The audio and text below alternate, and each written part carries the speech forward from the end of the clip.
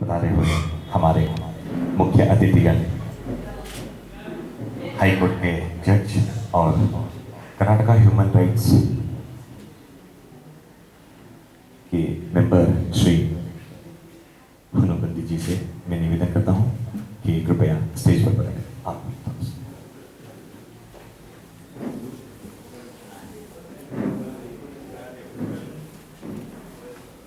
आज के कार्यक्रम में और एक हमारे अतिथि हैं जो आरटीआई के बारे में आपको पूरा समझाएंगे, वो है श्री राजशेखर जी।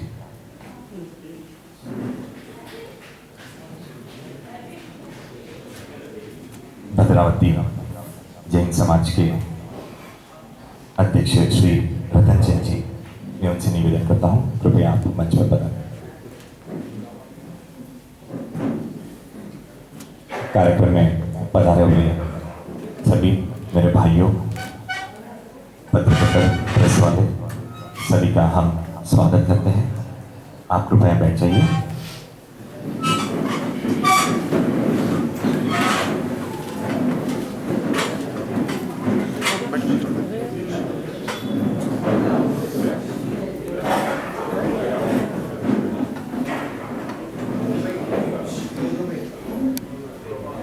आज के कार्यक्रम का शुभारंभ हम कर रहे हैं, जिसके शुरुआत में हमारे पन्यास प्रवर श्री हेमचंद्र श्री सागर जी महाराज साहब से निवेदन करता हूं कि मंगलाचरण रूप में हम कार्यक्रम शुरू करते हैं। नमो हरियंताणं नमो सिद्धाणं नमो हरियाणं नमो जाय नमो रे सबसावं एसो वज्रकारो सर्वपावपणासनो मंगलं च सर्वेसिं बडमामवे मंगलम्। नमो ध्रुवरागादेवी निवारिणे हरदेवगिनाथाय महावीराय दायिने पन्नगे चंद्रे च कौशिके पाद संस्पृशि निर्विशेष मनस्काय श्रीवीर स्वामिने नमः। मंगलम भगवान वीर मंगलम गौतम प्रभु मंगलम सूर्यभद्राद्या जैनो धर्मस्तु मंगलम। कार्यक्रम के स्वागत भाषण के लिए मैं निवेदन करता हूं श्रीमान संपत राजी भाटिया, कृपया मंच पर पधारें।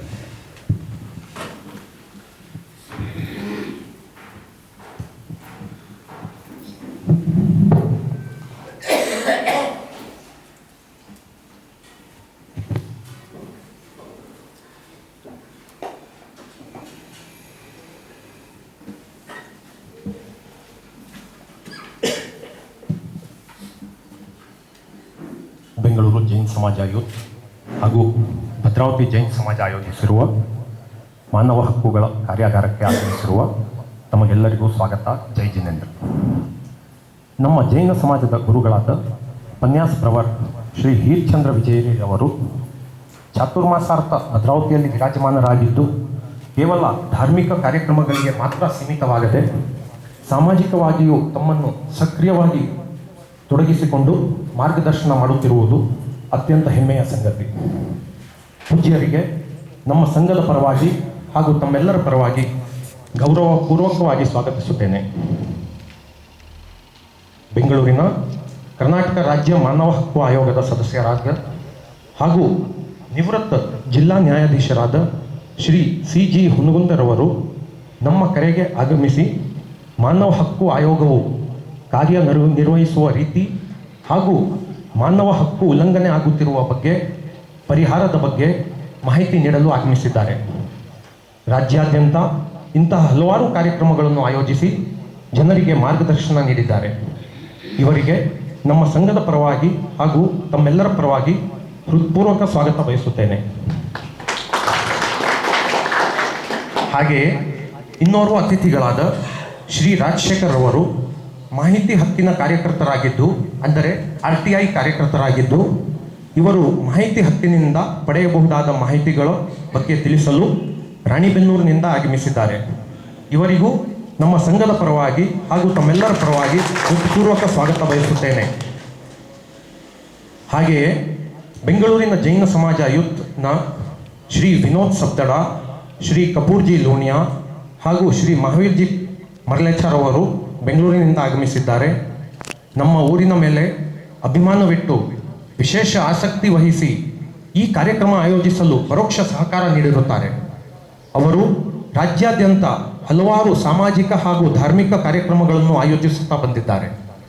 ಅವರಿಗೂ ಹಾಗೂ ಅವರ ತಂಡ ಮತ್ತು ಬೆಂಗಳೂರಿನ ಜೈನ ಸಮಾಜದವರಿಗೂ ಆತ್ಮೀಯವಾಗಿ ಸ್ವಾಗತಿಸುತ್ತೇನೆ. ಹಾಗೂ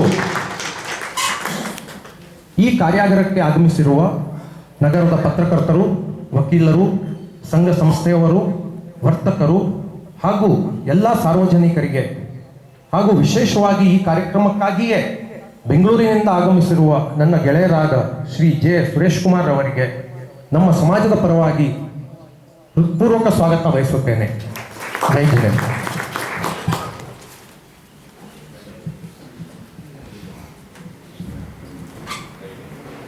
ಹಲೋ. ಮುಖ್ಯ ಅತಿಥಿಗಳಿಂದ ದೀಪ ಪ್ರಜ್ವಲನೆ ಕಾರ್ಯಕ್ರಮವನ್ನು ಮುಂದುವರಿಸೋಣ.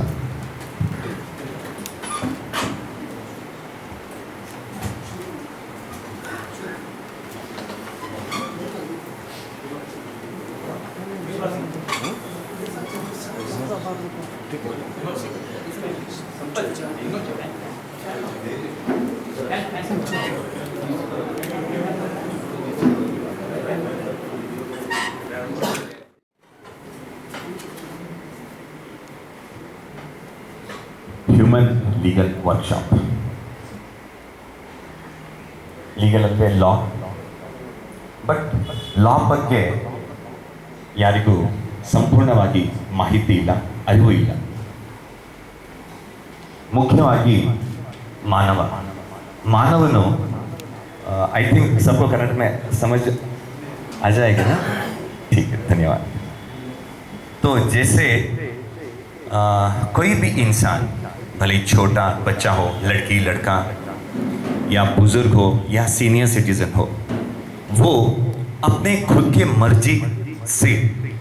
के मर्जी से जीने का इंडिविजुअली हर एक इंसान को हक है. अगर इस बीच मैं अपनी मर्जी से जी रहा हूं, कोई दूसरा इंसान मेरी जिंदगी में दखल देता है, भले ही वो गवर्नमेंट का एम्प्लॉय क्यों ना हो, गवर्नमेंट का ऑफिसर क्यों ना हो, जब मेरी ज़िंदगी में दखल देखे, वो अपनी मुझे कोई भी तरह का तकलीफ देना या हरासमेंट बोलते हैं, या हम लोग दुकानदारी चलाते हैं, कोई ऑफिसर आता है, जैसे कोई सेल्स टैक्स का ऑफिसर आता है, इनकम टैक्स के ऑफिसर्स आते हैं, ये ऑफिसर्स के लिए भी एक प्रोसीजर्स बनाया गया है. कभी हम लोग देखते हैं पुलिस वाले हमारे दुकान में आ जाते हैं, तो उनके लिए भी इन्वेस्टिगेशन करने के लिए कुछ प्रोसीजर्स है जो वो फॉलो नहीं भी करते हैं, या मालूम होते हुए भी हम लोगों पे डायरेक्टली या इनडायरेक्टली अत्याचार होता आ रहा है. और यहाँ पे मौजूद सब लोग इस चीज को अपने आंखों से देखी हुई चीज.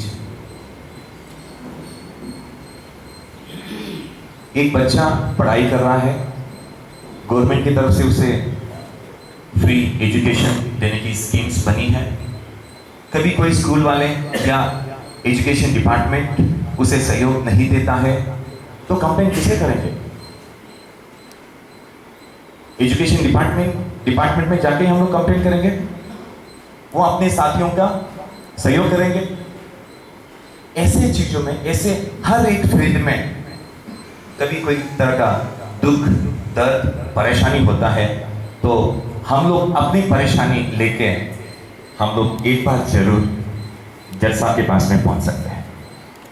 ये कर्नाटक ह्यूमन राइट्स कमीशन है. ये जो संस्था है गवर्नमेंट की संस्था है. आपको अपॉइंटमेंट करते हैं हमारे कर्नाटक के गवर्नर साहब. सीएम साहब का कोई रोल नहीं होता है, सिर्फ गवर्नर साहब ही आपको अपॉइंटमेंट करते हैं, और आपका टर्म होता है 5 साल का. ये जो ह्यूमन राइट्स की जो संस्था है पिछले 7.5-8 साल से बहुत सक्रिय रूप से काम कर रही है. देखिए बंधु, हम लोग अक्सर देखते हैं जैसे कोई एडवोकेट हो या कोर्ट हो, पुलिस डिपार्टमेंट हो या बीबीएमपी हो, या ऐसे कई संस्था है जो सरकार की, जो हमारे लिए बनी है, हमें सहयोग देने के लिए, हमें समझाने के लिए, हमारी परेशानियों को दूर करने के लिए। इस बीच में आप हुनगुन साहब जी, सच में कहूँ इनसे काफ़ी नज़दीक में रहा हूँ। जब भी इनसे मैं बोलता हूँ कि सर मेरा कार्यक्रम करना है, कभी ना नहीं करते। अपना शेड्यूल को पैक होते हुए भी मेरे लिए नहीं, आप लोगों के लिए आज इस प्रांगण में पधारे हैं। मैं चाहूँगा आप सब एक बार कृपया ताली बजाकर और एक बार उनका स्वागत करें।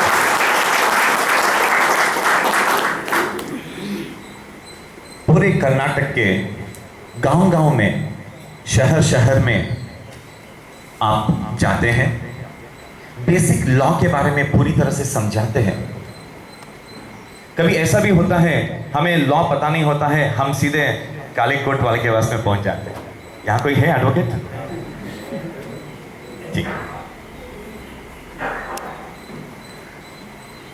देखिए, अगर मैं भी एडवोकेट होता पैसे कमाने के लिए, मुझे भी कुछ ना कुछ तो मेरे क्लाइंट को कहना ही पड़ता। एक बिजनेस है, मैं गलत करके साबित नहीं करना चाहता। अपना एक का एक पेशा है, वो 100% चलाते जाएंगे। यहाँ पे अभी 100 आदमी बैठे हैं, उनके बीच में हमारे एडवोकेट साहब अकेले ही हैं। आप 100 में 50 लोगों को कभी तकलीफ आ जाती है, क्या वो अकेले सही वक्त पे आप लोगों का सहयोग कर सकते हैं? है ना? नहीं कर पाएंगे। एक या दो क्लाइंट को 100% ಅಟೆಂಡ್ ಕರೆಂಗೆ ಅಲ್ವಾ ಸರ್? ಇಬ್ಬರು ಕ್ಲೈಂಟನ್ನ ಅಟ್ ಎ ಟೈಮ್ ತಾವು ಅಟೆಂಡ್ ಮಾಡ್ಬೋದು. ಬಟ್ ಮಿಕ್ಕಿದ 50-60 ಜನಗೆ ಅದೇ ವೇಳೆಯಲ್ಲಿ, ಅದೇ ಸಮಯದಲ್ಲಿ ಅಟೆಂಡ್ ಮಾಡೋದು, ಅವ್ರಿಗೆ ಕನ್ವಿನ್ಸ್ ಮಾಡೋದು ಸ್ವಲ್ಪ ಕಷ್ಟ ಆಗುತ್ತೆ. ಸೊ ಈಗ ಈ ನಮ್ಮ ಸೆಮಿನಾರ್ನಲ್ಲಿ ನಿಮಗೆ ನಮ್ಮ ಹುನ್ಗುನ್ ಸಾಹೇಬರು ನಿಮ್ಮ ಹಕ್ಕು ಇಂಡಿವಿಜುವಲ್ ಆಗಿ ಪ್ರತಿಯೊಬ್ಬರು, ಮಕ್ಕಳಾಗಲಿ, ದೊಡ್ಡವರಾಗಲಿ, ಸೀನಿಯರ್ ಸಿಟಿಸನ್ ಆಗಲಿ, ಪ್ರತಿಯೊಬ್ಬರಿಗೆ ತನ್ನ ಒಂದು ಉದ್ದೇಶ ಅಂತ ಹೇಳ್ಬೋದು, ಇಲ್ಲ ತನ್ನ ಮರ್ಜಿ, ತನ್ನ ಇಚ್ಛೆಯಿಂದ ಬಾಳೋ ಹಕ್ಕಿರುತ್ತೆ. ಅದನ್ನು ನಮ್ಮ ಸಾಹೇಬರು ತಮಗೆ ಸಂಪೂರ್ಣವಾಗಿ ವಿವರವನ್ನು ಕೊಡ್ತಾರೆ. ಮತ್ತು ಇದು government body main head office ಇರೋದು ಬರೀ ಬೆಂಗಳೂರಿನಲ್ಲಿ ಮಾತ್ರ. ಮತ್ತು ಪ್ರತಿಯೊಂದು ಹಳ್ಳಿನಲ್ಲಿ, ಪಟ್ಟಣ ನಗರಗಳಲ್ಲಿ ಹಲವಾರು NGOs ಇದ್ದಾರೆ. ಮತ್ತು ಈಗ ಇಲ್ಲಿ ಏನಾದರೂ ನಿಮಗೆ ಪ್ರಾಬ್ಲಮ್ ಆಯಿತು, ಆವಾಗ ನೀವು ಬೆಂಗಳೂರು ಬಂದುಬಿಟ್ಟು ಕಂಪ್ಲೇಂಟ್ ಕೊಡಲಿಕ್ಕೆ ಅವಶ್ಯಕತೆನೇ ಇಲ್ಲ. ಇವಾಗೆಲ್ಲ ಆನ್ಲೈನ್ ಸಿಸ್ಟಮ್ಸ್ ಇದೆ. ಆನ್ಲೈನ್ ಮುಖಾಂತರವಾಗಿ ಇಲ್ಲ ಫ್ಯಾಕ್ಸ್ ಮುಖಾಂತರವಾಗಿ ತಾವು ಇಮಿಡಿಯೇಟಾಗಿ ಕಂಪ್ಲೇಂಟ್ ಕೊಡ್ಬೋದು. ಮತ್ತು ರಿಯಲಿ ಅಂದ್ರೇನು, ಈ ಹ್ಯೂಮನ್ ರೈಟ್ಸ್ ಬಾಡಿ ತುಂಬ ಆ್ಯಕ್ಟಿವ್ ಆಗಿದೆ. ಹಲವಾರು ಕೇಸಸಲ್ಲಿ ನೋಡ್ತೀನಿ, ಬರೀ ಒಂದು ಫೋನ್ ಕಾಲ್ ಹೋಗುತ್ತೆ, ಸ್ಟೇಷನ್ನಿಂದ ಎಲ್ಲ ಆಚೆ ಇರ್ತಾರೆ. ಅಂದರೆ ಹರಾಸ್ಮೆಂಟು ಅಲ್ಲೇ ಕ್ಲೋಸ್ ಆಗಿಬಿಟ್ಟಿರುತ್ತೆ. ಸೊ ಇನ್ನು ಮುಂದೆ ನಮ್ಮ ಹುನಗುನ್ ಸಾಹೇಬರು ತಮಗೆ ಸಂಪೂರ್ಣವಾಗಿ ಮಾಹಿತಿಯನ್ನು ಕೊಡಬೇಕೆಂದು ನಾನು ಬೇಡಿಕೊಳ್ಳುತ್ತೇನೆ.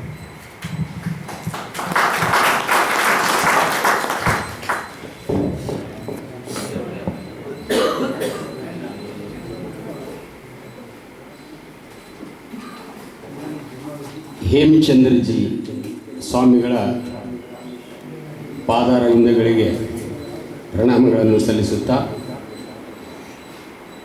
ಇವತ್ತಿನ ಈ ಕಾರ್ಯಾಗಾರದಲ್ಲಿ ಭಾಗವಹಿಸಿದಂಥ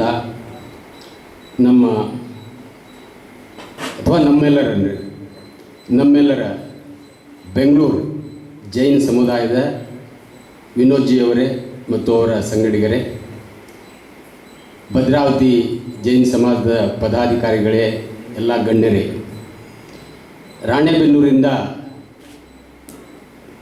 ಮಾಹಿತಿ ಹಕ್ಕಿನ ಬಗ್ಗೆ ವಿಶ್ಲೇಷಣೆ ಮಾಡಲು ಬಂದಂಥ ಮತ್ತು ವೇದಿಕೆ ಮೇಲೆ ನನ್ನೊಂದಿಗೆ ಉಪಸ್ಥಿತರಿದ್ದ ರಾಜಶೇಖರ್ ಅವರೇ, ಎಲ್ಲ ಆಮಂತ್ರಿತ ಗಣ್ಯರೇ ಮತ್ತು ಮಾಧ್ಯಮದ ಮಿತ್ರರೇ, ಕೆಲವು ಕಡೆ ನಾನು ಕಾಲೇಜಿಗೆ ಹೋಗಿರ್ತೀನಿ, ಅಲ್ಲೇನಾಗುತ್ತೆ, global college of business management, universal college of commerce, ಹೀಗೆಲ್ಲ ಇರ್ತದೆ. ಅಲ್ಲಿ ಹೋದಾಗ ಏನು ಪ್ರಶ್ನೆ ಬರುತ್ತೆ ಅಂದರೆ, ಇವತ್ತು ಪ್ರಾಯಶಃ ಸ್ವಾಗತ ಭಾಷಣ ಕನ್ನಡದಾಗ ಮಾಡಿದೆ. ನನಗೆ ಸ್ವಲ್ಪ ಯಾಕೋ ಮನಸ್ಸಿಗೆ ಸಮಾಧಾನ ಆಯಿತು. ಎಲ್ಲಿ ನನಗೂ ಹಿಂದಿ ಮಾತಾಡಬೇಕಾಗತ್ತೋ ಅನ್ನೋ ಒಂದು ಭ್ರಮೆ ಇತ್ತು. मैं बात कर सकता हूँ वैसे, कोई तकलीफ़ नहीं है, लेकिन इमीडिएटली जो ख्यालात है वो जल्दी नहीं आ सकेंगे, उतनी है. अगर थोड़ी वक्त आपके साथ गुजारूंगा शायद आपसे बेहतर मैं हिंदी बात कर सकता हूँ. वो बात अलग है. ಕೆಲವು ಕಡೆ ಆ ಇಂಗ್ಲೀಷ್ ಕಾಲೇಜ್ಗೆ ಹೋಗ್ತೀವಲ್ರಿ, ಹೋದಾಗ ನಮಗೆ ಮೊದಲೇ ಹೇಳ್ತಾರೋ, ಸರ್ ನೀವು ಇಂಗ್ಲೀಷಲ್ಲಿ ಅಡ್ರೆಸ್ ಮಾಡಬೇಕು ಅಂತ. ಇಂಗ್ಲೀಷ್ನೊಳಗೆ ಇಂಗ್ಲೀಷ್ ಬರಲ್ಲ ಅಂತಲ್ಲ, ನಾ ಅವ್ರಿಗೆ ನೇರವಾಗಿ ಹೇಳ್ತೀನಿ, ನೋಡ್ರಿ ಇಂಗ್ಲೀಷ್ದಾಗ ಮಾತಾಡಿದ್ರೆ it will be A address, key note address which I will be going through. But if it is in Kannada I think I can express my self. ಅವ್ರಿಗೆ ಹೇಳ್ತೀನಿ, ಮಾನವ ಹಕ್ಕುಗಳ ಒಂದು ಪರಿಕಲ್ಪನೆ ಅದನ್ನು ಇಂಗ್ಲೀಷ್ದಾಗ ಮಾತಾಡಿದ್ರೆ ತಲೆಗೆ ಮುಟ್ತದ, ಕನ್ನಡದಾಗ ಮಾತಾಡಿದ್ರೆ ಹೃದಯಕ್ಕೆ ಮುಟ್ತದ. ಅದಕ್ಕೆ ನಾನು ಕನ್ನಡದಾಗ ಮಾತಾಡೋಕ್ಕೆ ಇಷ್ಟಪಡ್ತೀನಿ ಅಂತ. ನಾನು 30 ವರ್ಷ ಜಡ್ಜ್ ಇದ್ದೆ. ಒಂದ್ಸಲ ನನಗೆ ಕಾರವಾರಕ್ಕೆ ವರ್ಗಾವಣೆ ಆಯಿತು. ನನಗಿಂತ ಮೊದಲಿದ್ದ ಜಡ್ಜರು ಅವರೆಲ್ಲ ಪ್ರೊಸೀಡಿಂಗ್ಸ್ ಕನ್ನಡದಾಗ ಬರೀತಿದ್ರಂತೆ. ನಾನು ಸ್ವಲ್ಪ ಹಂಗೆ ಜಡ್ಜ್ ಇದ್ದಾಗ ಸ್ವಲ್ಪ ಹ್ಯೂಮರಸ್ಸು ಇದ್ದೆ. ನನಗೆ ಯಾರೋ ಒಬ್ಬರು ವಕೀಲರು ಅಂದರು, ಸರ್ ನೀವು ಯಾಕೆ ಕನ್ನಡದಾಗ ಮಾಡೋದಿಲ್ಲ ಅಂದರು. ಮೊದಲಿನವರೆಲ್ಲ ಕನ್ನಡದಾಗ ಮಾತಾಡ್ತಿದ್ರು ಅಂತ. ನಾನು ಭಾಳ ಸೀರಿಯಸ್ಸಾಗಿ ಉತ್ತರ ಕೊಟ್ಟೆ, ಪ್ರಾಯಶಃ ಅವ್ರಿಗೆ ಇಂಗ್ಲೀಷ್ ಬರ್ತಿರ್ಲಿಲ್ಲ ಅಂತ. ಈಗೇನಾಗೈತಿ, 30 ವರ್ಷ ಎಲ್ಲ ಇಂಗ್ಲೀಷ್ದಲ್ಲಿ, ಅಫ್ಕೋರ್ಸ್ ಕನ್ನಡದಾಗ ಮಾಡಬಾರ್ದಂತೇನು ಇರಲಿಲ್ಲ, ಆದರೆ ಕನ್ನಡ ಶೀಘ್ರ ಲಿಪಿಗಾರಿರಲಿಲ್ಲ, ಶಾರ್ಟ್ ಹ್ಯಾಂಡ್ ಇದ್ದವರು. ಈಗೆಲ್ಲ ಬಂದಿದ್ದಾರೆ. ಸೊ ಆ ಒಂದು ಇಂಗ್ಲೀಷು ಮತ್ತು ನಮಗೆ ಎಲ್ಲ ವಿದ್ಯಾಭ್ಯಾಸ ಲಾದು ಈಗೂ ಇಂಗ್ಲೀಷ್ನಲ್ಲೇ ಮಾಡ್ತೀವಿ ನಾವು. And you find penetration in English rather than in Kannada. ನಾನು ಕನ್ನಡದಾಗ ಅದಕ್ಕೆ ಸಮಾಂತರವಾದ ಶಬ್ದ ಸಂಗ್ರಹಣೆ ಇಲ್ಲ ಅಂತ ನಾನು ಹೇಳೋದಿಲ್ಲ, ಬಟ್ ತಕ್ಷಣವಾಗಿ ನಮ್ಮ ಬಳಕೆಗೆ ನೆನಪಾಗಲ್ಲ. ಹೀಗಾಗಿ ನಾವು ಇಂಗ್ಲೀಷ್ ಮಾಡಿ ಇಂಗ್ಲೀಷ್ನಲ್ಲೇ ಮಾತಾಡ್ತಿದ್ವಿ ಕೆಲವು ಕಡೆ ಎಲ್ಲ ಹೋದಲ್ಲಿ. But after laying down from the office, ಈಗ ಕಳೆದ ಒಂದು 2-3 ವರ್ಷ ತನಕ ಹ್ಯೂಮನ್ ರೈಟ್ಸ್ದಲ್ಲಿದ್ದೀನಿ. ಅದಕ್ಕಿಂತ ಮೊದಲು ಲೀಗಲ್ ಸರ್ವಿಸ್ ಅಥಾರಿಟಿದ chairman I was requiring to be addressed some of the gathering in hobli level or village level. ಅಲ್ಲಿ ಹೋದಾಗ ನಾವು ಇಂಗ್ಲೀಷ್ ಮಾತಾಡೋಕ್ಕೆ ಬರುವುದಿಲ್ಲ, ಕನ್ನಡನೇ ಮಾತಾಡಬೇಕು. ಆಮೇಲೆ ಕನ್ನಡನೇ ಮಾತಾಡಬೇಕಂತ ಆಗಿದ್ದರಿಂದ ಆ ಕನ್ನಡ ಬಳಸಿ ನಮಗೆ ಇಂಗ್ಲೀಷ್ ಶಬ್ದಗಳು ಬೇಗನೆ ನೆನಪಾಗಲ್ಲ. ಅದು ಹಿಂಗಾಗಿ ಕೆಲವು ಕಡೆ ಇಂಗ್ಲೀಷ್ ಕಾಲೇಜಿಗೆ, ಏನು ಇಂಗ್ಲೀಷ್ ಮೀಡಿಯಂ ಕಾಲೇಜ್ ಇರ್ತಾವೆ, ಅಲ್ಲಿ ಹೋದಾಗ ಸ್ವಲ್ಪ ಕಷ್ಟ ಆಗುತ್ತೆ.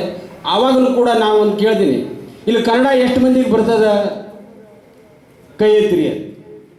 ನಿಮಗಲ್ಲ, ಅಲ್ಲಿ ನೀವು ಮಾಡ್ಬೋದು, ನಿಮಗೆಲ್ಲ ಕನ್ನಡ ಬರ್ತದೆ ಅಂತ ಗೊತ್ತೈತೆ ನನಗೆ. ಅದರಲ್ಲಿ ಒಂದು 10 ಮಂದಿ, ಒಂದು 100-106 ಮಂದಿ ಇರ್ತಾರೆ, ಅದರೊಳಗೆ ಒಂದು 10 ಮಂದಿ ಕೈ ಎತ್ತುದಿಲ್ಲ ರೀ. ಆಮ್ಯಾಗ ನೆಕ್ಸ್ಟ್ ಪ್ರಶ್ನೆ ನಂದು ಏನಂದ್ರೆ, ಕನ್ನಡ ಎಷ್ಟು ಮಂದಿಗೆ ತಿಳಿದದ ಕೈ ಎತ್ತಿರಿ ಅಂತ ಹೇಳ್ತೀನಿ. ಯಾಕಂದ್ರೆ ಕನ್ನಡ ಓದಾಕ ಬರೋದು ಬೇರೆ, ತಿಳ್ಕೊಳ್ಳೋದು ಬೇರೆ. 10 ಮಂದಿ ಪೈಕಿ ಒಬ್ಬ ಏನಾರ ಎತ್ತಲಿಕ್ಕಿಲ್ಲ, ಅದು ಹಂಗಾಯ್ತು, ಎಲ್ಲರೂ ಎತ್ತಿದ್ರು. ಅಂದರೆ ನಾನು ಕನ್ನಡದಾಗ ಮಾತಾಡೋಕೆ ನನಗೆ ಸ್ವಾತಂತ್ರ್ಯ ಇದೆ, ನಾನು ಕನ್ನಡದಲ್ಲೇ ಮಾತಾಡ್ತೀನಿ ಅಂತ. ಸೊ ಇದನ್ನು ಹೇಳಿದ ನಂತರ ಈ ಮಾನವ ಹಕ್ಕುಗಳು, ಈಗ ನಿಮ್ಗೆ ಶುರುವಿಗೆ ಹೇಳಿದ್ರು, ಹಮ್ ಸಬ್ हमको स्वातंत्र है, हमारे जो मर्जी है उसके हिसाब से हम जी सकते हैं, तो ठीक है. जो विनोद जी ने बताया वो ठीक है, आप संपूर्ण स्वातंत्र है आपको. लेकिन आपका जो इंडिपेंडेंस और स्वातंत्र है दूसरों के राइट में नहीं है. You can not intermediate. You can enjoy your rights, you are at liberty to do so, but at the same time you see that you are not transgressing or encroaching or hurting in any manner the enjoyment of others' rights.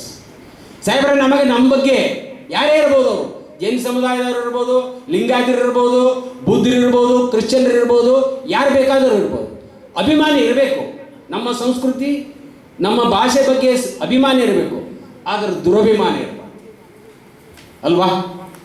ಈಗ ನಾನಿಲ್ಲಿ human right commission ಅಂತ ಬಂದೀನಿ, ನಾನು retired judge ಅಂದ್ಕೊಂಡು ಎಲ್ಲ introduce ಮಾಡಿದರು. ನೀವು ನನ್ನ ಹೇಗೆ ನೋಡ್ಬೇಕಂತ ನಾವೊಂದು ಅಪೇಕ್ಷೆ ಇರ್ತದೆ ನನಗೆ, ಹೌದಾ? ನನ್ನನ್ನು ನೀವು ಹೇಗೆ ನೋಡ್ಬೇಕಂತ ನಾನು ಅಂದ್ಕೊಂಡಿದ್ದೀನಿ, ಅದೇ ರೀತಿ ನಾನು ನಿಮ್ಮನ್ನು ನೋಡ್ಬೇಕಲ್ರಿ, ಅಲ್ವಾ? ಇಷ್ಟೇ ಅದರಲ್ಲಿ ಪ್ರತಿಯೊಬ್ಬರಿಗೂ ಸ್ವಾತಂತ್ರ್ಯ ಇದೆ. ಈ ಮಾನವ ಹಕ್ಕುಗಳ ಪರಿಕಲ್ಪನೆ ಇದು ಹೊಸದಲ್ರಿ. ಇದು ಈ ಲೈಫ್ ಏನು ಬಂತು, ಜೀವ ಧರೆಗೆ ಬಂದಾಗಿಂದ ಆ ಜೀವದ ಜೊತೆ ಬಂದಂಥ ಹಕ್ಕುಗಳೇ ಈ ಮಾನವ ಹಕ್ಕುಗಳು. देखो आदमी और इंसान में बहुत फर्क है,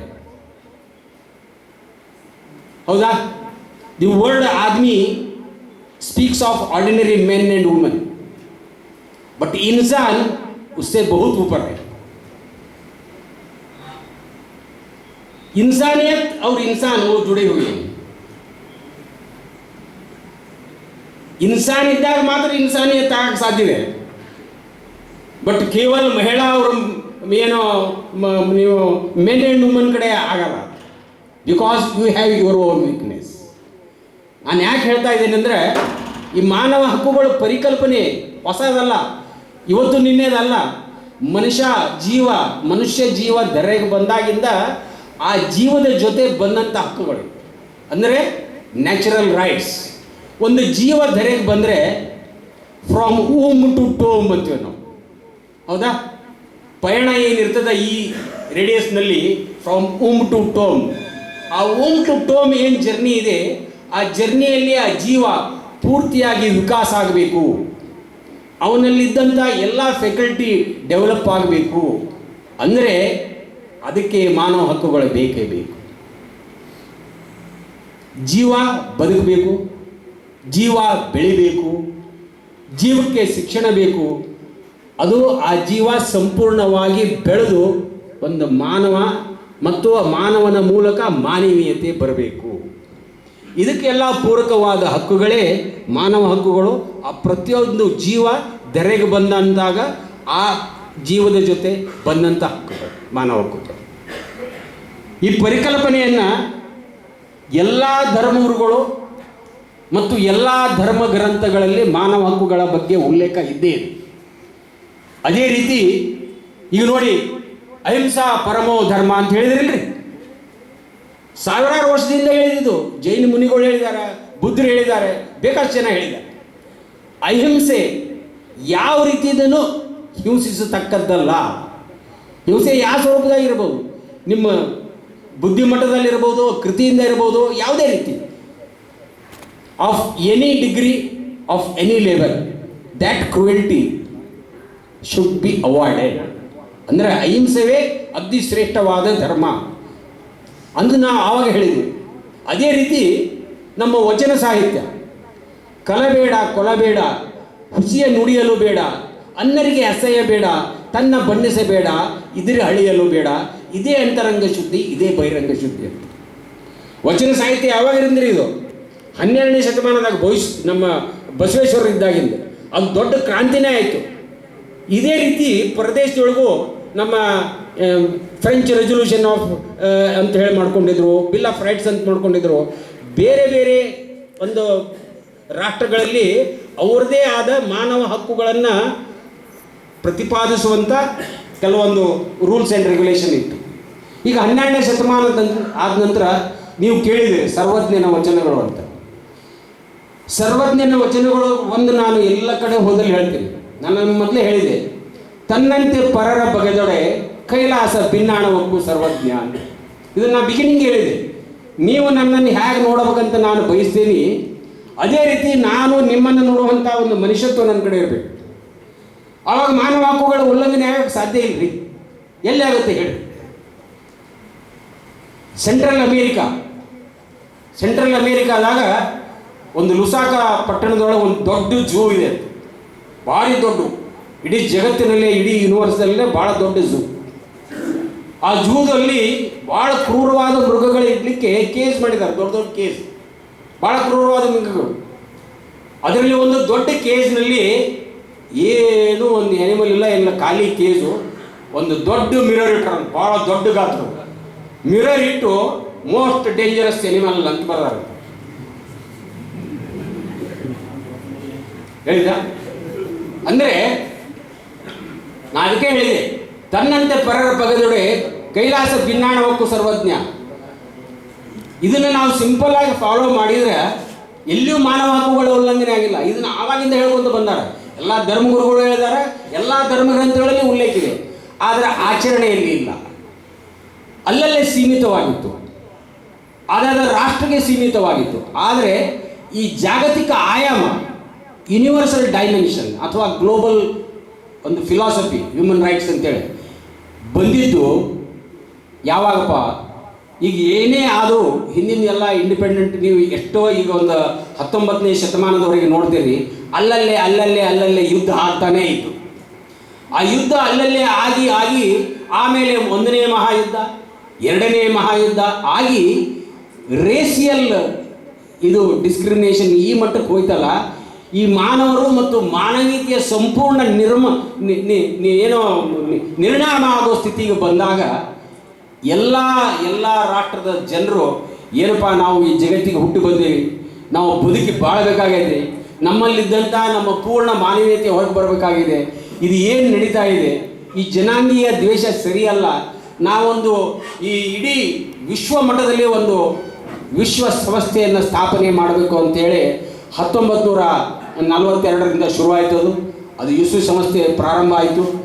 ಪ್ರಾರಂಭ ಆದರೂ ಕೂಡ ವಿಶ್ವಸಂಸ್ಥೆಯಲ್ಲಿಯೂ ಕೂಡ ಆ ರಾಷ್ಟ್ರಗಳಲ್ಲಿ ಒಂದು ಮಾನವೀಯತೆ ಅಥವಾ ಹ್ಯೂಮನ್ ರೈಟ್ಸ್ ಏನಿತ್ತು ಅವು ಐಸೋಲೇಟೆಡ್ ಆಗಿ. ಅದಕ್ಕೆ ಏನು ಮಾಡಿದರು, ಈ ವಿಶ್ವಸಂಸ್ಥೆಯ ಎಲ್ಲ ಸದಸ್ಯ ರಾಷ್ಟ್ರಗಳು ಇನ್ಕ್ಲೂಡಿಂಗ್ ಇಂಡಿಯಾ ಅವರೇನು ಒಂದು ಒಪ್ಪಂದಕ್ಕೆ ಬಂದು ಒಂದು ಹ್ಯೂಮನ್ ರೈಟ್ ಡಿಕ್ಲರೇಷನ್ ಮಾಡೋಣ ಅಂತೇಳಿ 10/12/1948ಕ್ಕೆ ಏನು universal declaration of human rights, it's a Magna Carta of human beings ಹೇಳಿದಾ. ಹ್ಯೂಮನ್ ರೈಟ್ ಡಿಕ್ಲರೇಷನ್ ಅಂದರೆ ಪ್ರತಿಯೊಂದು ರಾಷ್ಟ್ರದಲ್ಲಿರುವಂಥ ಒಂದು ಮಾನವನಿಗೆ ಬೆಲೆ ಕೊಡುವಂಥದ್ದು. ಅದು ಹೆಣ್ಣು ಮಗು ಇರ್ಬೋದು, ಗಂಡು ಮಗು ಇರ್ಬೋದು, ಸಣ್ಣ ಮಗು ಇರ್ಬೋದು, ಬೆಳಗಾವಿ ಇರ್ಬೋದು, ಯಾರೇ ಇರ್ಬೋದು, ಅವರಿಗೆಲ್ಲ ತಮ್ಮ ಪ್ರತಿಯೊಂದು ಹಂತದಲ್ಲಿ ಅವರಿಗೆ ಸ್ವಾತಂತ್ರ್ಯ, ಗೌರವ, ಬದುಕಬೇಕು ಅಂತ. ಏನು ಇದಕ್ಕೆ ಆಧಾರ ಸ್ತಂಭಗಳು? ಯುನಿಲ್ಯಾಟ್ರಲ್ ನಮ್ಮ universal declaration of human rights: life, liberty, equality and dignity. ಗೊತ್ತಾಯ್ತಾ? ಬದುಕು, ಸ್ವಾತಂತ್ರ್ಯ, ಸಮಾನತೆ ಮತ್ತು ಘನತೆ ಅಥವಾ ಗೌರವ. ಈ ಘನತೆ ಮತ್ತು ಗೌರವ ಈ ಪ್ರತಿಯೊಬ್ಬರಲ್ಲಿ ಅಂತರ್ಗತ ಆಗಿದೆ. ಈಗ ನಮ್ಮಲ್ಲಿ ನಾನು ಹ್ಯೂಮನ್ ರೈಟ್ ಕಮಿಷನ್ ಮೆಂಬರ್ ಇದ್ದೀನಿ, ನಾನು ಜಡ್ಜ್ ಇದ್ದೀನಿ. ಈಗ ನಮ್ಮ ಜೊತೆ ನಮ್ಮ ಡ್ರೈವರ್ ಸಂತೋಷ್ ಅಂತ ಬಂದಾಗ ನನಗೆ ಎಷ್ಟು ಗೌರವ ಇದೆ ಅವನಿಗೂ ಇದೆ ಸಂತೋಷ. ಅಂತರ್ಗತ ಗೌರವ.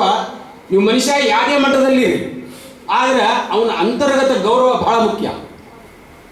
ಆ ಗೌರವಕ್ಕೆ ನಾವು ಮನ್ನಣೆ ಕೊಡಬೇಕು. ಅವನ ಕೆಲಸಕ್ಕಲ್ಲ, ಅವನು ಏನು ಕೆಲಸ ಮಾಡ್ತಾನೆ ಅದ್ರ ಮೇಲೆ ನಾವು ಅವನು ಗೌರವ ಕೊಡಬೇಕಾಗಿಲ್ಲ. ಅವನೊಬ್ಬ ಮನುಷ್ಯ, ಅವನಲ್ಲಿ ಜೀವ ಇದೆ, ಅವನು ನಮ್ಮಂಗೆ ಬೆಳೆದಿದ್ದಾನೆ, ಅವನಿಗೂ ಎಲ್ಲ ಸ್ವಾತಂತ್ರ್ಯ ಇದೆ. ಅದಕ್ಕೆ ನಾವು ಏನು universal declaration of human rights ಅಂತೇಳಿ 10/12/1948ರಲ್ಲಿ ಮಾಡಿದ್ವಿ. ಆವಾಗ ಇವು 4 ಏನು, life, liberty, equality and dignity, these are 4 pillars of all our human rights and all our human activities. ಅದರಲ್ಲಿ ಭಾಳ ಮುಖ್ಯ ಅಂದರೆ ನನಗನ್ಸಿದ ಮಟ್ಟಿಗೆ ನಾವೆಲ್ಲರೂ ನಮ್ಮಷ್ಟಕ್ಕೆ ನಾವೆಲ್ಲರೂ ಬೆಳೆದಿರ್ತೀವಿ. ನಮ್ಮ ಜೀವ ಯಾವುದೋ ರೀತಿಯಿಂದ ಒಂದು ಬೆಳವಣಿಗೆ ಆಗಿ ಒಂದು ಹಂತಕ್ಕೆ ಬಂದಿರ್ತದೆ. ಆದರೆ ಪ್ರತಿಯೊಬ್ಬರಲ್ಲಿ ಅಂತರ್ಗತ ಘನತೆ ಇದೆ. ಆ ಘನತೆಗೆ ನಾವು ಗೌರವ ಕೊಡಬೇಕು ಅನ್ನೋದನ್ನು ಪ್ರತಿಯೊಬ್ಬರು ಬೆಳೆಸ್ಕೋಬೇಕಾಗಿತ್ತು. ಯಾರು ಬೇಕಾದವರು ಇರ್ಬೋದು, ಪ್ರತಿಯೊಬ್ಬರಿಗೂ ಅಂತರ್ಗತ ಘನತೆ ಇರೋದ್ರಿಂದ ನೀವು ಬೇಕಾದ್ರೆ ನೋಡಿ. ನೀವು ಈಗ ಒಂದು ಸಣ್ಣ ಉದಾಹರಣೆ ನಿಮಗೆ, ಈಗ ಇವು 4 ಪ್ರಿನ್ಸಿಪಲ್ಸ್ ಆದ ನಂತರ ಏನಾಯಿತು ಅಂತಂದ್ರೆ, ಜಾಗತಿಕ ಮಟ್ಟದಲ್ಲಿ ನೀವು ಎಲ್ಲೇ ಕಾನ್ಫರೆನ್ಸ್ ಮಾಡಿ, ಎಲ್ಲೇ ಇಂಟರ್ನ್ಯಾಷನಲ್ ಕಾನ್ಫರೆನ್ಸ್ ಮಾಡಲಿ, ಡಿಬೇಟ್ ನಡೀಲಿ, ಏನೇ ನಡೆದರೂ human rights is the core subject of all those debates. ಹೇಳಿದ ಅದೇ ರೀತಿ ನಿಮ್ಮ ಧಾರ್ಮಿಕ, ಸಾಮಾಜಿಕ, ಆರ್ಥಿಕ ಏನೇ ಚಿಂತನೆ ಮಾಡಿರಿ, ಅದರಲ್ಲಿ ಇದು ಈ ಹ್ಯೂಮನ್ ರೈಟ್ಸ್, ಮಾನವ ಹಕ್ಕುಗಳ ಬಗ್ಗೆ ಒಂದು ವ್ಯಾಖ್ಯಾನ ಇದ್ದೇ ಇರ್ತದೆ. ಅದೇ ರೀತಿ ನೀವು ಶಿಕ್ಷಣ ತಗೋರಿ, ಶಿಕ್ಷಣ ತಗೊಂಡ್ರು ಪ್ರತಿಯೊಂದು ಕೋರ್ಸ್ನಲ್ಲಿ ಕೂಡ ಇದು human rights one or other way it will be a subject in every academics. But only thing is ಏನಾಗಿದೆ ಅಂದ್ರೆ, ನಾವು ಬೆಳೀತಾ ಆ ಕಡೆ ಗಮನ ಕೊಡುವುದಿಲ್ಲ. ಈಗ ಯಾವುದೇ ಸ್ಕೂಲ್ ತಗೊಳ್ರಿ, ಯಾವುದೇ ಕಾಲೇಜ್ ತಗೊಳ್ರಿ, ಯಾವುದೇ ಶಿಕ್ಷಣದ ಸಂಸ್ಥೆ ತಗೊಳ್ರಿ, ಎಲ್ಲಾದರೂ ನೀವು ಸುಳ್ಳು ಹೇಳ್ರಿ, ಕಳ್ಳತನ ಮಾಡಿರಿ, ನೀವು ನೌಕರಿಗೆ ಸೇರಿಂದ ದುಡ್ಡು ಹೊಡೀರಿ, ಇದನ್ನ ಯಾರು ಹೇಳ್ಕೊಡ್ತಾರೇನ್ರಿ? ಯಾರೂ ಹೇಳ್ಕೊಡೋದಿಲ್ಲ, ಆದರೆ ನಮ್ಮಲ್ಲಿ ನಾವೇ ಬೆಳೆಸ್ಕೊಳ್ತಾ ಇದ್ದೇವೆ. ಈಗ ನಾವು ನೋಡಿ, ಮೊದಲಿಂದ ABCD ಎಲ್ಲ ಕಲಿತೇವೆ, ಹೌದಾ? ಆದರೆ ಏನು? ಎ ಅಂದರೆ ಎಟಿಟ್ಯೂಡ್, B ಅಂದರೆ ಬ್ರೈಟ್ನೆಸ್ ಆ್ಯಂಡ್ ಬ್ರೇವರಿ, C ಅಂದರೆ ಕ್ಯಾರೆಕ್ಟರ್, D ಅಂದರೆ ಡೆಡಿಕೇಶನ್ ಆ್ಯಂಡ್ ಡಿಟರ್ಮಿನೇಷನ್. ಇವೆಲ್ಲ ನಾವು ಯಾರು ಕೇಳಿದ್ಕೂಡಲೇ ಬೇಗನ ಯಾರು ಮಾಸ್ತರು ಕೇಳಿದ್ಕೂಡಲೇ ಎ ಅಂದರೆ ಏನು ಹೇಳಪ್ಪ ಕೂಡ ಹೇಳ್ತೀವಿ ರೀ, ಹೌದಾ? ಆದ್ರೆ ಅದನ್ನು ನಾವು ಅಳವಡಿಸ್ಕೊಡೋದಿಲ್ಲ ರೀ.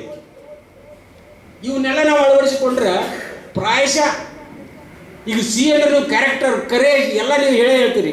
D ಅಂದರೆ ಡೆಡಿಕೇಶನ್, ಡಿಟರ್ಮಿನೇಷನ್, ಡಿಸಿಪ್ಲಿನ್, ಡೆಸ್ಟಿನೇಷನ್ ಎಲ್ಲ ಹೇಳ್ತೀವಿ. ಆದರೆ ನಾವು ಅದನ್ನು ನಮ್ಮಲ್ಲಿ ಅಳವಡಿಸಿಕೊಂಡ್ರೆ ಎಷ್ಟು ಉತ್ತಮ ಆಗುತ್ತೆ ನೋಡಿ.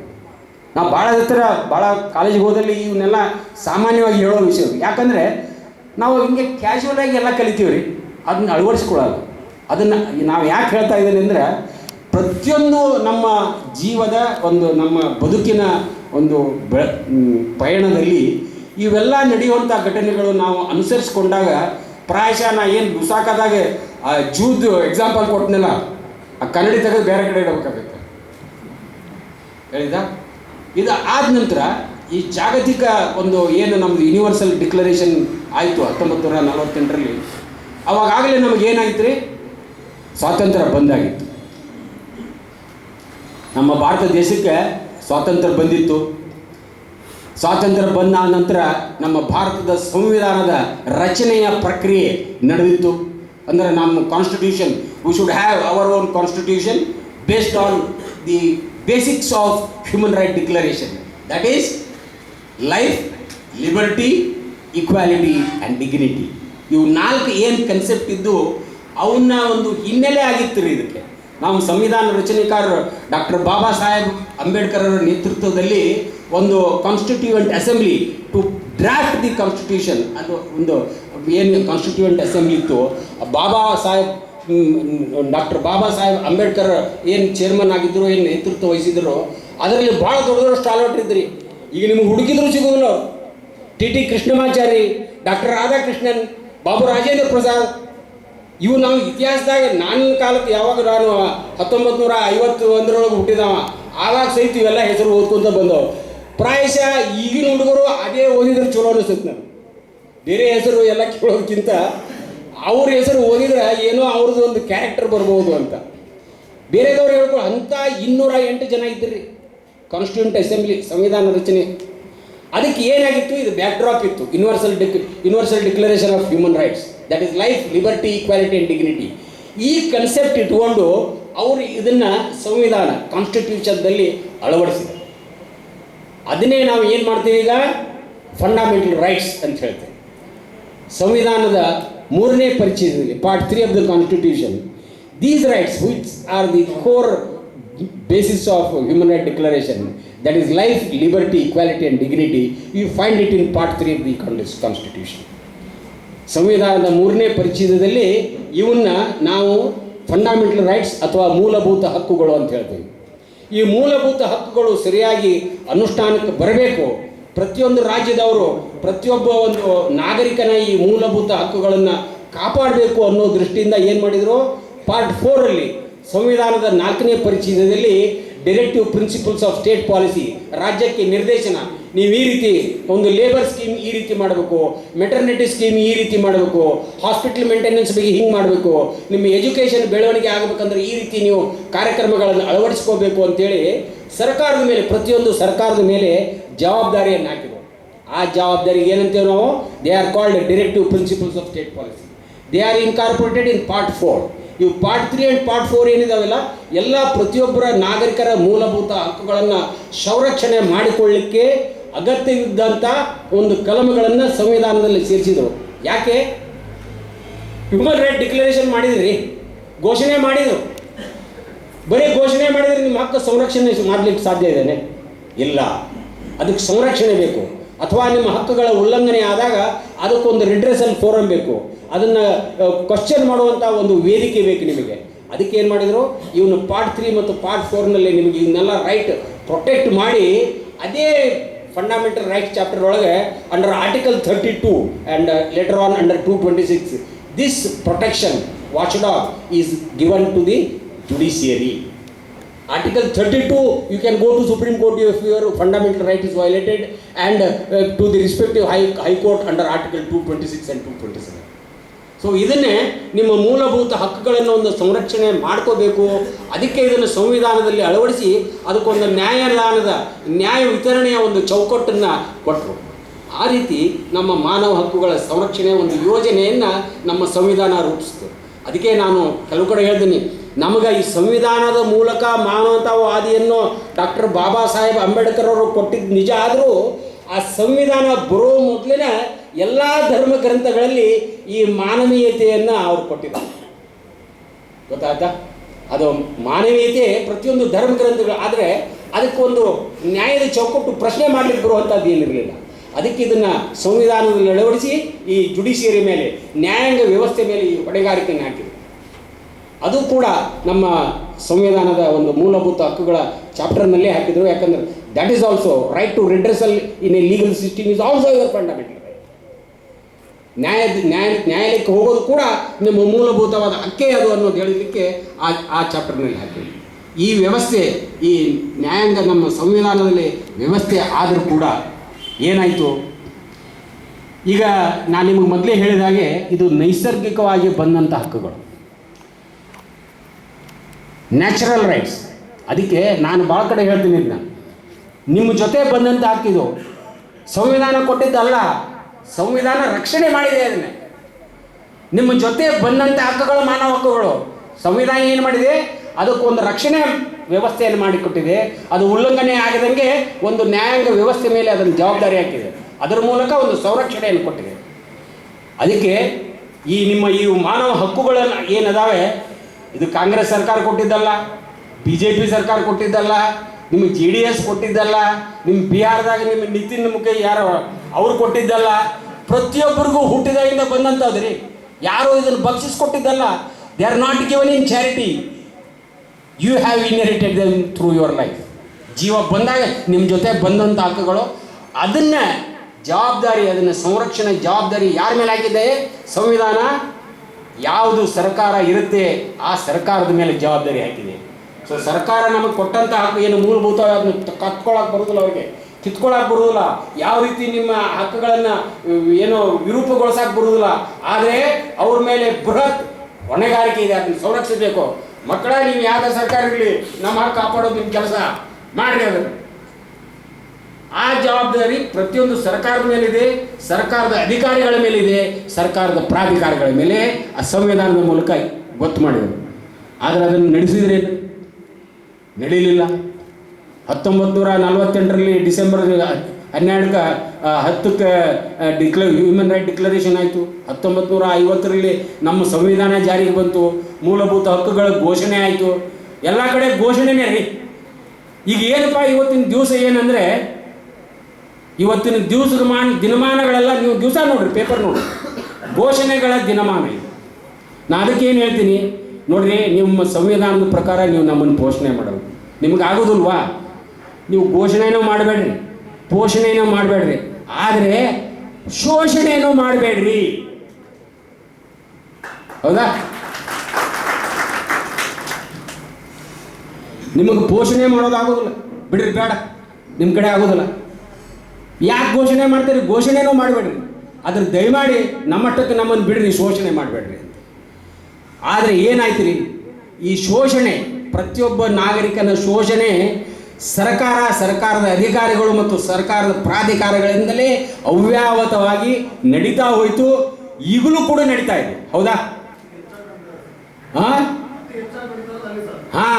ನೋಡಿ,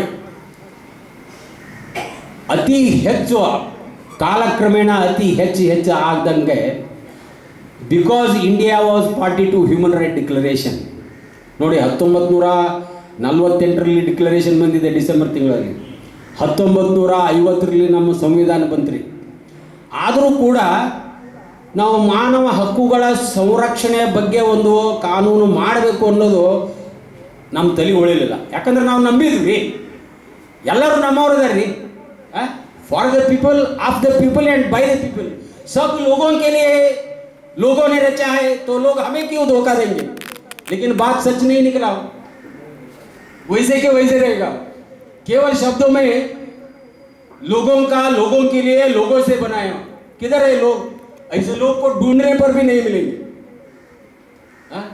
ಈ ಕನ್ಸೆಪ್ಟ್ ಅವ್ರಿಗೆ ಗೊತ್ತಾಗಲಿಲ್ಲ, ಅವ್ಯಾವತಾಗಿ ಹೇಳಿದ್ರು ನೋಡ್ರಿ, ಇವತ್ತಿಗೂ ಹೆಚ್ಚಾಗ್ತಾ ಹೋಗ್ತಾ ಇದೆ. ನಿಜ ಅದು, ನೀವು ದಿವಸ ಪೇಪರ್ನಾಗ ಓದ್ತೀರಿ. ಈ ಉಲ್ಲಂಘನೆ ಪ್ರಕರಣಗಳು ಸರ್ಕಾರದ ಅಧಿಕಾರಿಗಳು ಮತ್ತು ಪ್ರಾಧಿಕಾರದಿಂದ ಹೆಚ್ಚಾಗಿ ನಡೆದಿದ್ದರಿಂದ, and because India was party to Human Rights Declaration, the government of India was compelled to bring it a legislation. Human right protection act ಆಗಲೇಬೇಕು ಅಂತ. ನೋಡಿ, ಹ್ಯೂಮನ್ ರೈಟ್ ಪ್ರೊಟೆಕ್ಷನ್ ಆ್ಯಕ್ಟ್ ಆಗಿದ್ದು 1993ರಲ್ಲಿ, ಗೊತ್ತಾಯ್ತಾ? ಅದಕ್ಕಿಂತ ಮೊದಲು ನಮಗೆ ಏನೋ environmental protection act, wild life protection act, ಇವೆಲ್ಲ 1960-70 ಬಂದವರು. ಹ್ಯೂಮನ್ ರೈಟ್ ಬರೋಕ್ಕಿಂತ ಮೊದಲು wild life protection act, environmental protection act, mains and minerals conservation act, forest conservation act, ಇವೆಲ್ಲ 1970ರಿಂದ 80 ಬಂದ್ಬಿಟ್ಟವ. ಇವೆಲ್ಲ ಬಂದರೂ ಕೂಡ ನಾವು ಅವನ್ನೆಲ್ಲ ಕಾನ್ಸರ್ವೇಷನ್ ಮಾಡೋಕೆ ಹೋದಿವಿ. ಕರೆ ನಮ್ಮ ಹಕ್ಕನ್ನು ನಾವು ಕಾನ್ಸರ್ವೇಷನ್ ಮಾಡ್ಕೋಬೇಕು ಅನ್ನೋದನ್ನು 1993ರಲ್ಲಿ 50ರೊಳಗೆ ಸಂವಿಧಾನ ಬಂದು ಆಗ 43 ವರ್ಷದ ನಂತರ ಯೋಚನೆ ಮಾಡಿ 1993ರಲ್ಲಿ ನಾವು ನಮ್ಮ ಮಾನವ ಹಕ್ಕುಗಳ ಸಂರಕ್ಷಣೆ ಅಧಿನಿಯಮ 1993 ಜಾರಿಯಲ್ಲಿ ಬಂತು. ಅದು 94ರಿಂದ ಜಾರಿಯಲ್ಲಿ ಬಂತು. ಯಾಕಂದರೆ while the session was in progress, parliament ಅದನ್ನ ಸೆಪ್ಟೆಂಬರ್ದಲ್ಲಿ ಇಂಟ್ರೊಡ್ಯೂಸ್ ಮಾಡಿದರು. Ultimately it got declaration, asset of the president on 1st January of 1994. ಆವಾಗಿಂದ ಬಂದರು. ಅದನ್ನ ರಿಟ್ರಾಸ್ಪೆಕ್ಟಿವ್ ಅಂತ 93 ಮಾಡಿದ್ದಾರೆ. ಏನೇ 1993ರಲ್ಲಿ ಬಂದರು. ಈ ಕಾನೂನು ಮೂಲಕ ಮತ್ತೊಂದು ವಿಷಯ ಹೇಳ್ತೀನಿ ನಿಮಗೆ, ಹ್ಯೂಮನ್ ರೈಟ್ಸ್ ಪ್ರೊಟೆಕ್ಷನ್ ಆ್ಯಕ್ಟ್ ಅದು. It is not human rights act, human rights protection act. ನಿಮ್ಮ ಮಾನವ ಹಕ್ಕುಗಳನ್ನು ಸಂರಕ್ಷಿಸುವಂಥ ಒಂದು ಶಾಸನ, ಒಂದು ಅಧಿನಿಯಮ. ಹಾಗಾದರೆ ನಿಮ್ಮ ಮೂಲಭೂತ ಮಾನವ ಹಕ್ಕುಗಳನ್ನು ಉಲ್ಲೇಖ ಮಾಡಿದ್ದು ಗ್ರಂಥ ಅಥವಾ ಒಂದು ಕಾನೂನು ಪುಸ್ತಕ ಅಂದರೆ ಸಂವಿಧಾನ. So Indian constitution is the substantial law on human rights. But what the human rights protection act ಏನು ಮಾಡ್ತದೆ? ಈ ಹಕ್ಕುಗಳನ್ನು ಸಂರಕ್ಷಣೆ ಯಾವ ರೀತಿ ಮಾಡಬೇಕು ಅಥವಾ ಉಲ್ಲಂಘನೆ ಆದಾಗ ಯಾವ ರೀತಿ ಕ್ರಮ ತಗೋಬೇಕು ಅದರ ಬಗ್ಗೆ ಉಲ್ಲೇಖ ಮಾಡ್ತದೆ. ಅಲ್ಲಿ ನಿಮಗೆ ಪ್ರತ್ಯೇಕವಾಗಿ ನಿಮಗೆ ಹೇಳ್ದಂಗೆ ಮನುಷ್ಯನ ಬದುಕಿನ ಜೊತೆ ಬಂದಿದ್ದು ಈ ಕಾನೂನು ನಿಮ್ಗೆ ಹಾಕ್ಕೊಟ್ಟಿಲ್ರಿ. ಆ ಕಾನೂನು ಏನು ಮಾಡಿದೆ? ಮಕ್ಕಳ, ನೀವು ಇಷ್ಟೆಲ್ಲ ನಾವು ಸಂವಿಧಾನದಲ್ಲಿ ಅಳವಡಿಸಿದ್ರು, ನಿಮ್ಮ ಉಲ್ಲಂಘನೆ ನಡೀತಿದೆ, ಅದನ್ನು ಹಂಗೆ ಮಾಡೋಕ್ಕೆ ಬರೋದಿಲ್ಲ, ನಿಮ್ಮ ಮೇಲೆ ಒಬ್ಬರನ್ನ ಇಡಬೇಕು ಅಂತೇಳಿ ಆಯೋಗನ ರಚಿಸಿದ್ರು. ನಾನು ಇನ್ನೊಂದು ವಿಷಯ ಭಾಳ ಕಡೆ ಹೋದಾಗ ಹೇಳ್ತೀನಿ ರೀ, ಹಿಂಗೆ ಅಡ್ರೆಸ್ ಮಾಡೋದು, ಯಾಕಾಗಿ ಆಯೋಗ ಆಗ್ತಾವ ಅಂತ. ಯಾಕಾಗಿ ಈ ಆಯೋಗಗಳಾಗ್ತಾವ? ಕಮಿಷನ್ಸ್, ಕನ್ನಡದಾಗ ಆಯೋಗ ಅಂದರೆ ಸರಿಯಾಗುತ್ತೆ, ಕಮಿಷನ್ ಅಂದರೆ ಇಂಗ್ಲೀಷ್ದಾಗ ಹೇಳಿದ್ರೆ ಯಾಕಂದರೆ ವ್ಯವಸ್ಥೆಯಲ್ಲಿ ಅಯೋಗ್ಯರು ಭಾಳ ಆದಾಗ ಆಯೋಗ ಆಗ್ತಾವ ಅಲ್ವಾ? ಈಗ ನಾವು ಸರ್ಕಾರ ಒಂದು ವ್ಯವಸ್ಥೆ ರೀ, ಆ ವ್ಯವಸ್ಥೆ ನಮ್ಮ ಹಕ್ಕುಗಳನ್ನು ಕಾಪಾಡಲಿಕ್ಕೆ ನಾವೇ ಮಾಡಿಕೊಂಡಂಥ, for the people by the people, ನಾವೇ ರಚಿಸಿಕೊಂಡಂಥ ವ್ಯವಸ್ಥೆ. ಆ ವ್ಯವಸ್ಥೆಯಲ್ಲಿ ನಾ ಹೇಳಬೇಕಾಗಿಲ್ಲ, ನೀವೇ ಹೇಳ್ತೀರಿ ಎಷ್ಟು ಯೋಗ್ಯರಿದ್ದಾರೆ, ಎಷ್ಟು ಅಯೋಗ್ಯರಿದ್ದಾರೆ. ಹೀಗಾಗಿ ಆಯೋಗ ಆಯಿತು. 1993ರಲ್ಲಿ ಬಂದ್ರಿ ಕಾನೂನು ಇದು. 94ರಲ್ಲಿ ನ್ಯಾಷನಲ್ ಹ್ಯೂಮನ್ ರೈಟ್ಸ್ ಪ್ರೊಟೆಕ್ಷನ್, ಏನದು ನಮ್ಮ ನ್ಯಾಷನಲ್ ಹ್ಯೂಮನ್ ರೈಟ್ ಕಮಿಷನ್ ಆವಾಗಲೇ 94ರಲ್ಲಿ ಆಗಸ್ಟ್ದಾಗ ಏನೋ ಅಸ್ತಿತ್ವದಲ್ಲಿ ಬಂತು. ಆಮೇಲೆ ಒಂದು 2-3 ರಾಜ್ಯದಲ್ಲಿ ಕೂಡಲೇ ಬಂತು. ನಮ್ಮಲ್ಲಿ ಬರಲಿಲ್ಲ ರೀ ಕರ್ನಾಟಕದಾಗ, ಯಾಕಂದ್ರೆ ನಾವೆಲ್ಲ ಭಾಳ ಚಲೋ ಇದ್ವಿ. Compare to other state probably were good also. ಈಗ ಏನಂದರೆ ಕುಡ್ಡರಿಗಿಂತ ಮೇಳಗಂಡು ಶ್ರೇಷ್ಠ ಅಂತಾರಲ್ರಿ, ಹಂಗೆ ನೀವು ಇದು ಒಂದು ಪಿಕ್ಚರ್ ಬಂದಿತ್ತು ನೋಡಿ, ಅಮಿತಾಬ್ ಬಚ್ಚನ್, ಏನದು ರಿಟರ್ನ್ ಆಫ್ ಏನದು ರಿಟರ್ನ್ ಆಫ್ ಬೂತ್ನ ಹಂಗೆ ಹೇಳ್ತಿರ್ತಾರೆ ನೋಡ್ರಿ. ಓಟ್ ಕೊಡ್ಬೇಕಾರೆ ನಾನು 100 ಕೋಟಿ ಲಂಚ ತೊಗೊಂಡು ಇದನ್ನು ಮಾಡ್ದವಂಗೆ, ಅಪರಾಧ ಮಾಡ್ದವಂಗೆ ಕೊಡ್ಲಿಯೋ, 50 ಕೋಟಿ ಮಾಡ್ದವಂಗೆ ಕೊಡ್ಲಿಯೋ, ಏನು 10 ಕೋಟಿ ಮಾಡ್ಲದವ್ ಕೊಡ್ಲಿಯೋ ಅಂದ ಕೂಡಲೇ ಓಲೆ ಬಿಡ, ಅವ್ರಿಗಿಂತ ಇವು ಚಲೋ 10 ಕೋಟಿ ಮಾಡ್ದವಂಗೆ ಕೊಟ್ರಾಯ್ತು. ಬೂತ್ನ ರಿಟರ್ನ್ಸ್ ಒಳಗೆ ತೋರಿಸ್ತಾರೆ ನೋಡಿ. ಹೌದಾ? ನಮ್ಮ ವ್ಯವಸ್ಥೆ ಹೆಂಗಾಗಿದೆ ಅಂದ್ರೆ ಕುಡ್ಡು ಗಂಡ್ರೊಳಗೆ ಮೆಳ್ಳಗಂಡು ಶ್ರೇಷ್ಠ ಕೊಡಪ್ಪ ಅವನಿಗೆ. ಆ ಮೆಳ್ಳಗಣ್ಣಾಗ ಹಾಕೋಕೆ ಹೋಗೋರು ಯಾರ್ರಿ? ಓಟ್ ಹಾಕಕ್ಕೆ ಹೋಗೋದಿಲ್ಲ. ಅವನು ಮೆಳ್ಳಗಣ್ಣ ಐತಾರೋ ಇಲ್ಲೋ, ಮೆಳ್ಳಗಣ್ಣರ ಐತಿಲ್ಲೋ ಅದನ್ನು ನೋಡೋದಿಲ್ಲ ರೀ. ಅದಕ್ಕೆ ನಾನು ಹೇಳಿದೆ, ಕೆಲವು MNC ಕಂಪನಿಗಳಿಗೆ ಏನು ಹುಡುಗರು ಹೋಗ್ತಾರೆ, ಈಗ ನಮ್ಮಲ್ಲಿ ಕೆಲವರು ಹೋಗ್ಲಾರ್ದೆ ಇರ್ಬೋದು ಓಟ್ ಹಾಕಕ್ಕೆ. ಅದಕ್ಕೆ ಕಂಪಲ್ಸರಿ ಇಲೆಕ್ಷನ್ ಯಾವಾಗ ಬರ್ತಾವಲ್ರಿ ಅದನ್ನ ಮಾಡ್ರಿ ಇದನ್ನ ಮಾಡ್ರಿ ಸರಿ ಹಂಚಬೇಡ್ರಿ ದುಡ್ಡು ಇಡ್ರಿ ಏನೇನೋ ವ್ಯವಸ್ಥೆ ಮಾಡ್ತಾರೆ. ಇವ್ರನ್ನ ಅಕ್ರಮ ತುಡಿಯೋದಕ್ಕೆ ಇಲೆಕ್ಷನ್ ಪ್ರೊಸೆಸ್ಸಿಗೆ ಎಷ್ಟು ಕೋಟಿ ರೂಪಾಯಿ ಖರ್ಚಾಗುತ್ತೆ ಅಂದ್ರೆ ಸಣ್ಣದ ಒಂದು ರಾಜ್ಯದ ಬಜೆಟ್ ವೇಸ್ಟ್ ಆಗುತ್ತೆ. ಇದನ್ನ ಮಾಡ್ಬೇಕ ನಾವು. ಅದ್ರ ಬದಲಿ ಪ್ರತಿ ದಿವಸ ಒಂದು 15 ದಿವಸ ಭೂತ್ನಾಥ್ ರಿಟರ್ನ್ಸ್ ಪಿಕ್ಚರ್ ತೋರಿಸಿರ್ತೀವಿ. ಖರೆ ನೀವು ಭಾಳ ನೀವು ನೋಡಿದಿರಿಲ್ಲೋ, ಭಾಳ ಭಾಳ ಭಾಳ ಚೆನ್ನಾಗಿರೋ ಪಿಕ್ಚರ್. ನಾವು ಕ್ಯಾನ್ವಾಸ್ ಮಾಡತ್ತಿಲ್ಲ, but the theme involved is so precise. ಯಾಕಂದ್ರೆ for the people, of the people and by the people ಅಂತ ಹೇಳ್ಕೊಂಡು ನಾವು ಏನು ಮಾಡ್ತಾ ಇದ್ದೀವಿ, ನಾವೇ ಕಾಸ್ಕೊಂಡು ಬರೀ ಕೊಡ್ಕೊಳ್ತಾ ಇದ್ದೀವಿ. ಸೊ ಆ ರೀತಿ ಆಗಿದ್ದಕ್ಕೆ ಈ ಹ್ಯೂಮನ್ ರೈಟ್ ಕಮಿಷನ್ ಮಾಡಬೇಕು ಅಂತ 93ರಲ್ಲಿ ಬಂದರೂ ಕೂಡ ಇದು ಆಗಿದ್ದು ನಮ್ಮಲ್ಲಿ ಆಗಿದ್ದು 2007. ಥಿಂಕ್ 93ರಿಂದ 2000 ಆಯ್ತು, 2007ನಲ್ಲಿ ಆಯಿತು. ಈಗ ಅದೇ ಇವ್ರು ಹೇಳಿದ್ರಲ್ಲ ಆ ರೀತಿ ರಾಜ್ಯ ಮಟ್ಟದಲ್ಲಿ ರಾಜ್ಯ ಮಾನವ ಹಕ್ಕುಗಳ ಆಯೋಗ ಮತ್ತು ಕೇಂದ್ರ ಮಟ್ಟದಲ್ಲಿ ರಾಷ್ಟ್ರೀಯ ಮಾನವ ಹಕ್ಕುಗಳ ಆಯೋಗ. ಈಗ ಇನ್ನೊಂದು ಪ್ರಶ್ನೆ ಬರುತ್ತೆ, ಈಗ ಮಾನವ ಹಕ್ಕುಗಳ ಉಲ್ಲಂಘನೆ ಆದಾಗ ನಾವು ರಾಷ್ಟ್ರೀಯ ಆಯೋಗಕ್ಕೆ ಹೋಗಬೇಕು ಇಲ್ಲ ಸ್ಟೇಟ್ ಕಮಿಷನ್ ಕೊಡಬೇಕು ಅಂತ. ಈಗ ನೋಡಿ, ಸಂವಿಧಾನದಲ್ಲಿ ಲಿಸ್ಟ್ ಮಾಡಿದ್ದಾರೆ, state list, union list and concurrent list. ಮತ್ತೊಂದನ್ನು ನಾವು ಎನ್ಕ್ರೋಚ್ ಮಾಡೋಕ್ಕೆ ಬರೋದಿಲ್ಲ. If your violation, human right violation is concerned to state subject enumerated in the state list, then definitely the state commission will have jurisdiction. ಕೆಲವು ಜನ ಆ email ಬಂದಿದೆ ನೋಡ್ರಿ, ಇಮೇಲ್ಗೆ NHRC email ಗೊತ್ತಿರುತ್ತೆ, ಅದಕ್ಕೆ NHRC ಕಳಿಸ್ಬಿಡ್ತಾರೆ. ಅವ್ರೇನು ಮಾಡೋದಿಲ್ಲ, ಅವ್ರು ಹ್ಯೂಮನ್ ರೈಟ್ ಪ್ರೊಟೆಕ್ಷನ್ ಆ್ಯಕ್ಟ್ ಒಳಗೆ ಒಂದು 136 ಪ್ರೊವಿಷನ್ ಇದೆ, ಸೆಕ್ಷನ್ 136. ಅದ್ರ ಕೆಳಗೆ ಸಂಬಂಧಪಟ್ಟಂಥ ರಾಜ್ಯಕ್ಕೆ ವರ್ಗಾವಣೆ, ರಾಜ್ಯ ಆಯೋಗಕ್ಕೆ ವರ್ಗಾವಣೆ ಮಾಡ್ತಾರೆ. ಅದೇ ರೀತಿ ನಮಗೆ ಕೇಂದ್ರಕ್ಕೆ ಸಂಬಂಧಪಟ್ಟಂಥ ಒಂದು ಕೆಲವೊಂದು ವಿಷಯ ಇರ್ತಾವೆ. ಈಗ for example post and telegraph, ಹೌದಾ, ಆ ಟೆಲಿಗ್ರಾಫ್ ವಿಷಯ ಸಂಬಂಧಪಟ್ಟದ್ದನ್ನು ನಮಗೆ ಕೆಲವು ಸಲ ನಮಗೆ ಕೊಡ್ತಾರೆ. ಆವಾಗ ಕೊಟ್ಟಾಗ ನಾವು ನ್ಯಾಷನಲ್ ಹ್ಯೂಮನ್ ರೈಟ್ಸಿಗೆ ಕಳಿಸ್ತೀವಿ. ಈಗ ಕನ್ಸರ್ನಿಂಗ್ ರೈಲ್ವೇಸ್, ಅಫ್ಕೋರ್ಸ್ ನಿಮ್ಮ ಇಲ್ಲೆಲ್ಲೋ ನಿಮ್ಮ ಲೋಕಲ್ ಕಾರ್ಪೊರೇಷನ್ಗೆ ಅಥವಾ ನಿಮ್ಮ ರೈಲ್ವೆಗೆ ಇಲ್ಲಿ ಓವರ್ ಬ್ರಿಡ್ಜ್ ಕಟ್ಟುವಲ್ಲಿ ಏನೋ ಡಿಫ್ರೆನ್ಸ್ ಬಂದಾಗ that we can take it. ಈಗ ಎಲ್ಲೋ ಒಂದು ಓವರ್ ಬ್ರಿಡ್ಜ್ ಮಾಡಿ ರಸ್ತೆ ಪ್ರಾಬ್ಲಮ್ ಮಾಡಿ ಏನೇನೋ ಮಾಡಿರ್ತಾರೆ ನೋಡ್ರಿ, ಓವರ್ ಬ್ರಿಡ್ಜ್ ಅಂತ ತೊಗೊಂತಾರೆ, 2 ವರ್ಷ ಓವರ್ ಬ್ರಿಡ್ಜ್ ಆಗೋದಿಲ್ಲ. ಯಾಕಂದರೆ ಇವರು ಲೋಕಲ್ ಅಥಾರಿಟೀಸ್ ಅವ್ರು ದುಡ್ಡು ಕೊಡೋದು ರೈಲ್ವೆದವ್ರಿಗೆ, ಅವ್ರು ಹಂಗೆ ನಿಲ್ಲಿಸ್ಬಿಡ್ತಾರೆ. ಎಲ್ಲ ರೋಡ್ ಅಗ್ದಿರ್ತಾರೆ, ಅದನ್ನ ಹಂಗೆ ನಿಲ್ಲಿಸ್ಬಿಡ್ತಾರೆ. ನೀವು ಅಲ್ಲಿ 2 ಅವರು ಸರ್ಕಸ್ ಮಾಡಿ ಹೋಗಿ. ಸೊ ಇಂಥ ಸಮಸ್ಯೆ ಇರ್ತಾವೆ.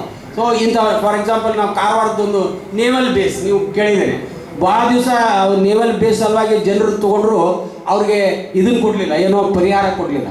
ಸೊ ಅದನ್ನೇ I took cognizance of that particular issue, and I also asked National Human Rights Commission to intervene in this subject, because defense is a subject relating to center. So ಈ ರೀತಿ ರಾಷ್ಟ್ರೀಯ ಮಾನವ ಹಕ್ಕುಗಳ ಆಯೋಗ ಅದಕ್ಕೆ ಸಂಬಂಧಪಟ್ಟಂಥ ಸೆಂಟ್ರಲ್ಗೆ ಏನು, ಈಗ ಫಾರ್ ಎಕ್ಸಾಂಪಲ್ ನೀವು ರೆಗ್ಯುಲರ್ ಇಲ್ಲಿ ಎಜುಕೇಷನ್, ನಿಮ್ಮ ರೈಟ್ ಟು ಎಜುಕೇಷನ್ ಬಂದಿದೆ. Right to education, compulsory education 6ರಿಂದ 14ನೇ ವಯಸ್ಸಿನ ಮಕ್ಕಳಿಗೆ ಉಚಿತ ಶಿಕ್ಷಣ ಕೊಡಬೇಕು. ಆಮೇಲೆ ನಿಮ್ಮದಕ್ಕೂ ಬರ್ತೇನೆ, ಕೆಲವು ಮೈನಾರಿಟಿ ಇನ್ಸ್ಟಿಟ್ಯೂಷನ್ ಎಕ್ಸೆಂಪ್ಟೆಡ್ ಅಂತೇಳಿ ಏನಿದ್ದಾವೆ ಅಲ್ಲೂ ಕೂಡ ಒಂದು 25% ನೀವು ITI ಒಳಗೆ ಅಡ್ಮಿಷನ್ ಕೊಡಬೇಕು, ಹಿಂಗೆಲ್ಲ ಇದಾವೆ. ಸೊ ಈ ಇಶ್ಯೂ ಇದ್ದಾಗ ನಾವು ಮಾಡ್ಬೋದು. But supposing it is issue relating to central ಸ್ಕೂಲ್ನಾಗ ನಮ್ಮನ್ನು ಹಸ್ತಕ್ಷೇಪ ಮಾಡಬೇಕು, ಬಿಕಾಸ್ ನಮ್ಮ ಜೂರಿಡಿಕ್ಷನ್ ಇಲ್ಲ, ಅವು they are governed by central government. So ಆ ರೀತಿ ಇದ್ದಾಗ ಅದಕ್ಕೆ ಸಂಬಂಧಪಟ್ಟಂಥ ದೂರುಗಳನ್ನು ಅಲ್ಲಿ ಕಳಿಸ್ಬೇಕಾಗುತ್ತೆ. ಸೊ ರಾಷ್ಟ್ರ ಮಟ್ಟದಲ್ಲಿ ರಾಷ್ಟ್ರ ಮಾನವ ಹಕ್ಕುಗಳ ಆಯೋಗ, ರಾಜ್ಯ ಮಟ್ಟದಲ್ಲಿ ರಾಜ್ಯ ಮಾನವ ಹಕ್ಕುಗಳ ಆಯೋಗ ಇದು ಅಸ್ತಿತ್ವದಲ್ಲಿ ಬರೋದು, ಮತ್ತು ಯಾವ ರೀತಿ ದೂರು ಮಾಡಬೇಕು, ಯಾವ ರೀತಿ ಕಂಪ್ಲೇಂಟ್ ಕೊಡಬೇಕು ಅನ್ನೋದ್ರ ಬಗ್ಗೆ ವಿಶ್ಲೇಷಣೆ ಮಾಡಿರುವಂಥ ಒಂದು ಶಾಸನ ಮಾನವ ಹಕ್ಕುಗಳ ಸಂರಕ್ಷಣೆ ಅಧಿನಿಯಮ 1990. ಗೊತ್ತಾಯ್ತಾ? ಅದು it is not substantial law, it's purely procedural law, indicating how you have to meet with human rights violation before a commission, how a complaint is to be made. So ಅದರ ಉಲ್ಲೇಖ ಮಾಡಿದ್ದಾರೆ.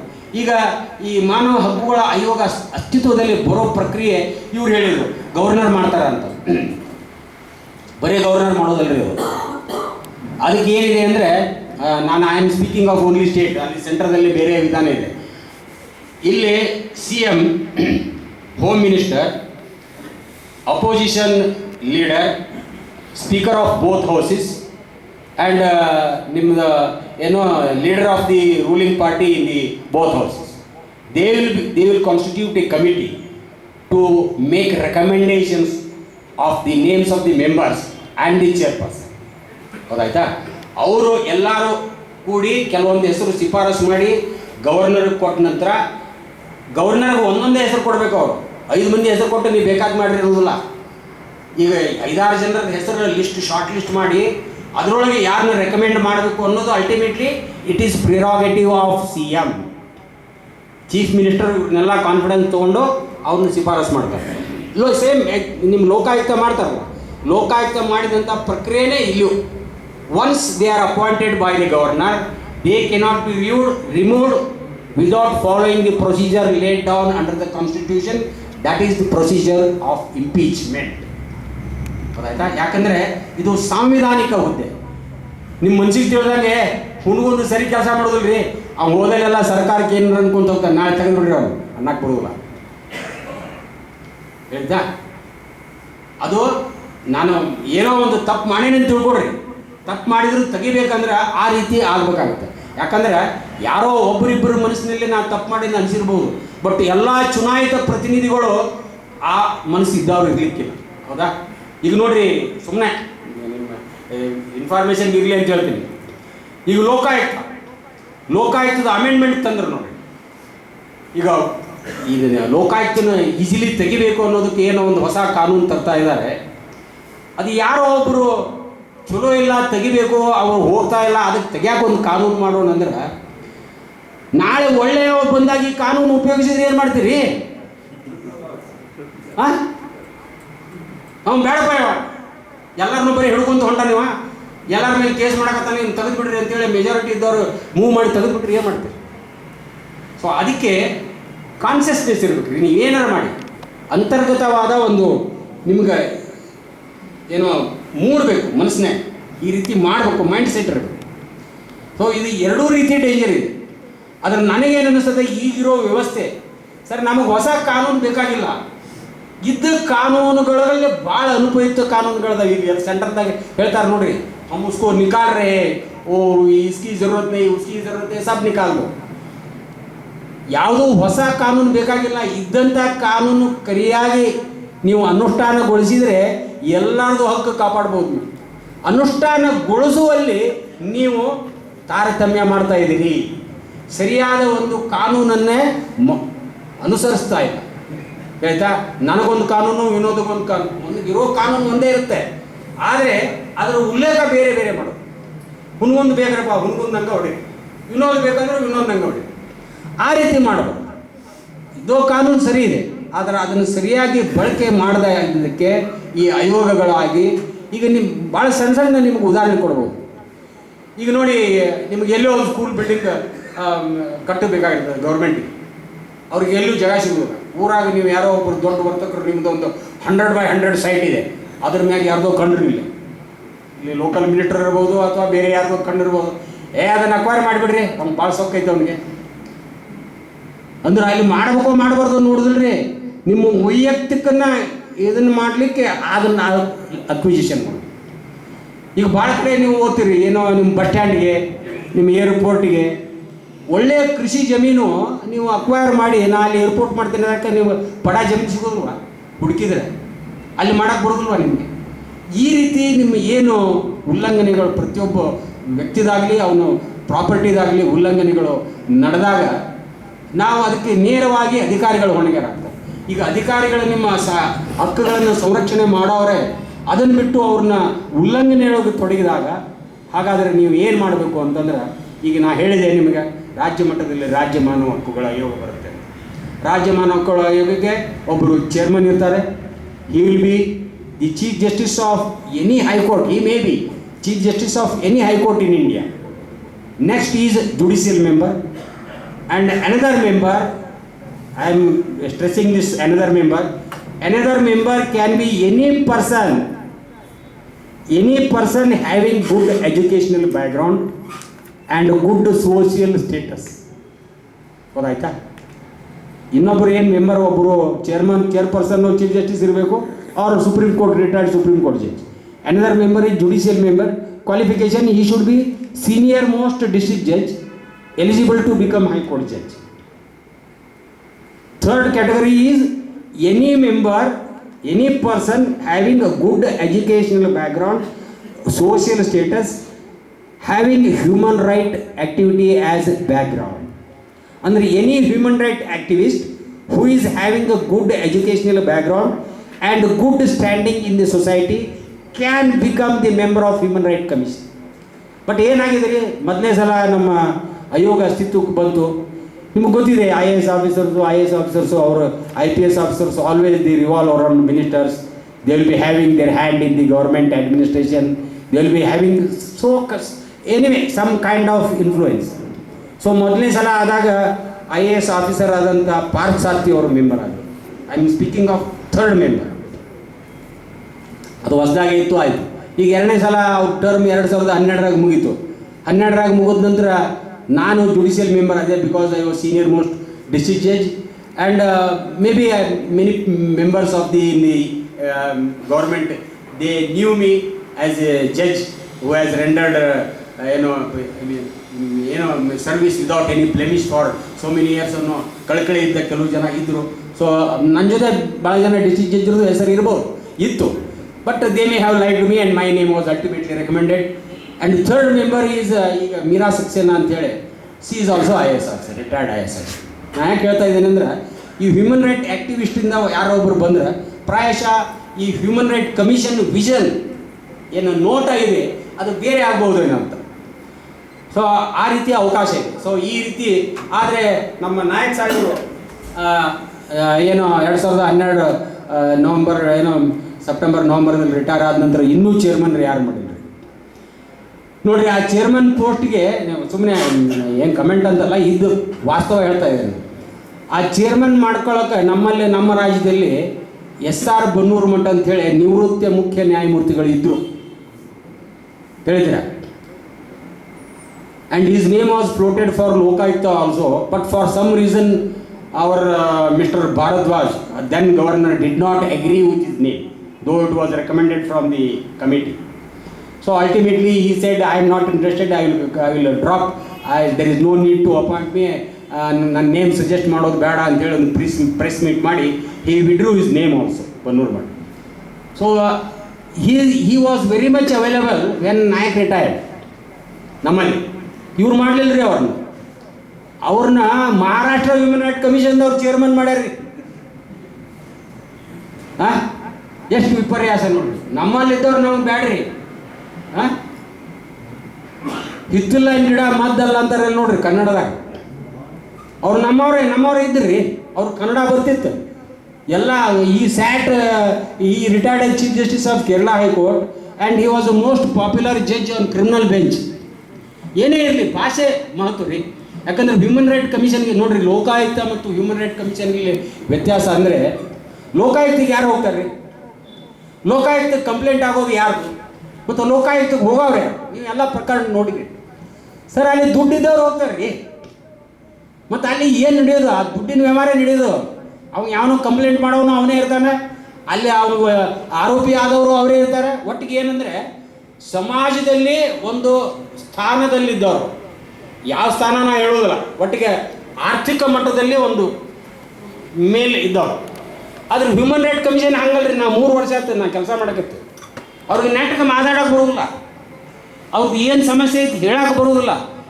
ನೀವು ಅಂಥಲ್ಲಿ ಮನುಷ್ಯ ಕನ್ನಡ ಭಾಷೆ ಗೊತ್ತಿದ್ದವ್ರು, ಕನ್ನಡನೇ ಅಂತಲ್ಲ, ಅಲ್ಲಿ ಲೋಕಲ್ ಲ್ಯಾಂಗ್ವೇಜ್ ಏನಿರ್ತದೆ ಅದು ಗೊತ್ತಿದ್ದಾವಿದ್ರೆ ಪ್ರಾಯಶಃ ನಿಮ್ಮ ಪರಿಣಾಮಕಾರಿಯಾಗಿ ಕೆಲಸ ನಿರ್ವಹಿಸಬಹುದು ಅಂತ ನನ್ನ ಅನಿಸಿಕೆ. ಯಾಕಂದರೆ ನಿಮಗೊಂದು ಸಣ್ಣ ಉದಾಹರಣೆ ಕೊಡ್ತೀನಿ.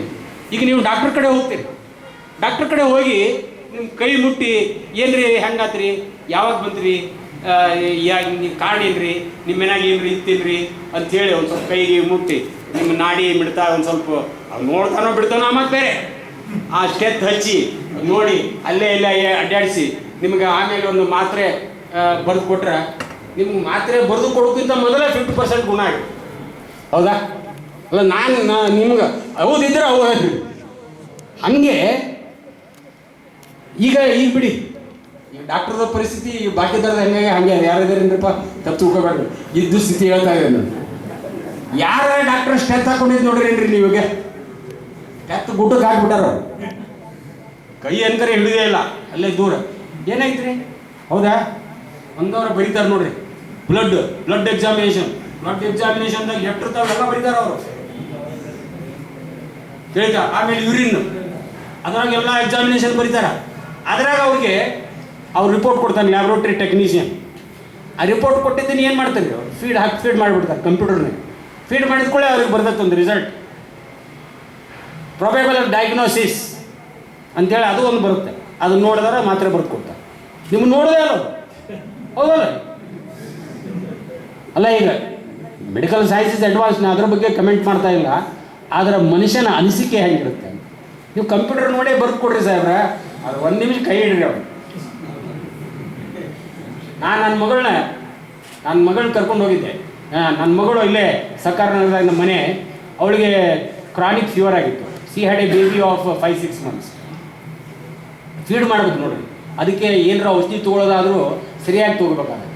ಅಲ್ಲೇ ನಮ್ಮಲ್ಲಿ ಒಂದು ಯಾವುದೋ ಕ್ಲಿನಿಕ್ ಹೋಲಿವೆ, ಅಲ್ಲೇ ಸ್ವಲ್ಪ ಒಳ್ಳೆ ರಿಪೋರ್ಟೆಡ್ ಅಂದರೆ ಒಳ್ಳೆ ಎಸ್ಟಾಬ್ಲಿಷ್ಡ್ ಕ್ಲಿನಿಕ್ ಅದು. ಅಲ್ಲಿ ಹೋಗಿ ತೋರಿಸಿದ್ಲು ಅವಳು. ಒಂದು ಯಾವುದೋ ಅಲರ್ಜಿ ಆಗಿ ಎಲ್ಲ ಕೈಯೆಲ್ಲ ಮುಖ ಎಲ್ಲ ಉಬ್ಬಿ ಬಿಡ್ತೀವಿ. ನಾನೆಲ್ಲ ಈಗ ಬೇರೆ ಬೇರೆ ಎಲ್ಲ ಆಸ್ಪತ್ರೆ ಭೇಟಿ ಮಾಡ್ತೀನಲ್ಲ. So I have good reputation with Victoria and other big hospitals in Jayadeva ಬೆಂಗಳೂರಲ್ಲಿ. So I told I know Victoria director well, ಅಲ್ಲಿ ಫಿಸಿಷಿಯನ್ ಒಬ್ಬರೇನೋ HOD ಮೆಡಿಸಿನ್ ಚೆನ್ನಾಗಿದ್ದಾರಂತೆ, ಅಲ್ಲಿ ಹೋಗೋಣ. ಸರ್ ಅವ ಒಂದು 50 ವರ್ಷದ ಮೇಲ್ಪಟ್ಟ ಡಾಕ್ಟ್ರು. ನನ್ನ ಮಗಳು ಹೋದ ಕೂಡಲೇ ಒಳಗೆ ಮಲಗಿಸಿ ಎಲ್ಲ ಕೈಗೆಲ್ಲ ನೋಡಿ, ಯಾಕಾಯ್ತಮ್ಮ, ಎಷ್ಟು ವರ್ಷ ಆಯಿತು, ನಿನ್ನ ಮಗು ಎಷ್ಟು ತಿಂಗಳಿದೆ, ಎಷ್ಟು ದಿವಸದಿಂದ ಈ ಮಾತ್ರೆ ತಂದು.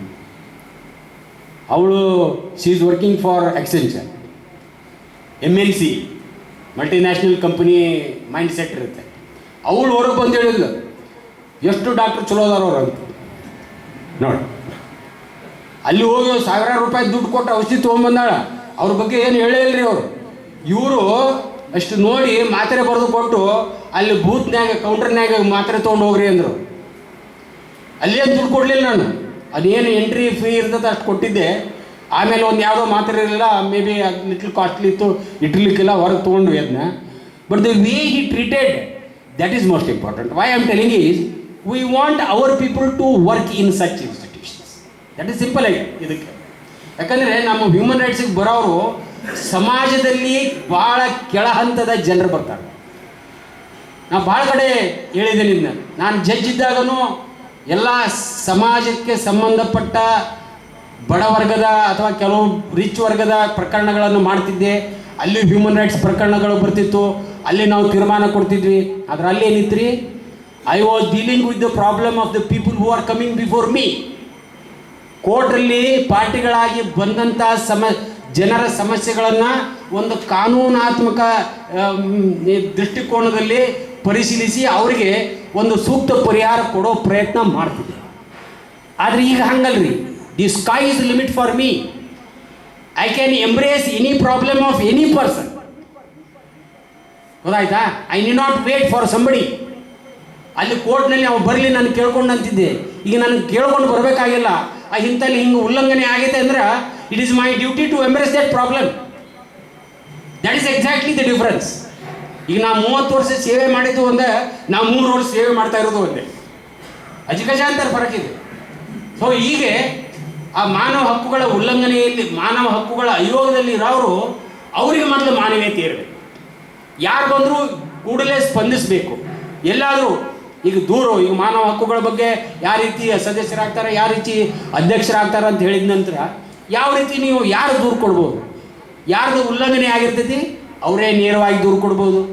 ಅಥವಾ ನಿಮಗೆ ಯಾವ ರೀತಿ ಯಾರನ್ನ ಅಪ್ರೋಚ್ ಮಾಡಬೇಕು ಗೊತ್ತಿಲ್ಲ ಅಂದರೆ ಈ ವಿನೋದ್ ಜಿ ಇದ್ದಾರೆ, ಹಿಂಗೆ ಭಾಳಷ್ಟು ಹ್ಯೂಮನ್ ರೈಟ್ ಆ್ಯಕ್ಟಿವಿಸ್ಟ್ ಇದ್ದಾರೆ, ಅವ್ರ ಸಹಾಯ ತೊಗೊಂಡು ಅವ್ರ ಮೂಲಕ ಮಾಡ್ಬೋದು. ಅದ್ರ ಇನ್ನೊಂದು ಈಗ ಹೇಳ್ತೀನಿ ರೀ, ಹೇಳ್ಬಿಡೋದು ಚಲೋ. ಯಾಕಂದರೆ human rights protection forum, human rights defenders forum, human rights ಹಿಂಗೆ ಭಾಳಷ್ಟು ಸ್ವಲ್ಪ ನಿಮಗೆ ಈ ಹ್ಯೂಮನ್ ರೈಟ್ ಆ್ಯಕ್ಟಿವಿಸ್ಟ್ ಆರ್ಗನೈಸೇಷನ್ ಬಂದ. ಅದು ಹೆಂಗೆ ಮಾಡಿದ್ದಾರೆ ಅಂದರೆ ಆರ್ಗನೈಸೇಷನ್ನು ಸೆಂಟ್ರಲ್ ಲೆವೆಲ್, ಸ್ಟೇಟ್ ಲೆವೆಲ್ ಒಂದ್ರದೇ. ಅವ್ರು ಬೋರ್ಡ್ ಹೆಂಗೆ ಹಾಕ್ಕೊಂಡಿರ್ತಾರೆ ರೀ, ರಾಷ್ಟ್ರಾಧ್ಯಕ್ಷರು, ರಾಜ್ಯಾಧ್ಯಕ್ಷರು, ಜಿಲ್ಲಾಧ್ಯಕ್ಷರು. ನಾ ಏನ್ರಿ ಬರೀ ಮೆಂಬರ್, ನಾ ಹ್ಯೂಮನ್ ರೈಟ್ ಕಮಿಷನ್ ಮೆಂಬರ್. ಅವರು ರಾಷ್ಟ್ರಾಧ್ಯಕ್ಷರು, ನಂದು ಒಂದು ಸ್ವಂತ ಎಕ್ಸ್ಪೀರಿಯೆನ್ಸು. ಬೆಂಗಳೂರಲ್ಲಿ ಒಂದು ಫಂಕ್ಷನ್ಗೆ ಹೋದೆ, ಇದೇ ರೀತಿ ಹ್ಯೂಮನ್ ರೈಟ್ ಆರ್ಗನೈಸೇಷನ್ದವ್ರದ್ದು ಒಂದು ಫಂಕ್ಷನ್ಗೆ ಹೋಗಿದ್ದೆ ನಾನು. ಅಲ್ಲೇ ದಿ ಪ್ರೆಸಿಡೆಂಟ್ ವಾಸ್ ಫ್ರಮ್ ಅದು ಆಂಧ್ರದವ, ಈಸ್ ನ್ಯಾಷನಲ್ ಪ್ರೆಸಿಡೆಂಟ್. ಅವ್ರದ್ದು ಸ್ಕೋಡಾ ಗಾಡಿ ಇತ್ತು. ಅದು ದೊಡ್ಡದೊಂದು ಬೋರ್ಡ್ ಇರುತ್ತೆ, ರಾಷ್ಟ್ರಾಧ್ಯಕ್ಷರು ಅಂತ. ಅದು ನನಗೆ ಯಾರು ಅದನ್ನೇನು ನೋಡಿರಲಿಲ್ಲ ನಾನು. ಅಲ್ಲಿ ವೆಲ್ಯೂ ನನಗೆ ಪ್ಲೇಸ್ ಗೊತ್ತಿರಲಿಲ್ಲ. So they told me to come to some hotel. ಅದು ಅಂಥದ್ದು ಹೋಟೆಲ್ ಇತ್ತು ಹತ್ತಿರದಲ್ಲಿ. ಅಲ್ಲಿ ಬರ್ರಿ ಎಲ್ಲರೂ ಹೊಟ್ಟೆ ಹೋಗಿ ಆಯಿತು ಅಂತ ಹೋದೆ. ಅಲ್ಲ I am no more a judge. I am with people. I don't mind mixing with the people and listening to them. Judge ಇದ್ದಾಗ ನಾ ಜಡ್ಜ್ ಇದ್ದೀನಿ, ಸ್ವಲ್ಪ ನೀವು ಹಂಗೆ ಬಂದ್ರೆ ತಪ್ಪು ತಿಳ್ಕೊತಾರೆ ಮಂದಿ ಆಯ್ತು. ಈಗ ತಪ್ಪು ತಿಳ್ಕೊಳ್ಳೋ ಪ್ರಶ್ನೆ ಇಲ್ಲ, ನಾನೇ ಹೋಗೋ ಪ್ರಶ್ನೆ. ಹೋದೆ ಇನ್ನು ಹೊಂಟ್ರಪ್ಪ, ಟೀ ಕುಡಿದ್ವಿ ಹೊರಟ್ವಿ. ಅವನದು ಗಾಡಿ ಅವ್ರ ಗಾಡಿ ನನ್ನ ಮುಂದ್ರಿ, ರಾಷ್ಟ್ರಾಧ್ಯಕ್ಷರು. ಅವ್ರ ಹಿಂದೆ ನನ್ನ ಗಾಡಿ. ಎಲ್ಲರೂ ಅವ್ರದ್ದೇ ಗಾಡಿ ನೋಡೋರು. ಇವರೇನು member, human right commission member, ಅಲ್ಲಿ ರಾಷ್ಟ್ರಾಧ್ಯಕ್ಷರು. ಈ ನಮೂನಿ ನಾನು ನೋಡಿ, ನಾನು ಭಾಳ ಕಡೆ ಹೇಳಿದ್ದೀನಿ, ಮಾಡಿರಿ ಕೆಲಸ ಮಾಡಿರಿ, ನೀವು ಆರ್ಗನೈಸೇಷನ್ ಮಾಡಿರಿ. ಯಾಕಂದ್ರೆ ಇಂಡಿವಿಜುವಲ್ ಆಗಿ ಹೊಡೆದಾಡೋಕ್ಕೆ ಸಾಧ್ಯ ಆಗೋದಿಲ್ಲ ಕೆಲಸ, ಆರ್ಗನೈಸೇಷನ್ ಬೇಕು. ಆದರೆ ಜನರ ಸೇವೆಗಾಗಿ ಮಾಡಿ. ಹೇಳಿದ ಸೇವೆ ಮಾಡೋದು ಮುಖ್ಯ. ನೀವು ರಾಜ್ಯಾಧ್ಯಕ್ಷನೋ ರಾಷ್ಟ್ರಾಧ್ಯಕ್ಷನೋ ಜಿಲ್ಲಾಧ್ಯಕ್ಷನೋ ಅದು ಮುಖ್ಯ ಅಲ್ಲ. ಮಂಗಳೂರಿಗೆ ಹೋಗಿದ್ದಿರಿ. ಮಂಗಳೂರು ಅಲ್ಲಿ ಒಂದು ನಮ್ಮ ಟೋಲ್ ಬೂತ್ ಐತೆ ನೋಡಿರಿ, ಅಲ್ಲೇ ಪಾಸ್ ಆಗಬೇಕು. ಪಾಸ್ ಆಗ್ಬೇಕಾದ್ರೆ ನಮ್ಮ ಗಾಡಿ ಹಿಡಿದು ಅಂದರೆ ನಿಲ್ಲಿಸಿದ್ವಿ ಟೋಲ್ ಕಲೆಕ್ಟ್ ಮಾಡೋದು. ನಮ್ಮದು ಗೌರ್ಮೆಂಟ್ ಗಾಡಿಪ್ಪ, ಹಿಂಗೆ ಹ್ಯೂಮನ್ ರೈಟ್ ಕಮಿಷನ್ ಮೆಂಬರ್. ಅವೇನೇನು ಬೇಕ್ರಿ ನಮ್ಮ ಡ್ರೈವರ್ಗೆ, ಜಿಲ್ಲಾಧ್ಯಕ್ಷ ರಾಷ್ಟ್ರಾಧ್ಯಕ್ಷ ಹೋಗ್ತಾರೆ ಮಾನವ ಹಕ್ಕುಗಳ ನಿಮ್ಮ ಮೆಂಬರ್ದು ಎಲ್ಲಿದ್ರಿ? ನಾ ಏನು ಹೇಳಕ್ಕೆ ಹೋಗ್ಲಿಲ್ಲ ರೀ ಡ್ರೈವರ್ಗೆ. ಕೊಡೆಯ ಒಂದು 20-30 ರೂಪಾಯಿ ಏನೋ ಕೊಟ್ಟು ಯಾರು ಮಾಡ್ತೀವಿ. ಈಗ ನಡೆದಿರೋ ವ್ಯವಹಾರ ಇದು. ಬೆಂಗಳೂರಾಗ ಬಾಡ್ರಿ, ಬೆಂಗಳೂರಾಗ ನಮ್ಮ ವಿಧಾನಸೌಧದೊಳಗೆ ಲೆಜಿಸ್ಲೇಟರ್ಸ್ ಹೋಗ್ನಾಗ ಇಂಥವ್ರು ಭಾಳ ಜನ ಇಲ್ಲ. ನಿಮ್ಮ ಕೆಲಸ ಆಗ್ಬೇಕನ್ರಿ, ನಾ ಎಲ್ಲ ಮಾಡಿಸ್ಕೊಡ್ತೇನೆ ರೀ. ಅದಕ್ಕೆ ನಾ ಏನು ಹೇಳೋದು, ನಾವು ಇದ್ರು ಈಗ ನೋಡಿರಿ ಮೀಡಿಯಾ, ನಮಗೆ media and NGOs, they are like eyes and ears. ಕಿವಿ ಮತ್ತು ಕಣ್ಣು ಇದ್ದಂಗೆ ನಮಗೆ. ನಾವು ನಮ್ಮ ಕಿವಿ ನಮ್ಮ ಕಣ್ಣು ನಂಬಬೇಕೋ ಬೇಡ?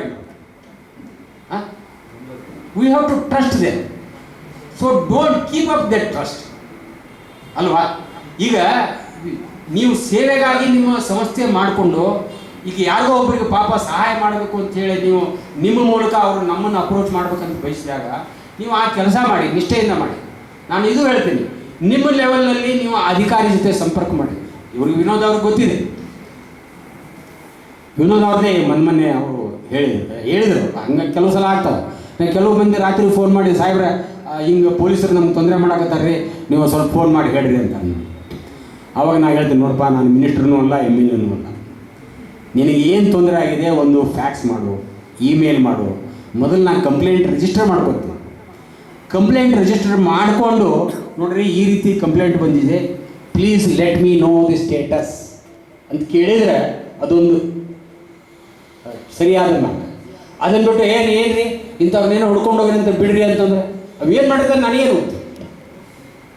ನಮಗೆ ಈ ರೀತಿ ಮಾಡೋದು ಮಿನಿಸ್ಟ್ರು MLAಗಳು ಅವ್ರು ಲೋಕಲ್ ಕಾರ್ಪೊರೇಟ್ರು ಈ ಕೆಲಸ ಮಾಡ್ತಾರೆ. ಅದನ್ನು ನಾವು ಮಾಡ್ಬೋದು.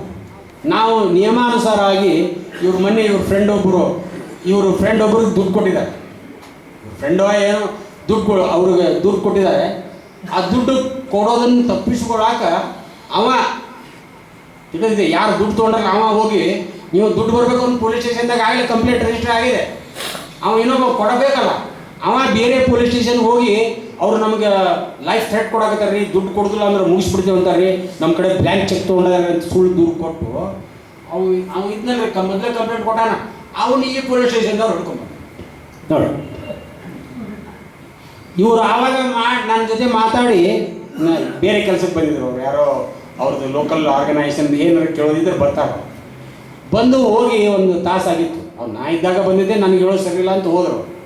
ನೋಡೋಣ, ಅಲ್ಲಿಂದ ಫೋನ್ ಮಾಡಿ ಹಿಂಗಾಗೈತೆ ಅಂತ. ನಾನೇನು ಮಾತಾಡಲಿಲ್ಲ. ನೋಡ್ರಿ ಈ ರೀತಿ ಇಂಥವ್ರನ್ನ ಯಾವುದೋ ಒಂದು ಪ್ರಕರಣದಲ್ಲಿ ಕರ್ಕೊಂಬಂದಿರಂತ ಅವ್ರನ್ನ ವಿಚಾರಣೆ ಮಾಡಿ ನನಗೆ ಸಂಜೆ ಒಳಗೆ you give me the status report ಅಂತ. ಮುಂದೆ ಅರ್ಧ ತಾಸಿನಾಗ ಇನ್ಸ್ಪೆಕ್ಟ್ರ್ ಫೋನ್ ಮಾಡಿದ್ದೀನಿ, ಇಲ್ಲ ಸಾಹೇಬ್ರೆ ಏನಿಲ್ಲ ದುಡ್ಡಿನ ವ್ಯವಹಾರ, ಅದಕ್ಕೆ ಸುಮ್ಮನೆ ವಿಚಾರಣೆ ಮಾಡ್ಬೇಕಂತ ಕರೆಸಿದ್ವಿ, ಈಗ ಇನ್ನೊಂದು ಅರ್ಧ ತಾಸಿಗೆ ಬಿಡ್ತೇವೆ ರೀ. ನಮಗೆ ಅವ್ರು ಬಿಡ್ತಾರೋ ಅವ್ರು ಬಿಟ್ಟರು ಬಿಡೋದಾಯ್ತು, ಮುಂದೆ ಏನು ಮಾಡ್ತಾರ, ಯಾಕೆ ಕರ್ಕೊಂಡು ಹೋಗ್ತಾರ, ಅದು ನಮ್ಮ ಪ್ರಶ್ನೆ ಅಲ್ಲ. ಇಮಿಡಿಯೇಟ್ ಅವ್ರಿಗೆ ರಿಲೀಫ್ ಸಿಗ್ತಲ್ಲ, ಅದಾಯ್ತು. ಇಂಥ ಪ್ರಕರಣ ನಡೀತಾನೆ ಇರ್ತಾವೆ. ಸೊ ಆ ರೀತಿ ಪ್ರಕರಣಗಳು ಒಂದು ಮಾನವೀಯ ಕೆಳಮಟ್ಟದಲ್ಲಿ ಇರುವಂಥ ಜನರಿಗೆ ಸ್ಪಂದಿಸೋ ಸಂಸ್ಥೆ ಆಗಿರೋದ್ರಿಂದ ನಾವು ಅಲ್ಲಿ ಮಾನವೀಯತೆಯಿಂದ ಇರಬೇಕಾಗುತ್ತೆ. ಅದೇ ರೀತಿ ನಮ್ಮ ದಕ್ಷತೆಯನ್ನು, ನಮ್ಮ ಕಚೇರಿಯ ಒಂದು ಘನತೆ ಗೌರವವನ್ನು ಕಾಪಾಡ್ಕೊಂಡು ಹೋಗ್ಬೇಕಾಗುತ್ತೆ. ಆ ನಿಟ್ಟಿನಲ್ಲಿ ಕೆಲಸ ಮಾಡಬೇಕಾಗುತ್ತೆ. ಈಗ ಅದನ್ನೇ ನಿಮಗೆ ಈ ಹ್ಯೂಮನ್ ರೈಟ್ ಆ್ಯಕ್ಟಿವಿಸ್ಟ್ ಮೂಲಕ ನೀವು ಕಂಪ್ಲೇಂಟ್ ಕೊಡ್ಬೋದು ಅನ್ನೋದು ಹೇಳೋದಕ್ಕೆ ಈ ಒಂದೆರಡು ಉದಾಹರಣೆ ಕೊಟ್ಟೆ. ನಿಮಗೆ ಮಾಡಿರಿ, ಇಲ್ಲೂ ಇದ್ದಾರೆ, ಇವತ್ತು ನನಗೆ ಭೇಟಿ ಆಗೋಕ್ಕೂ ಬಂದಿದ್ದರು, ಅವ್ರಿಗೂ ಹೇಳಿದೆ ಈ ರೀತಿ ವರ್ಕ್ಶಾಪ್ ಮಾಡಿರಿ. Let us have a awareness programme. Let people become aware of what commission is doing, how they have to approach human right organisation or activist, what is their role. ಮೊನ್ನೆ ಇನ್ನೊಂದು ಉದಾಹರಣೆ ಹೇಳ್ಬಿಡ್ತೀನಿ. ಈಗ ಆಮೇಲೆ ರಾಕ್ಲೈನ್ ವೆಂಕಟೇಶ್ ಹೆಸರು ಕೇಳಿದ್ದಾರೆ. ಅವ ನನ್ನ ಫ್ರೆಂಡ್, ಅಂದರೆ I know him since several years. May be because I retired as a judge, he was coming to consult about some property matters or litigations. ಬರ್ತಿದ್ರೆ ಆವಾಗ ಪರಿಚಯ ಇತ್ತು, even before I became human right commission member.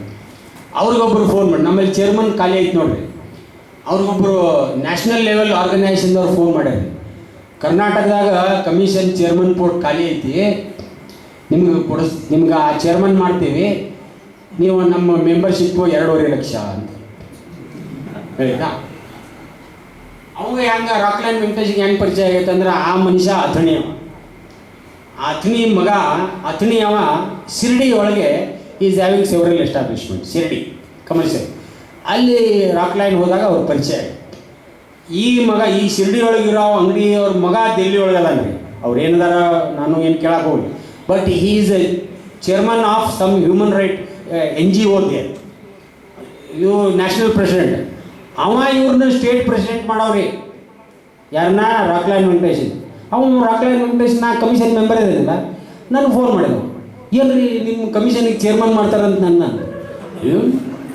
ಅಲ್ಲಯ್ಯ ನೀನು picture ತೆಗ ಅಲ್ಲಿ ನಾವು ನಿನ್ನೆ ಹೆಂಗೆ ಮಾಡ್ತಾವೆ, ನನಗೆ ಫೋನ್ ಮಾಡಿದ್ವಿ. ಯಾವ ಫೋನ್ ಮಾಡ್ದವ, ನಮ್ಮ ಭಾಷೆ ಗೊತ್ತಿದ್ವಿ, ನಾವು ಹುಬ್ಳಿ ಕಡೆ ಅವ, ಯಾವ ಫೋನ್ ಮಾಡ್ದವ ನನಗೆ ಫೋನ್ ಮಾಡೋಕೆ ಹೇಳಿದ್ವಿ.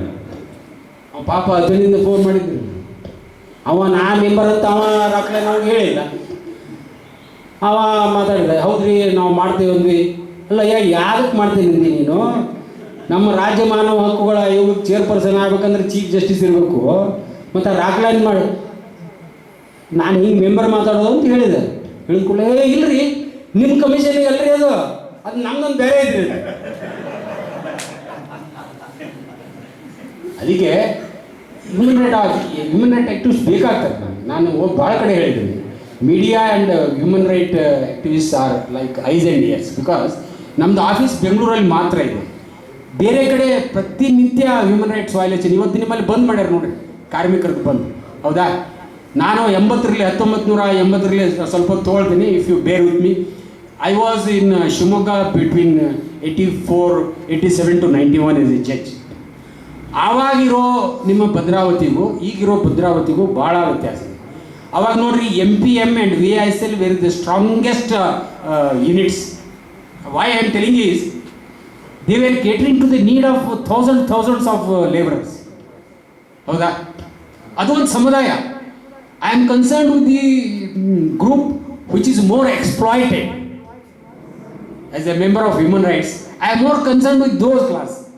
ಮಕ್ಕಳಿರ್ಬೋದು, ಹೆಣ್ಮಕ್ಳಿರ್ಬೋದು, ಲೇಬರ್ಸ್ ಇರ್ಬೋದು. ಈಸಿ ಅವ್ರನ್ನ ಇಷ್ಟು ಎಕ್ಸ್ಪ್ಲಾಯ್ಟ್ ಮಾಡ್ತಾರಲ್ಲ, ಅದು ಯಾವ ಕಾರಣಕ್ಕೆ ಮಾಡ್ಬೇಕು ಅವ್ರು? ಆವಾಗಿದ್ದಾಗ ಹೆಂಗಿತ್ತು, ಈಗ ನೋಡಿ ಯಾಕೆ 1 ಲಕ್ಷ ಅಲ್ಲ, 2 ಲಕ್ಷ ಅಲ್ಲ, 3 ಲಕ್ಷ ಅಲ್ಲ, 1 ಕೋಟಿ ಅಲ್ಲ, ಏನು ಕೇಳಿದ್ರು 500 ಕೋಟಿ 1000 ಕೋಟಿ ದುರುಪಯೋಗ ಅಂದರೆ ಯಾವ ಸಂಸ್ಥೆ ನಿಲ್ತಾವೆ ಅಲ್ವಾ? ಆ ದುರುಪಯೋಗದಿಂದ ಯಾರ ಜೀವ, ಯಾರ ಬದುಕ ಹಾಳಾಗ್ತಾ ಇದೆ, ಅದನ್ನು ನೋಡ್ಬೇಕಾಗಿದೆ. ಸೊ ಅದಕ್ಕೆ ಆವಾಗಿನ ಪರಿಸ್ಥಿತಿ ಹಿಂಗಿತ್ತು. ಈಗ ಹ್ಯೂಮನ್ ರೈಟ್ ಆ್ಯಕ್ಟಿವಿಸ್ಟ್ ಆಯಿತು, ಮೀಡಿಯಾ ಆಯಿತು. ಇನ್ನೊಂದು ಇಂಪಾರ್ಟೆಂಟ್ ಅಂದ್ರೆ ಹ್ಯೂಮನ್ ರೈಟ್ ಆ್ಯಕ್ಟಿವಿಸ್ಟ್ ಕೊಡ್ಬೋದು ಅಂತೇಳಿ. ಇನ್ನೊಂದು ಏನಪ್ಪ ಅಂತಂದ್ರೆ, ನೀವು you don't approach human right activist, you also don't want to come to commission directly. ಯಾವುದೋ ಒಂದು ವೈಲೇಷನ್ ಆಗಿದೆ, ಯಾವುದೋ ಒಂದು ಗ್ರೂಪ್, ಒಂದು ಸಮುದಾಯದ ವೈಲೇಷನ್ ಆಗಿದೆ, you float that violation in the media. ಯಾವ್ದಾರೋ ಒಂದು ನಿಮ್ಮ ಮಾಧ್ಯಮದಲ್ಲಿ ಆ ಉಲ್ಲಂಘನೆ ಆದ ಬಗ್ಗೆ ಆ ಮಾಧ್ಯಮದ ವರದಿಗಾರನಿಗೆ ಹೇಳಿದರೆ ಅವರು ತಮ್ಮ ಮಾಧ್ಯಮದಲ್ಲಿ ವರದಿ ಮಾಡಿದಾಗ ಆ ವರದಿಯ ಆಧಾರದ ಮೇಲೆ ನಾವು ಸ್ವಪ್ರೇರಣೆಯಿಂದ ಪ್ರಕರಣ ಮಾಡಿಕೊಂಡು ಅದನ್ನು ಮುಂದುವರಿಸ್ತೀವಿ. ಆ ಉಲ್ಲಂಘನೆ ಯಾಕಂದರೆ ನಾವು ದಿನನಿತ್ಯ ನೋಡ್ತೇವೆ, ಮಧ್ಯಾಹ್ನದ ಊಟ ಮಾಡೋದರಿಂದ 30 ವಿದ್ಯಾರ್ಥಿಗಳು ಶಾಲೆಗೆ ಯಾರು ಕಂಪ್ಲೇಂಟ್ ಕೊಡ್ತಾರೆ? ಅದ್ರ ಬಗ್ಗೆ ಯಾರು ಕೊಡೋದಿಲ್ಲ ರೀ. ಆ ಮಕ್ಕಳ ಬಗ್ಗೆ ಕಾಳಜಿ ಬೇಕು ಎಲ್ಲರದು. ಯಾರು ಪೇರೆಂಟ್ಸ್ ಬಂದು ನಾವು ಮಧ್ಯಾಹ್ನ ಊಟ ಮಾಡಿದ್ದಕ್ಕೆ ನಮಗೆ ಹಿಂಗಾಗೈತ್ರಿ ಅಂತ ಯಾರು ನಮ್ಮ ಐವತ್ತು ಬಂದು ಕಂಪ್ಲೇಂಟ್. ಆದರೆ ನಾ ಏನಿಲ್ಲ ಒಂದೊಂದು ಈ 3 ವರ್ಷದಾಗ ಒಂದು 50ಕ್ಕಿಂತ ಜಾಸ್ತಿ ಕಂಪ್ಲೇಂಟ್ ರಿಜಿಸ್ಟರ್ ಮಾಡಿದ್ದೀವಿ. The moment I come to know of such ವಯಲೇಷನ್ಸ್,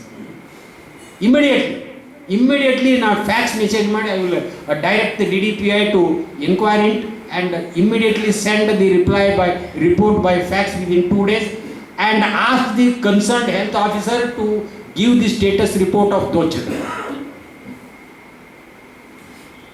ಅಂದರೆ ಈ ರೀತಿ ಮಾಧ್ಯಮದೊಳಗೆ ನೀವು ಯಾವುದೇ ಈಗ ಇಲ್ಲೇ ಭದ್ರಾವತಿದು ತಗೊಳ್ಳಿ, ನಿಮ್ಮ ಕಾರ್ಪೊರೇಷನ್ ಇದೆ, ಯಾವುದೋ ಒಂದು ಕಾಲೋನಿಗೆ ಏನೋ ಡ್ರೈನೇಜ್ ಪೈಪು ವಾಟರ್ ಪೈಪು ಏನೋ ಕಟ್ಟಾಗಿ ನೀರು ಸೇರಿಕೊಂಡು ಒಂದು 10-15 ದಿವಸದಿಂದ ಅದನ್ನೇ ಸರಬರಾಜು ಮಾಡಿ ಭಾಳಷ್ಟು ಜನ ನೀವು ಹಾಸ್ಪಿಟಲೈಸ್ ಆಗ್ತೀರಿ.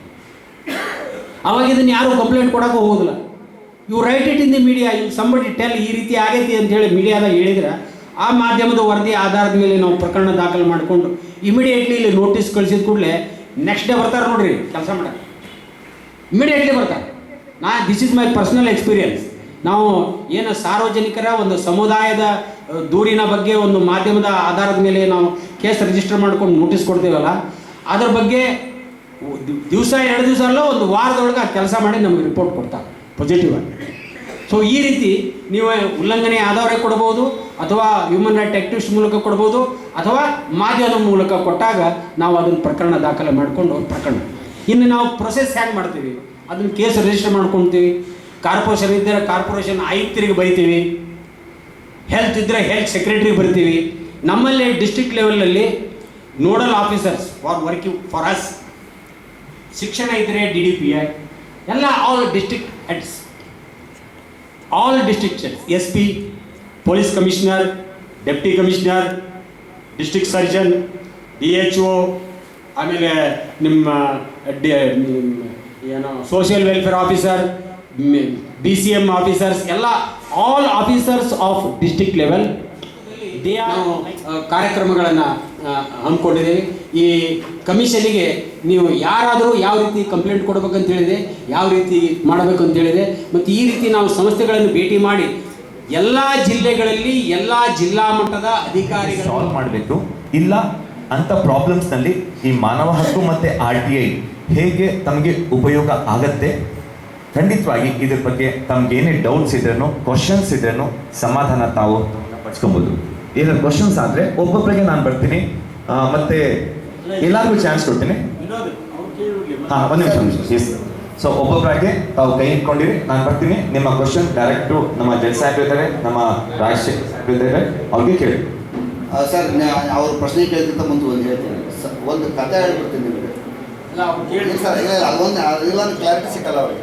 ನಾವು ಹಿಂಗೆ ಹೋಗ್ತಾ ಇರ್ತೀವಿ, 3 ಕವಲು ದಾರಿಗಳು ಬರ್ತಾರೆ, ನಮಗೆ ಗೊತ್ತಾಗಲ್ಲ ಯಾವ ದಾರಿಯಾಗ ಹೋಗ್ಬೇಕು ಅಂತ. ಅವಾಗ ನಾವು ಯಾರನ್ನೊಬ್ರು ಕೇಳ್ತೀವಿ ಅಲ್ವಾ, ಅಲ್ಲಿರೋರು ಹುಡುಕ್ತೀವಿ. ಇಲ್ಲೇ ಹೋದ್ರೆ ಹುಡುಕ್ಲೇ ಇಲ್ಲ ಕೊನೆಗೆ ಅಂತಂದರೆ ಯಾವುದು ಅಂದಾಜು ಮಾಡ್ತೇವೆ. ಇಲ್ಲಾಂದರೆ ಇತ್ತೀಚೆಗೆ ನಾವು ಮೊಬೈಲ್ನಲ್ಲೇ GPS ಹುಡುಕೊಂಬಿಟ್ಟು ಯಾವ ಹುಡುಕ್ತಾ ಹೋಗ್ತೀವಿ. ಹೌದಾನೆ? ಇದು ಹಾಗೆ ನಾವೀಗ ಅಡ್ವಾನ್ಸ್ಡ್ ಟೆಕ್ನಾಲಜಿನ ಹೊಂದಿರುವಂಥ ಒಂದು ಯುಗದಲ್ಲಿದ್ದೀವಿ. ತಲೆ ಯಾಕೆ ಕಳಿಸ್ಕೊತೀರಿ?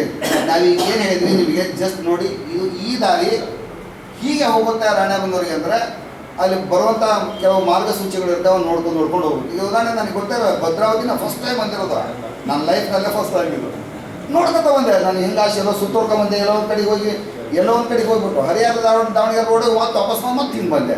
ಈಗ ನೀವು ದಾವಣಗೆರೆ ತೋರ್ಸೋಕತ್ತೈತಿ ಅಂತ ಮತ್ತೆ ಹಿಂಗೆ ಬಂದು ಕ್ರಾಸಿಗೆ ಬಂದು ಅಲ್ಲಿ ಯಾರು ಕೇಳಲ್ಲ, ಬೋರ್ಡ್ ನೋಡಿದೆ ಮತ್ತೆ ಹೊಡ್ಕೊಂಬಂದೆ. ಇದು ನಮ್ಮ ಸೆಲ್ಫ್ ಸ್ಟಾರ್ಟ್ ಮಾಡ್ಕೋಬೇಕು ಸರ್. ಇವಾಗ ನಾವು ಸೆಲ್ಫ್ ಸ್ಟಾರ್ಟ್ ಗಾಡಿ ಇಟ್ಕೊಂಡಿದ್ದೀವಿ, ಮಾಹಿತಿ ಹಾಕೊಂಡು ನಿಮ್ಮ ಕೈಯಾಗಿದೆ, ನೀವು ಬೇಕಾದಂಗೆ ಚಲಾಯಿಸುವಂಥ ಸಂದರ್ಭದಲ್ಲಿ ಹೇಳಿದ್ನಲ್ಲ, ನಮ್ಮ ಬುದ್ಧಿವಂತಿಕೆ, ಪೂರ್ವ ಜಾಗೃತಿ, ನಮ್ಮ ರಕ್ಷಣೆ. ಯಾಕೆಂದರೆ ಈಗಾಗಲೇ ರಾಷ್ಟ್ರಾದ್ಯಂತ 50ಕ್ಕೂ ಹೆಚ್ಚು ಜನ RTI ಕಾರ್ಯಕರ್ತರು ಕೊಲ್ಲಲ್ಪಟ್ಟಿದ್ದಾರೆ. ಇನ್ನೂ ಜಾಸ್ತಿ ಇದೆ ಅದು ಆ್ಯಕ್ಚುಲಾಗಿ. ಇವರು ಸುಮ್ಮನೆ ಏನೋ ಹೇಳ್ತಾ ಇದ್ದಾರೆ, ಸರ್ಕಾರದ ವ್ಯವಸ್ಥೆ ಇರುತ್ತೆ ಅನ್ನೋದು ಬೇರೆ ಪ್ರಶ್ನೆ. ಸರ್ ಪ್ರಶ್ನೆ ಕೇಳಿ. ಫೈನ್, ಆಯಿತು, ಸಂತೋಷ. ನೋಡಿ, ಸಭೆಯಲ್ಲಿ ನೀವು ಮಧ್ಯೆ ಮಾತಾಡೋಕೆ ಅವಶ್ಯಕತೆ ಇಲ್ಲ. ದಯವಿಟ್ಟು ನಾನು ಮುಂಚಿತನ ನಿಮ್ಗೆ ಹೇಳಿದ್ದೆ, ಅವ್ರು ಮುಗಿಸಿದ ಮೇಲೆ ನಿಮ್ಗೆ ಏನೋ ಕ್ವಶನ್ ಇರೋರು ಕೇಳ್ಬೋದು. ನೀವು ಸಭೆನ ಅನಾವಶ್ಯಕವಾಗಿ ಡಿಸ್ಟರ್ಬ್ ಮಾಡೋಕೆ ಅವಶ್ಯಕತೆ ಇಲ್ಲ. ಸರ್ ಪ್ರಶ್ನೆ ಕೇಳಿ ಸರ್, ಪರವಾಗಿಲ್ಲ. ಶಿಕಾರಿಪುರ ತಹಸೀಲ್ದಾರ್ಗೆ ಒಂದೇ ಪ್ರಕರಣದ ಬಗ್ಗೆ ಇಲ್ಲಿವರೆಗೆ 34 ಅಪ್ಲಿಕೇಶನ್ ಕೊಟ್ಟಿದ್ದೇನೆ. ಒಂದೇ ಪ್ರಕರಣ 1.5 ವರ್ಷದಿಂದ ಅಪ್ಲಿಕೇಶನ್ ಕೊಡ್ತಾ ಇದ್ದೀನಿ, ಒಂದಕ್ಕೂ ಉತ್ತರ ಬಂದಿಲ್ಲ. ಆಮೇಲೆ ಅದಾದ್ಮೇಲೆ ಮತ್ತೆ ತಹಸೀಲ್ದಾರಿಗೆ 2 ಲೆಟರ್ ಬರ್ತಿದ್ದೇನೆ ನನ್ನ ಅರ್ಜಿ ಬಗ್ಗೆ ಏನಾಯ್ತು ಅಂತ. ಆಮೇಲೆ ಪ್ರಥಮ ಮೇಲ್ಮನವಿ AC ಸಾಹೇಬರು ಸಾಗರ ಅವ್ರಿಗೆ ಕೊಟ್ಟಿದ್ದೀನಿ, ಅವ್ರು ಆದೇಶ ಮಾಡಿ ಕಾಪಿ ಕಳಿಸಿದ್ದಾರೆ ತಹಸೀಲ್ದಾರಿಗೆ. No use. ಅವ್ರು ಕಾಪಿ ಕಳಿಸಿದ್ದನ್ನ ನಾನು ಜೆರಾಕ್ಸ್ ಮಾಡಿ ಮತ್ತೆ ತಹಸೀಲ್ದಾರಿಗೆ ಕೊಟ್ಟಿದ್ದೇನೆ. AC ಸಾಹೇಬರು ಈ ಥರ ಆದೇಶ ಮಾಡಿದ್ದಾರೆ, ನೀವು ನನಗೆ ಕೊಡಿ ಅಂತ. ಕೊಟ್ಟಿಲ್ಲ. ಅದಾದ್ಮೇಲೆ ನನಗೆ ಎಲ್ಲಿಗೆ ಹೋಗ್ಬೇಕು? ಕರ್ನಾಟಕ ಮಾಹಿತಿ ಕರ್ನಾಟಕ ಮಾಹಿತಿ ಆಯೋಗಕ್ಕೆ ಹೋಗ್ಬೇಕು. ಆ ವಿಷಯ ತಾವು ತಿಳಿಸ್ಲಿಲ್ಲ. ಆಯ್ತು, ಅಲ್ಲೂ ಕೂಡ ನಾನು ಅಪ್ಲಿಕೇಶನ್ ಕೊಟ್ಟು 1 ವರ್ಷ 3 ತಿಂಗಳಾಗಿದೆ. ಫಸ್ಟ್ ಅಪ್ಲಿಕೇಶನ್ ಒಂದು ಇಲ್ಲಿವರೆಗೆ ಹಿಯರಿಂಗ್ ಡೇಟ್ ಬಂದಿಲ್ಲ. ಹೌದು, ಅವ್ರಿಗೆ ಕಾಲಾವಧಿ ಇಲ್ಲ. ಮಾಹಿತಿ ಆಯೋಗಕ್ಕೆ ಕಾಲಾವಧಿ ಇಲ್ಲ. ನಾನು ಆಗಲೇ ಸೂಕ್ಷ್ಮವಾಗಿ ನಿಮಗೆ ಏನು ಹೇಳಿದೆ ಅಂದರೆ, ಸಾಧ್ಯವಾದಷ್ಟು ಎಷ್ಟು ಸಾಧ್ಯನೋ ಅಷ್ಟು ನೀವು ನಿಮ್ಮ ಅಧಿಕಾರಿಗಳ ವ್ಯಾಪ್ತಿಯಲ್ಲೇ ದಾಖಲೆ ಪಡೆಯೋದಕ್ಕೆ ಪ್ರಯತ್ನ ಮಾಡಿ ಅಂತ ಒಂದು ಅಂಶ. ಎರಡನೇ ವಿಷಯ, ಸರ್ ನಿಮ್ಮ ನೋವು ನನಗೆ ಅರ್ಥ ಆಗುತ್ತೆ. ನಾನು ತಹಸೀಲ್ದಾರ್ ಅಲ್ಲ, AC ಅಲ್ಲ ಇವಾಗ. ಬಟ್ ಇಲ್ಲಿ ಏನಾಗ್ತಾ ಇದೆ ಅಂತಂದರೆ, ಅವ್ರು ಕೊಡೋದಿಲ್ಲ ಅನ್ನುವಂಥ ಕಾರಣನ ನೀವು ಮೀಡಿಯಾದಲ್ಲಿ ಕೊಡಿ. ಈ ಥರ ಮಾಹಿತಿಯನ್ನು ಈ ಥರ ದುರುಪಯೋಗ ಪಡಿಸ್ಕೊತಾ ಇದ್ದಾರೆ ಅಂತ ಅದು ಬೇಡ ಬಿಡಿ. ನಿಮಗೆ ದಾಖಲೆಗಳನ್ನು ಪರಿಶೀಲಿಸೋದಕ್ಕೆ ಅವಕಾಶ ಇದೆ. ಯಾವುದಕ್ಕೆ ಅವಕಾಶ ಕೇಳಿ ನೀವು ಇವಾಗ ಮಾಹಿತಿ ಹಕ್ಕು ಕಾಯ್ದೆಯಡಿ ಒಂದು ಅರ್ಜಿ ಹಾಕಿ, ನಾನು ನಿಮ್ಮ ಕಚೇರಿ ಇಂಥ ದಾಖಲೆಯನ್ನು ಪರಿಶೀಲಿಸಲು ನನಗೆ ಅವಕಾಶ ಕಲ್ಪಿಸಿಕೊಡಿ, ಮತ್ತು ನಾನು ಯಾವ ದಾಖಲೆಗಳನ್ನು ಪರಿಶೀಲನೆ ಕಾಲಕ್ಕೆ ಬಂದು ಗುರುತಿಸ್ಕೊಡ್ತೀನೋ ನಾನು ಅದಕ್ಕೆ ಸಂಬಂಧಪಟ್ಟಂಗೆ ಫೀಸ್ ತುಂಬ್ತೀನಿ. ಆ ಫೀಸ್ ತುಂಬಿದ್ದಕ್ಕೆ ನಾನು ದೃಢೀಕೃತ ದಾಖಲೆಗಳನ್ನು ಕೊಡುತ್ತೆ. ನೇರವಾಗಿ ನೀವು ಕಾನೂನು ಮೂಲಕ ಹೋಗಿ. ಅದು ಪ್ರಯತ್ನ ಮಾಡಾಯ್ತು. ನೆಕ್ಸ್ಟ್ ಅದಕ್ಕೆ ಬರ್ತಾ ಇದ್ದೆ, ನನಗೆ ಇಂಥ ಒಂದು ಮಾಹಿತಿ ಬೇಕು ಅಂತ ಅಲ್ಲಿ ಕರೆದ್ರು. ನನಗೆ ಡೇಟ್ ಕೊಟ್ಟು ಕರೆದ್ರು. ಡೇಟಿಗೆ ಹೋದೆ. ನನ್ನ ಹತ್ರ ಜೆರಾಕ್ಸ್ ಕಾಪಿ ಇದೆ, ಆ ಫೈಲ್ನಲ್ಲಿ ಇಲ್ಲ. ಅದನ್ನೇ ಕೇಳಬೇಕು. ನೋಡಪ್ಪ, ನನ್ನ ಹತ್ರ ಜೆರಾಕ್ಸ್ ಕಾಪಿ ಇಲ್ಲ. ಒಂದೊಂದ್ಸಲ ಅಲ್ಲ, 4 ಜನ ಹೆಸರಲ್ಲಿ ನಾನು ಅಪ್ಲಿಕೇಶನ್ ಹೌದು, ಒಂದೇ ಉತ್ತರ. ಸರ್ ಇದನ್ನೇ ನೀವು ಮೀಡಿಯಾದಲ್ಲಿ ಹಂಚ್ಕೊಳ್ಳಿ. ನಿಮ್ಮ ಮಾಹಿತಿ ಪ್ರಪ್ರಥಮ ಬಾರಿಗೆ ನಮಗೆ ಕೊಡುವಂಥ ಕೆಲಸ ಮಾಡಿದ್ದು ಮಾಧ್ಯಮಗಳು. ಮಾಧ್ಯಮಗಳು ನಿಮ್ಮ ಕೈ ಜೋಡಿಸ್ತವೆ. ಇಲ್ಲಿ ಪತ್ರಕರ್ತರು ಇರ್ತಾರೆ, ಕೊಡಿ ಅವ್ರ ಕಡೆಗೆ ಅದನ್ನು. ನೀವು ಲೋಕಲ್ ಪತ್ರಕರ್ತರಿಗೆ ಕೊಡಿ. ನೋಡಪ್ಪ ಹಿಂಗೆ ಮಾಡ್ತಾ ಇದ್ದಾರೆ ತಹಸೀಲ್ದಾರು. ಸರ್ ನೀವು ಹೋರಾಟ ಮಾಡುವ ಕಾಲಕ್ಕೆ ದಯವಿಟ್ಟು ನಿರಾಶರಾಗಬೇಡಿ. ಇಲ್ಲ, ಬಟ್ ಹಂಗಲ್ಲ. ನೀವು ಯಾವ ರೀತಿಯ ಹಂತವನ್ನು ನೀವು ಬಳಸಿದ್ದೀರಿ ಮಾಹಿತಿ ಹಕ್ಕು ಕಾಯ್ದೆಯಡಿ ಆ ದಾಖಲೆಗಳನ್ನ ಸಂಗ್ರಹ ಮಾಡೋದಕ್ಕೆ ಅನ್ನೋದನ್ನು ತೆಗೆದುಕೊಂಡು ನೀವು ಕರ್ನಾಟಕ ಮಾಹಿತಿ ಆಗೋದ್ರಲ್ಲಿ ಇನ್ನೊಂದು ಕೆಲಸ ಮಾಡಿ. 1 ವರ್ಷ 3 ತಿಂಗಳಾಯಿತು, ನಿಮ್ದು ಅದು ಹಿಯರಿಂಗ್ ಡೇಟ್ ಕೊಟ್ಟಿಲ್ಲ ಅಂದ್ರಲ್ಲ, ನೀವು ಯಾವತ್ತು ಆ ದಿನವನ್ನು ಕಳಿಸಿದ್ದೀರ ಅರ್ಜಿ ಹಾಕಿದ್ರಲ್ಲ, ಏನು ಮಾಡ್ತಾ ಇದ್ದಾರೆ ಅಂದರೆ SMS ಅಲರ್ಟ್ಸ್ ಬರ್ತಾ ಇದ್ದಾವೆ, ನಿಮ್ಮದು ಇವತ್ತಿನ ದಿವಸದಿಂದ ನೋಂದಣಿ ಆಗಿದೆ, ಇಂಥದ್ದು ನಿಮ್ಮ ನಂಬರು ಅಂತ. ಸೊ ಜಸ್ಟ್ ನೀವು ಅಲ್ಲಿ ಹೋಗಿ ಹುಡುಕಿ ನಿಮ್ಮ ಸಮಸ್ಯೆಯನ್ನು ತೆಗೆದುಕೊಂಡು ನೇರವಾಗಿ ಅಲ್ಲಿ ಒಳ್ಳೆಯವರು ಇದ್ದಾರೆ, ಎಲ್ಲರೂ ಕೆಟ್ಟವರಿಲ್ಲ. ಮಾಹಿತಿ ಆಗೋದ್ರಲ್ಲಿ ಹೋಗಿ ಮುಖ್ಯ ಮಾಹಿತಿ ಆಗ್ತಾರೆ, ಯಾವುದಾದ್ರು ಒಂದು ಭೇಟಿಯಾಗಿ, ಸ್ವಾಮಿ ಇಷ್ಟು ದಿವಸ ಆಗಿದೆ, ನನ್ನ ಸಮಸ್ಯೆ ಇಂಥದ್ದಿದೆ, ದಯವಿಟ್ಟು ನನಗೆ ಇದನ್ನು ಹಿಯರಿಂಗ್ ಡೇಟನ್ನ ಮೊದಲೇ ಹಾಕಿಕೊಡಿ. ಅವರಿಗಿಂತ ಮುಂಚೆ ನೀವು ಯಾವಾಗ ಮಾಡ್ತಾರೋ ಗೊತ್ತಿಲ್ಲ, ನನಗೆ ತಕ್ಷಣಕ್ಕೆ ಇದರಲ್ಲಿ ತುಂಬ ಅಗತ್ಯ ಇದೆ ಅಂತ ಒಂದು ಕನ್ವಿನಿಯನ್ಸ್ ಮಾಡಿ. ನಿಮಗೆ ಆ ಸಮಸ್ಯೆ ಬಗೆಹರಿಸ್ತದೆ. ಸರ್ ದಯವಿಟ್ಟು ಮಾಹಿತಿ ಆಗೋಕ್ಕೆ ಹೋಗಿ ನಾನು ಹೇಳ್ದಂಗೆ ಮಾಡಿ. ಅದಕ್ಕೂ ಮಾಡಿಲ್ಲ ಅಂದ್ರೆ ಜಸ್ಟ್ ನನಗೂ ಸಂಪರ್ಕ ಮಾಡಿ, ನಾನು ಏನೋ ಪ್ರಯತ್ನ ಮಾಡ್ತೀನಿ. ಅದೇ ಹೇಳ್ತಿದ್ದೆ ರಾಜಶೇಖರ್ ಸಾಹೇಬ್ರೆ, ಇವ್ರದ್ದು ಪ್ರಾಬ್ಲಮ್ ತುಂಬ ಹಳೆದಿದೆ. ಇವರು ಸ್ಟಾರ್ಟಿಂಗಿಂದ ಏನೇನು ಪ್ರೊಸೆಸ್ ಮಾಡ್ತಾರೋ ಆ ಲೆಟರ್ಸ್ನ ಅವರು ದಯವಿಟ್ಟು ತಮ್ಮ ಜೊತೆ ಕೂತ್ಕೊಂತಾರೆ. ತಾವು ಸರಿಯಾದ ಒಂದು ಮಾರ್ಗದರ್ಶನವನ್ನು ನೀಡಿದ್ರೆ ಅವ್ರಿಗೆ really he will be satisfied. ಅಲ್ಲ, ನನಗೆ ಕಾಪಿ ಕೊಡಿ, ನಾನು ಸಂಪರ್ಕ ಮಾಡ್ತೀನಿ. ಇದು ಸಭೆ ಆಗಿದ ನಂತರ ತಾವು 5 ನಿಮಿಷ ಆರಾಮಾಗಿ ಅವ್ರ ಜೊತೆ ಕೂತ್ಕೊಂಡ್ಬಿಟ್ಟು, ಯಾಕಂದ್ರೆ ಸ್ಟಾರ್ಟಿಂಗ್ ಇಂದ ನೀವು ಪ್ರೊಸೆಸ್ ಹೇಳ್ಬೇಕಾಗುತ್ತೆ. ಮತ್ತೆ ಹೇಳಿದ್ರೆ ಅವ್ರದ್ದು ಅರ್ಥ ಆಗೋದಿಲ್ಲ, ಅವ್ರು ಇನ್ನೂ ಏನೋ ಹೇಳ್ತಾರೆ, ನಿಮ್ಗೆ ನಿರಾಶೆ ಆಗುತ್ತೆ. ಅದು ಬೇಡ. ಸೊ ಈ ಕಾರ್ಯಕ್ರಮ ಮಾಡಿದ್ದು ನಿಮ್ಮ ಪ್ರಾಬ್ಲಮ್ ಸಾಲ್ವ್ ಆಗ್ಲಿಕ್ಕೆ. ಕಾರ್ಯಕ್ರಮ ಆಗಿದ ತಕ್ಷಣ ಪೇಪರ್ಸ್ ತಂದಿದ್ದೀರಾ, ತಾವು ದಯವಿಟ್ಟು 5 ನಿಮಿಷ ಅವ್ರ ಜೊತೆ ಕೂತ್ಕೊಳ್ಳಿ, ಡಿಸ್ಕಷನ್ ಮಾಡ್ಕೊಳ್ಳಿ. ಅವ್ರ ಕಾಂಟ್ಯಾಕ್ಟ್ ನಂಬರ್ಸ್ ಇದೆ, ಪರ್ಸನಲಿ ಬೇಕಾದ್ರೆ ಇನ್ನೂ ಒಂದು ದಿವಸ ಮೀಟ್ ಆಗಿ ತಮ್ಮ ಪ್ರಾಬ್ಲಮ್ ಸಾಲ್ವ್ ಆಗ್ಲಿಕ್ಕೆ 100% ಅವ್ರು ಸಹಯೋಗ ಮಾಡ್ತಾರೆ. ಒಂದು ನಿಮಿಷ ಸರ್, ನಾವು ವ್ಯಾಪಾರಿಗಳು, ಜ್ಯುವೆಲ್ಲರ್ಸ್ ಮತ್ತು ಪಾನ್ ಬ್ರೋಕರ್ಸ್. ನಮ್ಮಲ್ಲಿ ಇಲ್ಲಿ ಭದ್ರಾವತಿಯಲ್ಲಿ ಪೊಲೀಸ್ನವರಿಂದ ತುಂಬ ದೌರ್ಜನ್ಯ ನಡೀತಾ ಇದೆ. ತುಂಬಾ ಅಂದರೆ ನಾವು ಈಗ ಪಾನ್ ಬ್ರೋಕರ್ಸ್ ಆಗಿದ್ದು, ನಾವು ಲೈಸೆನ್ಸ್ಡ್ ಪಾನ್ ಬ್ರೋಕರ್ಸು, ಗೌರ್ಮೆಂಟಿಂದ ಲೈಸೆನ್ಸ್ ತೊಗೊಂಡು ಬಂಗಾರದ ಒಡವೆಗಳನ್ನ ಅಡ ಇಟ್ಟು ಅವರಿಗೆ ಸಾಲ ಕೊಡ್ತೀವಿ, ರೆಸಿಪ್ಟ್ ಕೊಡ್ತೀವಿ, ಅಫಿಷಿಯಲ್ ರೆಸಿಪ್ಟ್ ಕೊಡ್ತೀವಿ, ಎಲ್ಲ ಮಾಡ್ತೀವಿ. ಆದರೆ ಪೊಲೀಸ್ನವರು ಯಾರನ್ನಾದರೂ ಹಿಡ್ಕೊಂಡ್ಬರ್ತಾರೆ, ಇದು ನಿಮ್ಮಲ್ಲಿ ಅಡ ಇಟ್ಟಿದ್ದಾರೆ, ಇದು ಕಳ್ತನದ್ದು, ಇದು ಕೊಡಬೇಕು ಅಂತ ಹೇಳ್ತಾರೆ. ಹಾಗೂ ಜೊತೆಗೆ ನಮಗೆ ಕರ್ಕೊಂಡು ಹೋಗ್ಬಿಡ್ತಾರೆ. ಯಾವ ಊರಿಗೆ ಕರ್ಕೊಂಡು ಹೋದರು ಅನ್ನೋದು ಮಾಹಿತಿ ಯಾರಿಗೂ ಇರೋಲ್ಲ. ನಾವು ಲೋಕಲ್ ಸ್ಟೇಷನಲ್ಲಿ ಕೇಳಿದರೂ ಕೂಡ ಅವರಿಗೂ ಮಾಹಿತಿ ಇರೋಲ್ಲ. ಬೇರೆ ಊರಿಂದ ಪೊಲೀಸ್ನವ್ರು ಬಂದಿರ್ತಾರೆ, ಕರ್ಕೊಂಡು ಹೋಗ್ಬಿಡ್ತಾರೆ. ಆಮೇಲೆ ನಾವು ಅಫಿಷಿಯಲ್ ರೆಸಿಪ್ಟ್ ಕೊಟ್ಟು ಎಲ್ಲ ಮಾಡಿರ್ತೀವಿ. ನಾವು ಅದನ್ನು ಯಾವುದೇ FIR ಏನಾದರೂ ಕ್ವಶನ್ ಮಾಡಿದ್ರು ಕೂಡ ಅವರು 411 ಹಾಕೊಂಡು ನನಗೆ ಅರೆಸ್ಟ್ ಮಾಡು. ಆ ಒಂದು ಸೆಕ್ಷನ್ 411 ನಮಗೆ ಎಷ್ಟು ಹ್ಯಾರಾಸ್ಮೆಂಟ್ ಆಗ್ತಾ ಇದೆ ಇಲ್ಲಿ ಅಂತಂದರೆ, ಎಲ್ಲರೂ ಜ್ಯುವೆಲ್ಲರ್ಸ್ ಆ್ಯಂಡ್ ಪಾನ್ ಬ್ರೋಕರ್ಸ್ ವ್ಯಾಪಾರಗಳೇ ಕ್ಲೋಸ್ ಮಾಡೋ ಸ್ಥಿತಿಗೆ ಬಂದಿದೆ. ನಮಗೆ ಅದರ ಬಗ್ಗೆ ಸರಿಯಾದ ಮಾಹಿತಿ ಇಲ್ಲ. ಮತ್ತು ನಮ್ಮ ಜನ, ಪರ್ಟಿಕ್ಯುಲರ್ಲಿ ಜೈನ್ ಜನ, ಈ ಜೈಲಿಗೆ ಹೋಗೋದಾಗಲಿ, ಸ್ಟೇಷನಿಗೆ ಹೋಗೋದಾಗಲಿ ಅರ್ಧ ಹೆದರ್ಕೊಂಡು ಏನೋ ಒಂದು ತೀರ್ಮಾನ ಮಾಡಿ ಹೆಚ್ಚು ಕಮ್ಮಿಗೆ ಸೆಟಲ್ಮೆಂಟ್ ಮಾಡಿಬಿಡ್ತಾರೆ. ಅಂದರೆ ನಮಗೂ ಇದರ ಬಗ್ಗೆ ಪೂರ್ಣ ಮಾಹಿತಿ ಇಲ್ಲ. ಆ ಮಾಹಿತಿ ಕೊರತೆಯಿಂದ ಇಷ್ಟೆಲ್ಲ ನಡೀತಾ ಇದೆ. ನಮ್ಗೆ ಸ್ವಲ್ಪ ಇದರ ಬಗ್ಗೆ ತಾವು ದಯಮಾಡಿ ಸ್ವಲ್ಪ ತಿಳಿಸ್ತೀವಿ.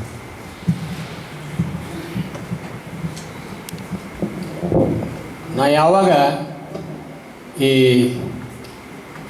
ಕಾನೂನು ಮತ್ತು ಸುವ್ಯವಸ್ಥೆ ಅಂತ ಹೇಳಿದ್ದು ನೋಡ್ರಿ, ಕೆಲವೊಂದು ಉದಾಹರಣೆ ಹೇಳಿದೆ. ನಾನು ಡೆಲಿಬರೇಟ್ಲಿ ಅವಾಯ್ಡೆಡ್ ಯುವರ್ ಏರಿಯಾ.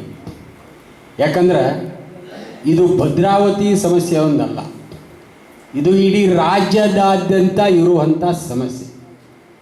ಇದನ್ನು ಅವರು ಒಪ್ಕೊಳ್ತಾರೆ. ಈಗ ಏನಾಗಿದೆ, ಈಗ ಏನದೋ ಮೋರು ಮತ್ತೊಂದು ಮಾಲು ಇಂಥವೆಲ್ಲ ಬಂದ್ವಲ್ಲ, ಹಂಗೆ ನಿಮ್ಮಲ್ಲಿ ಜಾಯ್ ಲುಕಾಸ್, ಮುತ್ತೂಟ್ ಫೈನಾನ್ಸ್, ಹಿಂಗೆ ದೊಡ್ಡ ದೊಡ್ಡ ಜ್ಯುವೆಲರ್ಸ್ ಬಂದಾರ ನೋಡ್ರಿ. ಆ ದೊಡ್ಡ ದೊಡ್ಡ ಜ್ಯುವೆಲರ್ಸಿಂದ ಇಂಪ್ಯಾಕ್ಟ್ ನಿಮಗೀಗ ಅಟಿಕಾ ಗೋಲ್ಡ್ ಮತ್ತು ಇಂಥ ದೊಡ್ಡ ದೊಡ್ಡ ಬಂದಾವ ನೋಡಿ. ಅದರಿಂದ ಏನು ಪರಿಣಾಮ ಆಗ್ತಾ ಇದೆ ಅದು ಬಹುಶಃ ಇದಕ್ಕೊಂದು ಕಾರಣ ಅಂತ ನನಗನ್ಸಿದೆ. ಗೊತ್ತಾಯ್ತಾ? ಈಗ ಅಲ್ಲೇ ಅವರಿಬ್ಬರಲ್ಲಿ ನಮ್ಮ ಮುಂದೆ ಒಂದು ಪ್ರಕರಣ ಬಂದಿದೆ. ಅದು ಯಾರೋ ಮುತ್ತೂಟ್ ಫೈನಾನ್ಸ್ದವರು ಗೋಲ್ಡು ಅಟಿಕಾದವ್ರು ತೊಗೊಂಡಿದ್ದಾರೆ. ಅದು ಅಟಿಕಾದಿಂದ ಇವ್ರು ಪೊಲೀಸರು ಸೀಸ್ ಮಾಡೋಕ್ಕೆ ಹೋಗಿದ್ದಾರೆ. ನಾವು ದುಡ್ಡು ಕೊಟ್ಟು ತೊಗೊಂಡಿದ್ದೀವಿ, ಅವ್ರನ್ನ ಕೇಳ್ರಿ ಅಂತ ಇವರು. ನಾನು ನಿಮಗೆ ಉದಾಹರಣೆ ಕೊಡ್ತಾ ಇದ್ದೇನೆ. ಈಗ ನೋಡ್ರಿ, ಕಾನೂನು ರಕ್ಷಿಸೋ ಕೆಲಸ ಪೊಲೀಸ್, ಹೌದಾ? ನಾನು ನೀವು ಕೇಳಿದ ಪ್ರಶ್ನೆಗೆ ಕಾನೂನಿನ ವಸ್ತುಸ್ಥಿತಿ ಏನಿದೆ ಅಂತ ಹೇಳ್ಬೋದು. ಯಾರನ್ನೂ ಅನ್ಲಾಫುಲ್ ಡಿಟೆನ್ಷನ್ ಮಾಡಿಕೊಡೋದು ಹೇಳಿದ, ಯಾವುದೇ ವ್ಯಕ್ತಿನ ಅವನ ಸ್ಥಳದಿಂದ ಯಾವುದೇ ಒಂದು ವಿಚಾರಣೆಗೆ ಕರ್ಕೊಂಡು ಹೋಗೋ ಮೊದಲು ಅವನು ಎಲ್ಲಿ ಕರ್ಕೊಂಡು ಹೋಗ್ತೀವಿ, ಯಾವ ಅಧಿಕಾರಿ ಕರ್ಕೊಂಡು ಹೋಗ್ತಾನ, ಯಾವ ಸ್ಥಳಕ್ಕೆ ಕರ್ಕೊಂಡು ಹೋಗ್ತಾನ, ಯಾವ ಪ್ರಕರಣಕ್ಕೆ ಸಂಬಂಧಪಟ್ಟಂತೆ ಕರ್ಕೊಂಡು ಹೋಗ್ತಾನ ಅನ್ನೋ ವಿಷಯನ ಅವರ ಸಂಬಂಧಿಕರಾಗಲಿ ಅಥವಾ ಅವರು ಹೇಳಿದ ವ್ಯಕ್ತಿಗಾಗಲಿ ತಿಳಿಸಬೇಕಂತ ಇದೆ. ಗೊತ್ತಾಯ್ತಾ? ಹೌದು ಹೌದು, ಇದರ ಬಗ್ಗೆ ರಾಜ್ಯ ಮಾನವ ಹಕ್ಕುಗಳ ಮಾರ್ಗಸೂಚಿಯಂತೆ ಇದೆ. ಗೊತ್ತಾಯ್ತಾ? ಅವರಿಗೆ ಕಾಲಕ್ಕೆ ಇವು ಮಾರ್ಗಸೂಚಿ ಏನಿದಾವ ಪೊಲೀಸ್ ಸ್ಟೇಷನ್ದಲ್ಲಿ ಡಿಸ್ಪ್ಲೇ ಮಾಡಬೇಕು.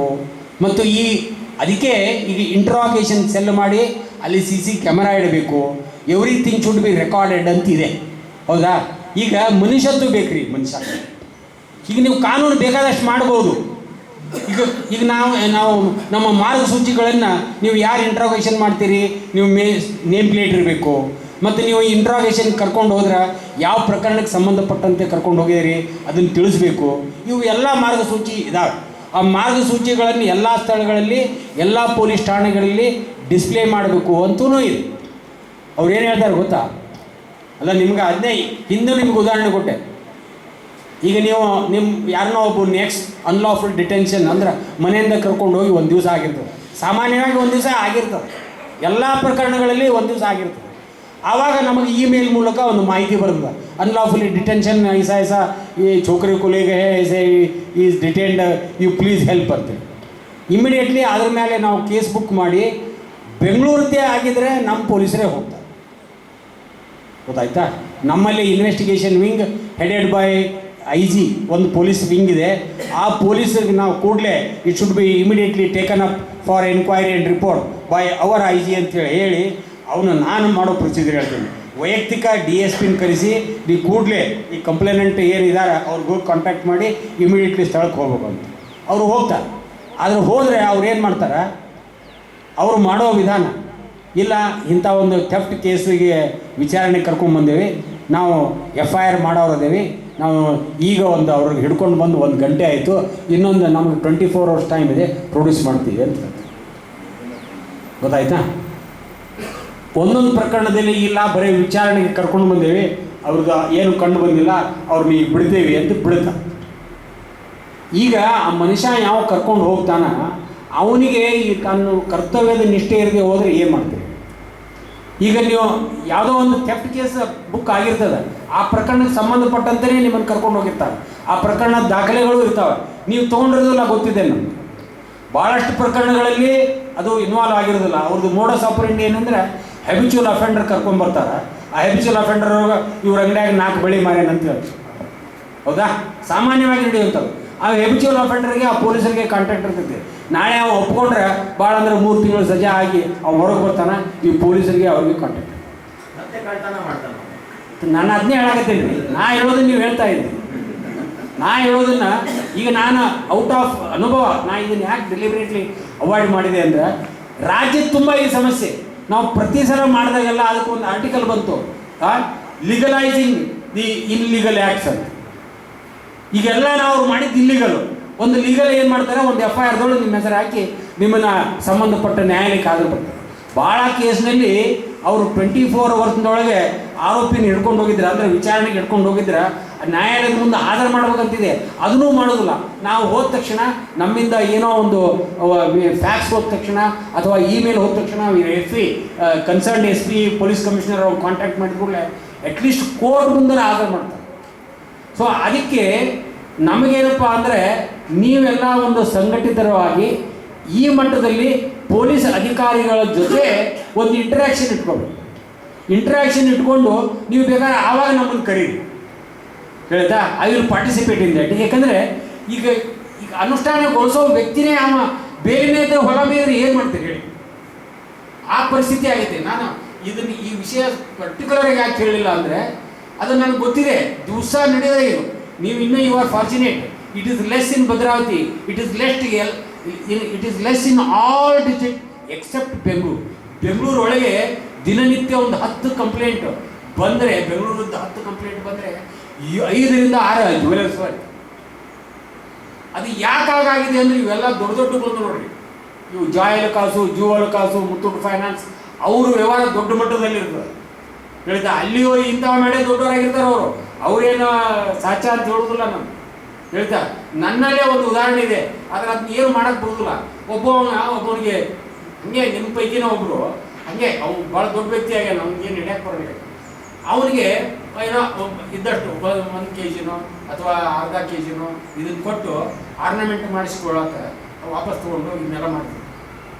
ಅವಾಗ ಸಿನ್ಸಿಯರ್ಲಿ ರಿಟರ್ನ್ ಮಾಡ್ತಿದ್ದೆ. ಈಗ ಒಮ್ಮೆಲೆ ನೀವು 50 kg ಕೊಟ್ಟಾನ, ಏನು ದುಡ್ಡಿಲ್ಲ, ಏನು ರಸೀದಿ ನಿಮ್ಮವನೇ ಅಂದರೆ ನಿಮ್ಮ ಕಮ್ಯುನಿಟಿ. ಈಗ ಅವ ದೊಡ್ಡ ವ್ಯಕ್ತಿ, ಇವ್ನಿಗೆ ಹೊಳೆ ಕೊಡೋಕೆ ತಯಾರಿಲ್ಲ, ದುಡ್ಡು ಕೊಡೋಕೆ ತಯಾರಿಲ್ಲ, ಆ ರಿಟರ್ನ್ ಆರ್ನಮೆಂಟು ಕೊಡೋಕೆ ತಯಾರಿಲ್ಲ. ಅವ ಬಂದು ಸಾಹೇಬ್ ಕುಚ್ ಕ್ಯಾ ಕರ್ನ ಕುಚ್ ತೋ ಹೋನಾ ಕರ್ನೆ ಕೆ ಲಿಯೆ. ಈಗ ಅವನು ಸುಮ್ಮನೆ ಇಂಥ ಕಂಪ್ಲೇಂಟ್ ಕೊಟ್ಟಾನ, ಇವನ್ನ ಇದನ್ನು ಮಾಡಿರಿ ಅಂತ ಪೊಲೀಸರಿಗೆ ಹೋಗಿ ಎನ್ಕ್ವೈರಿ ಮಾಡಿರಿ ಅಂತ ಹೇಳ್ಬೇಕಂದ್ರು ಅವನ ಮೇಲೆ ಕಂಪ್ಲೇಂಟ್ ಕೊಡುವಷ್ಟು ಇವ್ರಿಗೆ ಧೈರ್ಯ ಇಲ್ಲ. ಯಾಕಂದ್ರೆ ದೊಡ್ಡ ಲೀಡರ್ ಆಗಿದೆ, ಪೊಲಿಟಿಕಲ್ ಪಾರ್ಟಿ ಲೀಡರ್. ಈಗ ಅಕಸ್ಮಾತ್ ಅವನಿಗೆ ಹಿಂಗೆ ಮಾಡ್ರಿ ಅಂದ್ರೆ ಆ ಪೊಲೀಸರು ಅವನ ಕಡೆ ಹೋಗಕ್ಕೆ, ಯಾಕಂದ್ರೆ ಅವ್ರದ್ದೇನಾಗುತ್ತೆ. ಈಗ ಅದಕ್ಕೆ ಏನಾಗಿದೆ, ನೀವು ಎಲ್ಲ ರಸೀದಿ ಇಟ್ಕೊಂಡ್ರೂ ಕೂಡ ಹಿಂಗೆ ಮಾಡೋದಾದರೆ, ನಮ್ಮಲ್ಲಿ ಬಂದಂಥ ಪ್ರಕರಣಗಳಲ್ಲಿ ಅದು ಹೀಗೆ ಎದ್ದು ಕಂಡ್ರೆ ಅವ್ರಿಗೆ ಸಜಾ ಕೊಟ್ಟಿದ್ದು ಉಂಟು, ಆಯ್ತಾ? ಆದರೆ ನಾವು ಸಜಾ ಕೊಟ್ಟರು ಮತ್ತು ಹೈಕೋರ್ಟ್ನಾಗ ಅವರು ಅಪೀಲ್ ಮಾಡಿ ರಿಟ್ ಮಾಡಿ ಸ್ಟೇ ಮಾಡಿರ್ತಾರೆ, ಆ ಮಾತು ಬೇರೆ. ಬಟ್ ನಮ್ಮಲ್ಲಿ ಆದ ಪ್ರಕರಣಗಳಲ್ಲಿ ನಾವು ಖಂಡಿತ ಇಂಥದ್ದು ಅನ್ಲಾಫುಲ್ ಡಿಟೆನ್ಷನ್ 1 ತಾಸಿದ್ರೂ ನಾವು ಕ್ರಮ ತೊಗೊಂಡಿದ್ದಿದೆ. ಬಟ್ ನೀವು ಎಷ್ಟಂತ ಮಾಡ್ತೀರಿ, ಅವರು ಮೈಂಡ್ ಸೆಟ್ ಚೇಂಜ್ ಆಗಬೇಕು, ಅವರಲ್ಲಿ ಮನುಷ್ಯತ್ವ ಬರಬೇಕು. ಈಗ ಇಷ್ಟೆಲ್ಲ ನಾವು ರೆಗ್ಯುಲೇಷನ್, ಅದಕ್ಕೆ ಒಂದು ಜೋಕ್ ಇದೆ. ಹೌದು ಸಾಹೇಬ್ರೆ, ನಿಮ್ಮ KSHRC ಮಾರ್ಗದರ್ಶನ ಬಂದವು, ನಮಗೂ ಬಂದವು, ಇಲ್ಲಿ ಗೋಡೆಗೆ ಹಾಕಿ ನೋಡ್ರಿ ಅಂತ. ನಾವು ಅದಕ್ಕೆ ಕೆಲವೊಂದು ಅಲ್ರಿ ಗೋಡೆಗೆ ಹಾಕಕ್ಕಲ್ರಿ, ಅದು ನೀವು ಅನುಷ್ಠಾನಗೊಳಿಸಲಿಕ್ಕೆ ಅಂತ ಹೇಳ್ಕೋರಿ. ನಿಮ್ಮ ಮಾರ್ಗಸೂಚಿಯಲ್ಲಿ ಗೋಡೆಗೆ ಹಾಕಿ ನೋಡ್ರಿ, ಗೋಡೆಗೆ ಹಾಕಿ ಏನು ಮಾಡೋದು? ಬಸ್ ಸ್ಟ್ಯಾಂಡ್ನಾಗ ಹಾಕೋದು, ಇಲ್ಲಿ ಬಸ್ ಸ್ಟ್ಯಾಂಡ್ನಾಗ ಹಾಕಿ, ರೈಲ್ವೆ ಸ್ಟೇಷನ್ದಾಗ ಹಾಕಿ, ಎಲ್ಲಿ ಬೇಕಾದಲ್ಲಿ ಹಾಕಿರಿ, ಕೈಯಾಗಿ ನೋಡಿದ್ರೆ ನಿಮ್ಗೆ ತಿಳಿಸಿ ಹೇಳಿ ನೀವು ಅದನ್ನು ಅನುಷ್ಠಾನ ಮಾಡೋದು ಬಿಟ್ಟು ನಾವು ಬಸ್ ಸ್ಟ್ಯಾಂಡ್ನಾಗ ಹಾಕಿವ್ರಿ, ಇಲ್ಲಿ ಗಾಡಿಗೆ ಹಚ್ಚಿವ್ರಿ, ಏನು ಮಾಡೋದು ತೊಗೊಂಡ್ರೆ? ಅದಕ್ಕೆ ಅವ್ರ ಮೈಂಡ್ ಸೆಟ್, ಅದಕ್ಕೆ ನಾನು ಹೇಳಿದಿಲ್ಲ, ಅವರು DG and IG Om Prakash G ಅವರೇ ಹೇಳಿದ್ದು, ಅವ್ರಿಗೂ ಗೊತ್ತಿದೆ ಇದು. ಇಂಥ ಭಾಳಷ್ಟು ಪ್ರಕರಣಗಳು ಅವ್ರ ಜೊತೆ ನೇರವಾಗಿ ಮಾತಾಡಿದ್ದು. ಅದಕ್ಕೆ ನೀವು ಆವಾಗ ಒಂದು, ಅದಕ್ಕೆ ನೀವು ಮೊದಲು ಹೇಳಿದೆ, ಜನಸ್ನೇಹಿ ಆಗಬೇಕು. ಅವ್ರು ಆ ರೀತಿ ಅವ್ರನ್ನ ಹೇಳ್ಕೊಳಕ್ಕೆ ನೀವು ಪ್ರಯತ್ನ ಮಾಡಬೇಕು. ಅಂದರೆ ಅವ್ರಿಗೆ ನೀವು ಕರೆಕ್ಟ್ ಆಗ್ರಿ ಅಂತ ಹೇಳ್ತಾ ಇಲ್ಲ. ನಿಮ್ಗೆ ಇನ್ನೊಂದು ಉದಾಹರಣೆ ಹೇಳ್ತೀನಿ. ಹಿಂಗೆ ಒಬ್ಬವನ್ನ ಬೆಂಗಳೂರಿಂದ ಒಬ್ಬನ ಕರ್ಕೊಂಡು ಹೋಗಿದ್ರು, ಮಡ್ರಾಸ್ದಾಗ ಎಲ್ಲೋ ಕರ್ಕೊಂಡು ಹೋಗಿದ್ರು. ಅವರೊಂದು ಎಷ್ಟೋ ಅವ್ರು ಡಿಮಾಂಡ್ ಇಟ್ಟಿದ್ದು 30 ಲಕ್ಷ ರೂಪಾಯಿ. ನಮ್ಗೆ ಕಂಪ್ಲೇಂಟ್ ಬಂತು. ಕಂಪ್ಲೇಂಟ್ ಬಂದು ನಮ್ಮ ಪೊಲೀಸರನ್ನೆಲ್ಲ ಕಾರ್ ವೆಹಿಕಲ್ ಟ್ರೇಸ್ ಮಾಡಿ ಎಲ್ಲ ಮಾಡಿ ಸ್ವಲ್ಪ ದಿವಸ ಆದಿಂದ ಆ ಕಂಪ್ಲೇಂಟ್ ಕಡೆಯಿಂದ ಒಂದು ಲೆಟರ್ ಬಂತು. ಇಲ್ಲ, ಐ ಆಮ್ ನಾಟ್ ಇಂಟ್ರೆಸ್ಟೆಡ್, ನಾನು ಅನಾರೋಗ್ಯದಿಂದ ನನಗೆ ಮಡ್ರಾಸ್ನಿಂದ ಬರೋಕ್ಕಾಗೋದಿಲ್ಲ, I don't want to continue, ಅದು ನಾನು ತಪ್ಪು ತಿಳುವಳಿಕೆಯಿಂದ ಕೊಟ್ಟೇನೆ ಅಂತೇಳಿ ಒಂದು ಅವನು ಅಗ್ರೀಡ್ ಪರ್ಸನ್ ಪರವಾಗಿ ಬೇರೆ ಅವ್ನು ಕೊಟ್ಟಿದ್ದ, ಅವ ಇದನ್ನು ಲೆಟರ್ ಬರ್ದ.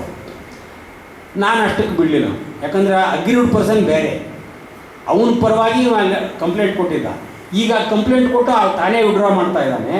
ಅದಕ್ಕೆ ನಾವು let us not bother about is letter, you go to that complainant and identify ಮಾಡ್ಬೇಕಂದ್ರೆ ಆ ವೆಹಿಕಲ್ ನಂಬರು ಎಲ್ಲಿ ರಿಜಿಸ್ಟ್ರೇಷನ್ ಆಗೈತೆ ಗೊತ್ತಿಲ್ಲ, ಬರೀ ಆಮೇಲೆ ಯಾವ ಸ್ಟೇಟದ್ದು ಗೊತ್ತಾಗುತ್ತೆ.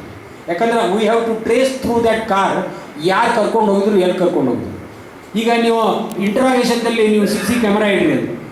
ಪೊಲೀಸರು ಅಲ್ಲಿ ಆ ಇಂಟ್ರಾಗೇಷನ್ ಸೆಲ್ನಾಗಿ ನಿಮ್ಮನ್ನು ಇಂಟ್ರೋಗೇಟ್ ಮಾಡ್ತಾರೆ, ಯಾವುದೋ ಹೋಟೆಲಿಗೆ ಕರ್ಕೊಂಡು ಹೋಗ್ತಾರೆ. ಹೌದಾ? ನಾನು 30 ವರ್ಷ ಜಡ್ಜ್ ಇದ್ದೀರಿ. ಹ್ಯೂಮನ್ ರೈಟ್ ಕಮಿಷನ್ ಮೆಂಬರ್ ಆಗೋಕ್ಕಿಂತ ಮೊದಲು ನನಗೆ ಪೊಲೀಸರು ಹೆದರ್ತಾರೆ. ಯಾಕಂದ್ರೆ ಅವ್ರಿಗೆ ಗೊತ್ತಿದೆ, ನಾನು 30 ವರ್ಷ ಇಲ್ಲಿ ಈ ಹ್ಯೂಮನ್ ರೈಟ್ ಕಮಿಷನ್ ಆಗೋಕ್ಕಿಂತ ಮೊದಲು ನಾನು ಜಡ್ಜ್ ಇದ್ದೆ, ಯಾವ ರೀತಿ ಜಡ್ಜ್ ಇದ್ದೆ ಅನ್ನೋದು ಅವ್ರಿಗೆ ಗೊತ್ತಿದೆನಾ? ಅದಕ್ಕೆ ಹೆದರ್ತಾರೆ. ಹಂಗೆ ನೀವು ಅವ್ರು ಎಲ್ಲಿ ಮಾಡ್ತಾರೆ ಅನ್ನೋದು ನಿಮ್ಗೆ ನಾ ಹೇಳೋದಲ್ಲಿ ನಿಮ್ಗೆ ಎಲ್ಲರಿಗೂ ಗೊತ್ತಿದೆ. ಅಲ್ಲಿ CC ಕ್ಯಾಮ್ರಾ ಬೇಕಾದಷ್ಟು ಹಾಕೋರು ನೀವು. CC ಕ್ಯಾಮ್ರಾ ಅವ್ರು ಹೋಗಿ ಒಂದು ಯಾವ್ದಾರು ಒಂದು 5 ಸ್ಟಾರ್ ಹೋಟೆಲ್ಗೆ ಹಿಂಗೆ ನಿಂತರೆ ಸಾಕು, ಅವ್ರು ಈ ರಿಸೆಪ್ಷನಿಸ್ಟ್ ಶರ್ಟ್ ಹೊಡೆದಾನು ಅವ್ರು ರೂಮ್ ಭಾಗ ತೆಗೆದುಕೊಂಡು. ಅದಕ್ಕೆ ಈ ನಮ್ಮ ವ್ಯವಸ್ಥೆ ಬದಲಾವಣೆ ಆಗಬೇಕು. ಅದೇ ರೀತಿ ನಾವು ಎಷ್ಟೇ ಪ್ರಯತ್ನ ಮಾಡಿದರೂ ಅವ್ರ ಮನಸ್ಥಿತಿ ನಾವು ಬದಲಾವಣೆ ಮಾಡಬೇಕು. ಅವರು ಕಾಕಿ ಡ್ರೆಸ್ ಹಾಕಿದ ಕೂಡಲೇ ಬೇರೆನೇ ಆಗಿಬಿಡ್ತಾರೆ. ಹ್ಯುಮ್ಯಾನಿಟಿ ಎಲಿಮೆಂಟ್ ಅದು they are lacking that humanity. ನಮಗೆ ಬೈತಾರೆ ಅವರು, ಏನು ಸರ್ ನಾವು ಇಂಟ್ರಾಗೇಷನ್ಗೆ ಅಂತ ನಾವು ಕರ್ಕೊಂಡು ಹೋಗಿರ್ತೀವಿ, ನಾವು ಕಳ್ಳತನ ಮಾಡಿದ್ದು ತಪಾಸಣೆ ಮಾಡೋದಂಗೆ ನೀವು ಅನ್ನೆಸೆಸರಿ ಕೇಸ್ ಮಾಡಿ ನಮ್ಮಲ್ಲಿ ಇನ್ವೆಸ್ಟಿಗೇಷನ್. ನಾನು ಹೇಳಿದೆ, ನೋಡಿರಿ, ನೀವು ನ್ಯಾಯಯುತವಾಗಿ ಕೇಸ್ ರಿಜಿಸ್ಟರ್ ಮಾಡಿ ಅವ್ರನ್ನೂ ಆರೋಪಿ ಅಂತ ತೋರಿಸಿ ನೀವು ಕೋರ್ಟಿಗೆ ಹಾಜರು ಮಾಡಿ ನೀವು ಇನ್ವೆಸ್ಟಿಗೇಷನ್ ನೆಟ್ ದಿವಸ ಮಾಡ್ಕೊಳ್ಳಿ. ನೀವು ಕರ್ಕೊಂಡು ಹೋಗ್ತೀರಾ ನೀವು ಪೊಲೀಸ್ ಸ್ಟೇಷನ್ಗೆ? ಅದಕ್ಕೆ ಹೇಳಿದೆ ನಿಮಗೆ ಅಂತರ್ಗತ ಗೌರವ ಭಾಳ ಮುಖ್ಯ ಅಂತ. ಅವ್ರಿಗೆ ನೋಡಿರಿ, ನೀವು ಇಂಥ ಕೇಸಿಗೆ ಬರಬೇಕು, ವಿಚಾರಣೆ ಕರ್ಕೊಂಡು ಹೋಗ್ತೀವಿ ಅಂದರೆ ನಿಮಗೆ ಒಂದು 4 ಲೈನ್ ಬರ್ಕೊಳ್ಳಿ ಪೇಪರ್ನಾಗ, ಏನು ಇಂಟ್ರಾಗೇಷನ್ ಮಾಡಿರಿ, ಏನು ಮಾಡಿರಿ, ಅದ್ರ ಮೇಲೆ ಅವ್ರನ್ನ ಅರೆಸ್ಟ್ ಮಾಡಿ ಕೋರ್ಟಿಗೆ ಹಾಜರು ಮಾಡಿರಿ. ನೀವು ಆಮೇಲೆ ಬೇಕಾದ್ರೆ ಕೋರ್ಟಿಗೆ ಹಾಜರು ಮಾಡಿ you take them to police custody ಇಂಟ್ರಾಗೇಷನ್ಗೆ ಬೇಕಾದ್ರೆ. ಆದರೆ ಅನ್ನೆಸೆಸರಿ ನೀವು ಪೊಲೀಸ್ ಸ್ಟೇಷನ್ದಲ್ಲಿ ಏನೂ ತೋರಿಸದೆ ಇಟ್ಕೋಬೇಡ್ರಿ ಅಂತ ಇದನ್ನು ಭಾಳ ಸಲ ಹೇಳಿವಿ. ಆದರೆ ಅವ್ರಿಗೇನು ನಾವು ಅನ್ನೆಸೆಸರಿ ನಾವು ಹೇಳಿದೆ, ನಾನು 30 ವರ್ಷ ಜಡ್ಜ್ ಇದ್ದೀನಿ, ಇನ್ವೆಸ್ಟಿಗೇಷನ್ದೊಳಗೆ ಹಸ್ತಕ್ಷೇಪ ಮಾಡೋದಿಲ್ಲ. ಆದರೆ ನೀವು ಇನ್ವೆಸ್ಟಿಗೇಷನ್ ಮಾಡೋದನ್ನು ದುಡಿಸಿ ಅಂತ ಹೇಳಿ ಅವ್ರನ್ನ ಹಿಡ್ಕೊಂಡು ಹೋಗೋರು ಕೋರ್ಟಿಗೆ ಹಾಜರು ಮಾಡಿರಿ. ಅವ್ರು ಬೇಲ್ ಕೊಟ್ಟರೆ ಬೇಲ್ ತೊಗೊಳ್ತಾರೆ, ಜೈಲಿಗೆ ಹೋಗೋದಾದ್ರೆ ಜೈಲಿಗೆ ಹೋಗ್ತಾರೆ. ಅವ್ರು ಅರೆಸ್ಟ್ ಮಾಡಿದ್ದು ಯಾಕೆ ತಿಳಿಸೋದಿಲ್ಲ ನೀವು? ಅವ್ರಿಗೆ ಎದಕ್ಕೆ ಅಂದರೆ ಅವ್ರು ಇಂಟ್ರಾಗೇಷನ್ ಮಾಡೋ ಮುಂದೆ ಅಕಸ್ಮಾತ್ ಏನಾರ ಆದ್ರೆ ಕಸ್ಟೋಡಿಯಲ್ ಟಾರ್ಚರ್ ಅಂತ ಮತ್ತೊಂದು ಗಂಭೀರ ಸ್ವರೂಪದ್ದು ಆಗ್ತಿತ್ತಲ್ಲ ಅಂತೇಳಿ ಅವ್ರು ಅದನ್ನು FIR ಅದನ್ನು ಬರೆಯೋಕೆ ಹೋಗಿರೋದಿಲ್ಲ. ಅವರು ನಾವು ಹ್ಯೂಮನ್ ರೈಟ್ಸ್ದವರು ಇಂಟರ್ವ್ಯೂನ್ ಆದ ನಂತರ ಅವ್ರದ್ದು FIR ಶುರುವಾಗುತ್ತೆ. ಯಾಕಂದರೆ ಅವರು 24 hours ಟೈಮ್ ಇದೆ. ಸೊ ಈ ಸಮಸ್ಯೆಗೆ only way is periodical interaction with police officers. ಬೇರೆ ಮಾರ್ಗ ನನಗೂ ಏನು ಕಾಣ್ತಾರೆ. ಯಾವ ರೀತಿ ಮಾಡ್ತೀವಿ ನಾವು? ಮಾರ್ಗಸೂಚಿ ಎಲ್ಲ ಕೊಟ್ಟಿವಿ ಅವ್ರಿಗೆ. ಆ ಮಾರ್ಗಸೂಚಿನೇ ಫಾಲೋ ಮಾಡದೆ ಹೋದರೆ ಭಾಳ ಅಂದರೆ ಅವ್ರಿಗೆ ನಮ್ಮ ಗಮನಕ್ಕೆ ಬಂದಾಗ ಪ್ರಕರಣ ಮಾಡಿ ಅವ್ರನ್ನ ಇನ್ಸ್ಪೆಕ್ಟರ್ ಇದ್ದ PSI ಮಾಡಪ್ಪ, ಇಲ್ಲ ಕಾನ್ಸ್ಟೇಬಲ್ ಮಾಡೋ, ಇಲ್ಲ ಕೆಲಸದಿಂದ ವಜಾ ಮಾಡ್ಬೋದು. ಆದರೆ ಈ ವ್ಯವಸ್ಥೆ ಎಷ್ಟು ಮಂದಿ ಮಾಡೋಕ್ಕೆ ಸಾಧ್ಯ? ಅದಕ್ಕೆ ಈ ಪರಿವರ್ತನೆ ಆಗಬೇಕಂದ್ರೆ ನೀವು ಪೀರಿಯಾಡಿಕಲಿ ಅವ್ರು ಇಂಟ್ರಾಕ್ಷನ್ ಮಾಡಬೇಕಾಗುತ್ತೆ. ಆ ನಿಟ್ಟಿನಲ್ಲಿ ಕಾರ್ಯಕ್ರಮ ಹಮ್ಮಿಕೊಡ್ರಿ. ನಿಮಗೆ ಬೇಕಂದಾಗ ನಾನು ಬರಬೇಕಂದ್ರೆ ಆ ಇಂಟ್ರಾಕ್ಷನ್ಗೆ ಇದಕ್ಕೆ ನಾನು ಬರ್ತೇನೆ ಅಂತ ಹೇಳ್ಬಯಸ್ತೇನೆ ಅಷ್ಟೇ. ಆಮೇಲೆ ಈಗ ಇವ್ರು ರೈಟ್ ಟು ಇನ್ಫಾರ್ಮೇಷನ್ ಹೇಳಿದ್ರಲ್ಲ, ಇದ್ರ ಮೂಲ ತತ್ವ ಏನಪ್ಪ ಅಂತಂದ್ರೆ ನಾನು ನಿಮ್ಗೆ ಹೇಳಿದೆ, by the people, for the people, of the people. ಅಂದರೆ ಪ್ರತಿಯೊಬ್ಬ ನಾಗರಿಕಗೆ, ಪ್ರತಿಯೊಬ್ಬಗೆ ಸಜೆಗೆ ನಾವು ಆರಿಸಿದಂಥ ಸರ್ಕಾರ ನಮ್ಮ ಹಿತಕ್ಕಾಗಿ ನಡೀತಾ ಇದೆಯೋ ಇಲ್ಲೋ ಅನ್ನೋದು ತಿಳ್ಕೊಬೇಕಂತಂದ್ರೆ ನಿಮ್ಗೆ ಈ ಕುಂತಲ್ಲೇ ಸಾಧ್ಯ ಇಲ್ಲ. ಈ ನಿಮ್ಮ ಮಾಧ್ಯಮದ ಮೂಲಕ ಈ RTI ಮೂಲಕ ಮಾಧ್ಯಮದೊಳಗೆ ಬಂದಾಗ ನಮ್ಮ ಸರ್ಕಾರದ ಪೂರ್ತಿ ಚಿತ್ರಣ ನಮಗೆ ಮೂಡಲಿಕ್ಕೆ ಸಾಧ್ಯ ಇದೆ. ಪ್ರತಿಯೊಂದು ಸರ್ಕಾರ ತಗೊಳ್ಕೊಂಡಂಥ ಯೋಜನೆ ಅದರ ಕರ್ತವ್ಯ ನಮ್ಮ ಮಾಧ್ಯಮದಲ್ಲಿ ಮೂಡಿದಾಗ ಅದಕ್ಕೆ ನಿಜವಾದ ಪಾರದರ್ಶಕತೆ ಬರ್ತದೆ. Transparency, main purpose of RTI is transparency in the government. ಆ ಟ್ರಾನ್ಸ್ಪರೆನ್ಸಿ ಬರಬೇಕಂದ್ರೆ ಪ್ರತಿಯೊಬ್ಬರು ನಿಮ್ಮ ಹಕ್ಕು ಅರ್ಥಕೊಂಡು ಅದನ್ನು ಚಲಾಯಿಸಲಿಕ್ಕೆ ಮುಂದಾಗಬೇಕು. ಸ್ವಲ್ಪ ಕಟ್ಟ ಅನುಭವಿಸ್ಬೇಕಾಗ್ತದೆ. ಇವ್ರು ಹೇಳಿದ್ರಲ್ಲ, ಅದಕ್ಕೆ ಇನ್ನೊಂದು ಮಾರ್ಗ ಇದೆ. ಅದ್ರ ಮತ್ತೆ ಅವರು ವಕೀಲರು ಹೋಗಿ ಭೇಟಿಯಾಗಬೇಕು, ಹೆಂಗೆ ರಿಟ್ ಮಾಡಬೇಕು. ಅವ್ರು ರಿಟ್ ಮಾಡಿ he should seek direction to the commission seeing that his application should be disposed of within 1 month, giving right endorsement to him. ಅದು ಮಾಡ್ಬೋದು. ಬಟ್ ಮತ್ತೆ ಪಾಪ ಅವರು ಹೈಕೋರ್ಟ್ ಹೋಗ್ಬೇಕು, ಕೋರ್ಟ್ ಹಿಡಬೇಕು. ಈಗ ಕೋರ್ಟ್ ಹೋಗ್ಬೇಕಂದ್ರೆ ನೋಡಿ, ಕೋರ್ಟ್ಗೆ ಹೋಗುವಂಥ ಭಾಳಷ್ಟು ಪ್ರಕರಣಗಳು RTI ಮತ್ತು ಹ್ಯೂಮನ್ ರೈಟ್ಸ್ಗೆ ಬರ್ತಾವೆ. ಯಾಕಂದ್ರೆ ಇಲ್ಲೇನು ದುಡ್ಡು ಕೊಡಬೇಕಾಗಿಲ್ಲ. ಇಮಿಡಿಯೇಟ್ಲಿ ಪಾಸಿಟಿವೋ ನೆಗೆಟಿವೋ ಏನು ನಿರ್ಣಯ ಅನ್ನೋದು ಬಂದುಬಿಡುತ್ತೆ ಕೂಡಲೇ. ಸೊ ಆ ನಿಟ್ಟಿನಲ್ಲಿ ನೀವು ನೋಡಿ, RTI ಆದರೂ ಮಾಡಿರಿ. ನಮಗೆ ಇನ್ನೊಂದು ನಾನು ಇವ್ರದ್ದು ತೊಗೋಬೋದಾಗಿತ್ತು. ನಮಗೊಂದು ಬಾರ್ ಇದೆ ಕೆಲವೊಂದು. If there is any other commission established for that purpose we can't interview. ಈಗ ಅವ್ರದ್ದು ಇಟ್ ಕಮ್ಸ್ ಅಂಡರ್ ನಿಮ್ಮ ಏನೋ ರೈಟ್ ಟು ಇನ್ಫಾರ್ಮೇಷನ್ ಕಮಿಷನ್ನೇ ಇದೆ, ರೈಟ್ ಟು ಇನ್ಫಾರ್ಮೇಷನ್ ಆ್ಯಕ್ಟೇ ಇದೆ. ಸೊ ಆ ವ್ಯಾಪ್ತಿಗೆ ಸಂಬಂಧಪಟ್ಟಂಥ ವಿಷಯ ಆಗಿರೋದ್ರಿಂದ ನಾವು ನೇರವಾಗಿ ಅವ್ರದ್ದು ತೊಗೊಳಕ್ಕೆ ಬರೋದಿಲ್ಲ. ನಮ್ಮಲ್ಲೇ ಒಂದು ನಿಯಮಾವಳಿ ಇದೆ. ನಾವು ತೊಗೊಂಡ್ರೆ ಅವ್ರಿಗೆ ಉತ್ತರ ಕೇಳಿದ ಕೂಡಲೇ it is beyond the purview of commission to ask explanation ಅಂತ ಉತ್ತರ ಬರೆದು ಕಳಿಸ್ಬಿಡ್ತಾರೆ. ಅವಾಗ ನಮಗೇನು ಮಾಡೋದು ಅಲ್ಲ. ಅವರು ಅದು ಒಂದು ಮಾರ್ಗ ಓಪನ್ ಇದೆ. ನೀವು ಮಾಡೋದಾದ್ರೆ ಮಾಡಿ. ನಮ್ಮ ಕಡೆಯಿಂದ ಹೋದ ನಂತರ ಅದಕ್ಕೇನು ರಿಯಾಕ್ಷನ್ ಬರ್ತದೆ ಅದು ನೋಡೋಣ. ಓಕೆ. श्री गिसुलाल जी मेहता.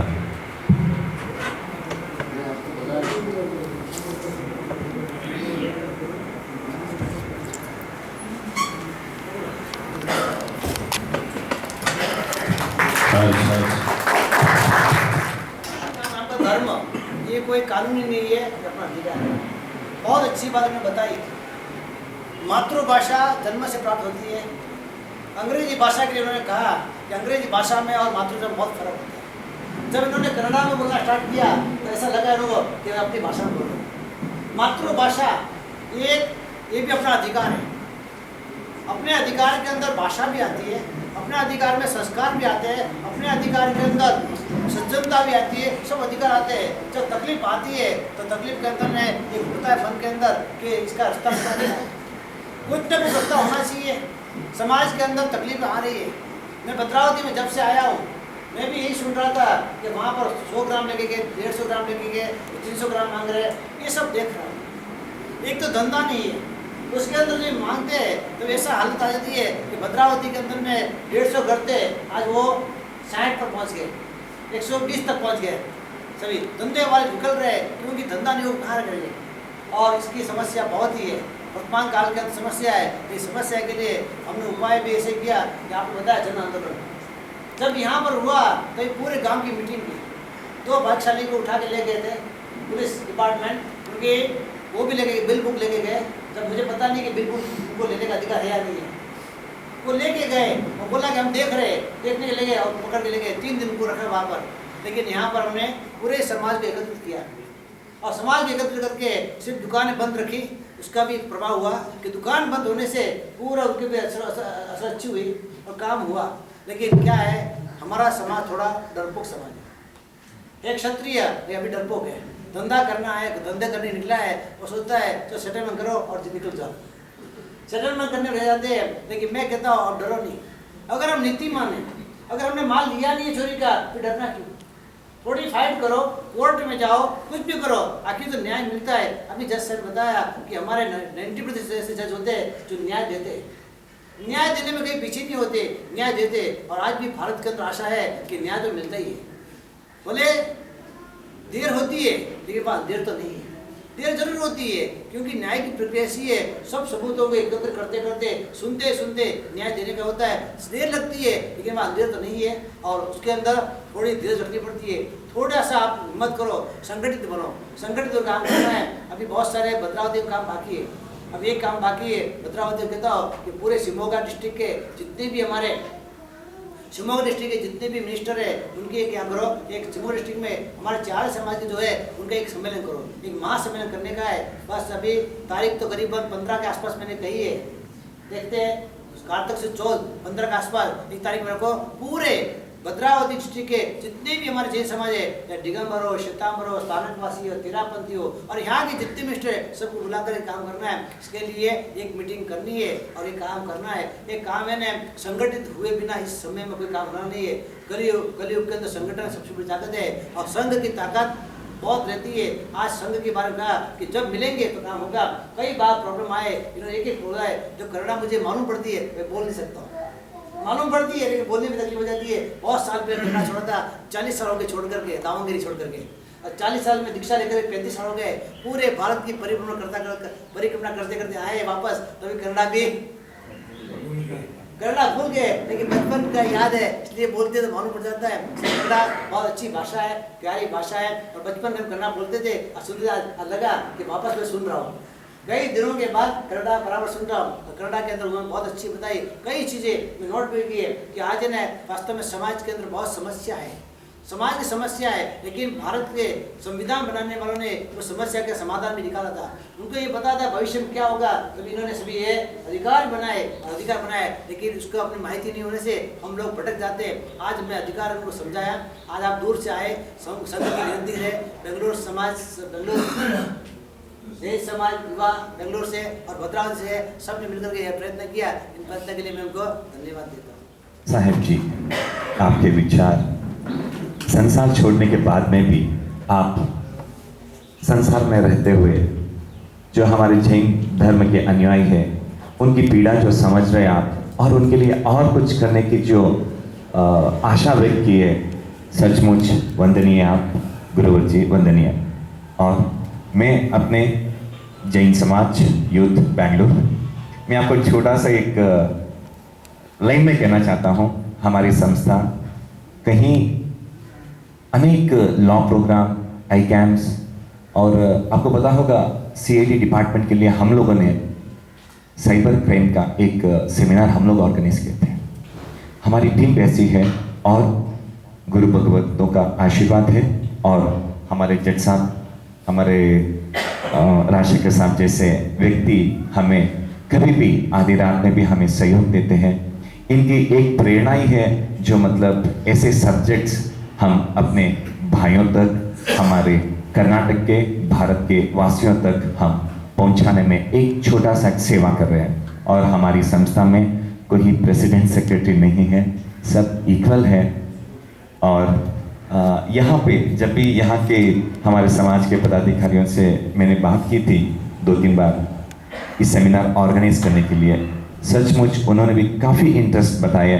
और मैं अपने साथियों की तरफ से यहाँ के भद्रावती जैन समाज के लिए धन्यवाद अर्पित करना चाहता हूँ। और साहेब जी, आपको बेंगलोर जैन समाज और भद्रावती समाज की तरफ से आपको नमन, शत नमन। और अंत में मैं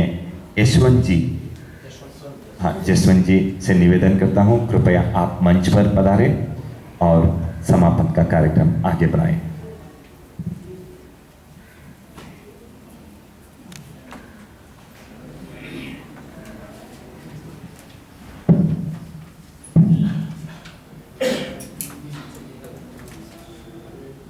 हाँ, अभी जज साहब बोल रहे थे अगर ह्यूमन राइट्स कनेक्टेड में किसी को कुछ कंप्लेंट देना हो तो साहेब जी यहाँ पे स्वीकार करेंगे।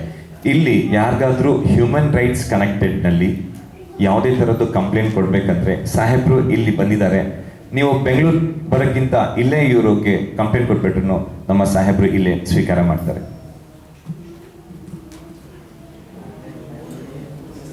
ಏನು ಎದುರ್ಕೋಬೇಡಿ, ಈ ಮೇಲ್ ಮಾಡಿದ್ರೆ ನಾಳೆ ಬಂದ್ಬಿಡುತ್ತೆ.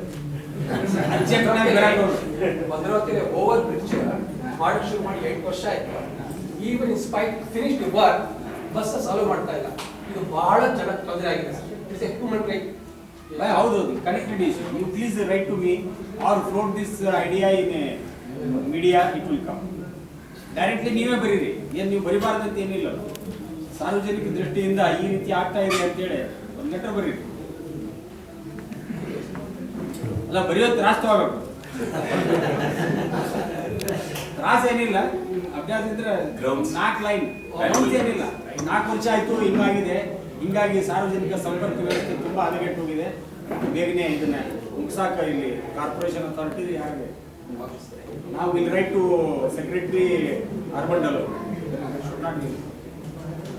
ಈ ದಿನ ಭದ್ರಾವತಿಯ ಸುವರ್ಣಾಕ್ಷರದಲ್ಲಿ ಜೈನ ಸಮಾಜ ಮತ್ತು ಎಲ್ಲ ಸಮಾಜದವರು ಸೇರಿ ಒಂದು ಸಂಘಟನೆಯನ್ನು ಮಾಡಿದ್ದಾರೆ. ಆ ಸಂಘಟನೆ ತಾವೆಲ್ಲ ಆಗಮಿಸಿದ್ದೀರಾ. ಇವತ್ತು ನಡೆದಿರೋ ಒಂದು ವಿಚಾರ ವೇದಿಕೆ, ಮಗುವಿಗೆ ತಾಯಿ ಯಾವ ರೀತಿ ತಿಳುವಳಿಕೆ ಹೇಳ್ತಾಳೋ ಆ ರೀತಿ ಸಾಹೇಬರು ನಮಗೆ ನಮ್ಮ ಕಾನೂನು, ನಮ್ಮ ಹಕ್ಕು, ನಮ್ಮ ಬಾಧ್ಯತೆಗಳು, ನಮ್ಮ ನಡವಳಿಕೆಗಳು ಮತ್ತು ಅಧಿಕಾರಿಗಳಿಂದ ನಮಗೆ ಆಗುವಂಥ ತೊಂದರೆಗಳು, ಅದನ್ನು ನಿವಾರಣೆ ಮಾಡಿಕೊಳ್ಳುವಂಥ ನಮ್ಮ ಹಕ್ಕುಗಳ ಬಗ್ಗೆ ತಾವು ಒಬ್ಬ ಮಗುವಿಗೆ ತಿಳುವಳಿಕೆ ಹೇಳೋ ಹಾಗೆ ತಾಯಿ ಹಾಗೆ ನಮ್ಮನೆಗೆ ಈ ಬಗ್ಗೆ ವಿಷಯಗಳನ್ನು ಪ್ರಸ್ತಾಪ ಮಾಡಿದ್ದೀರಾ.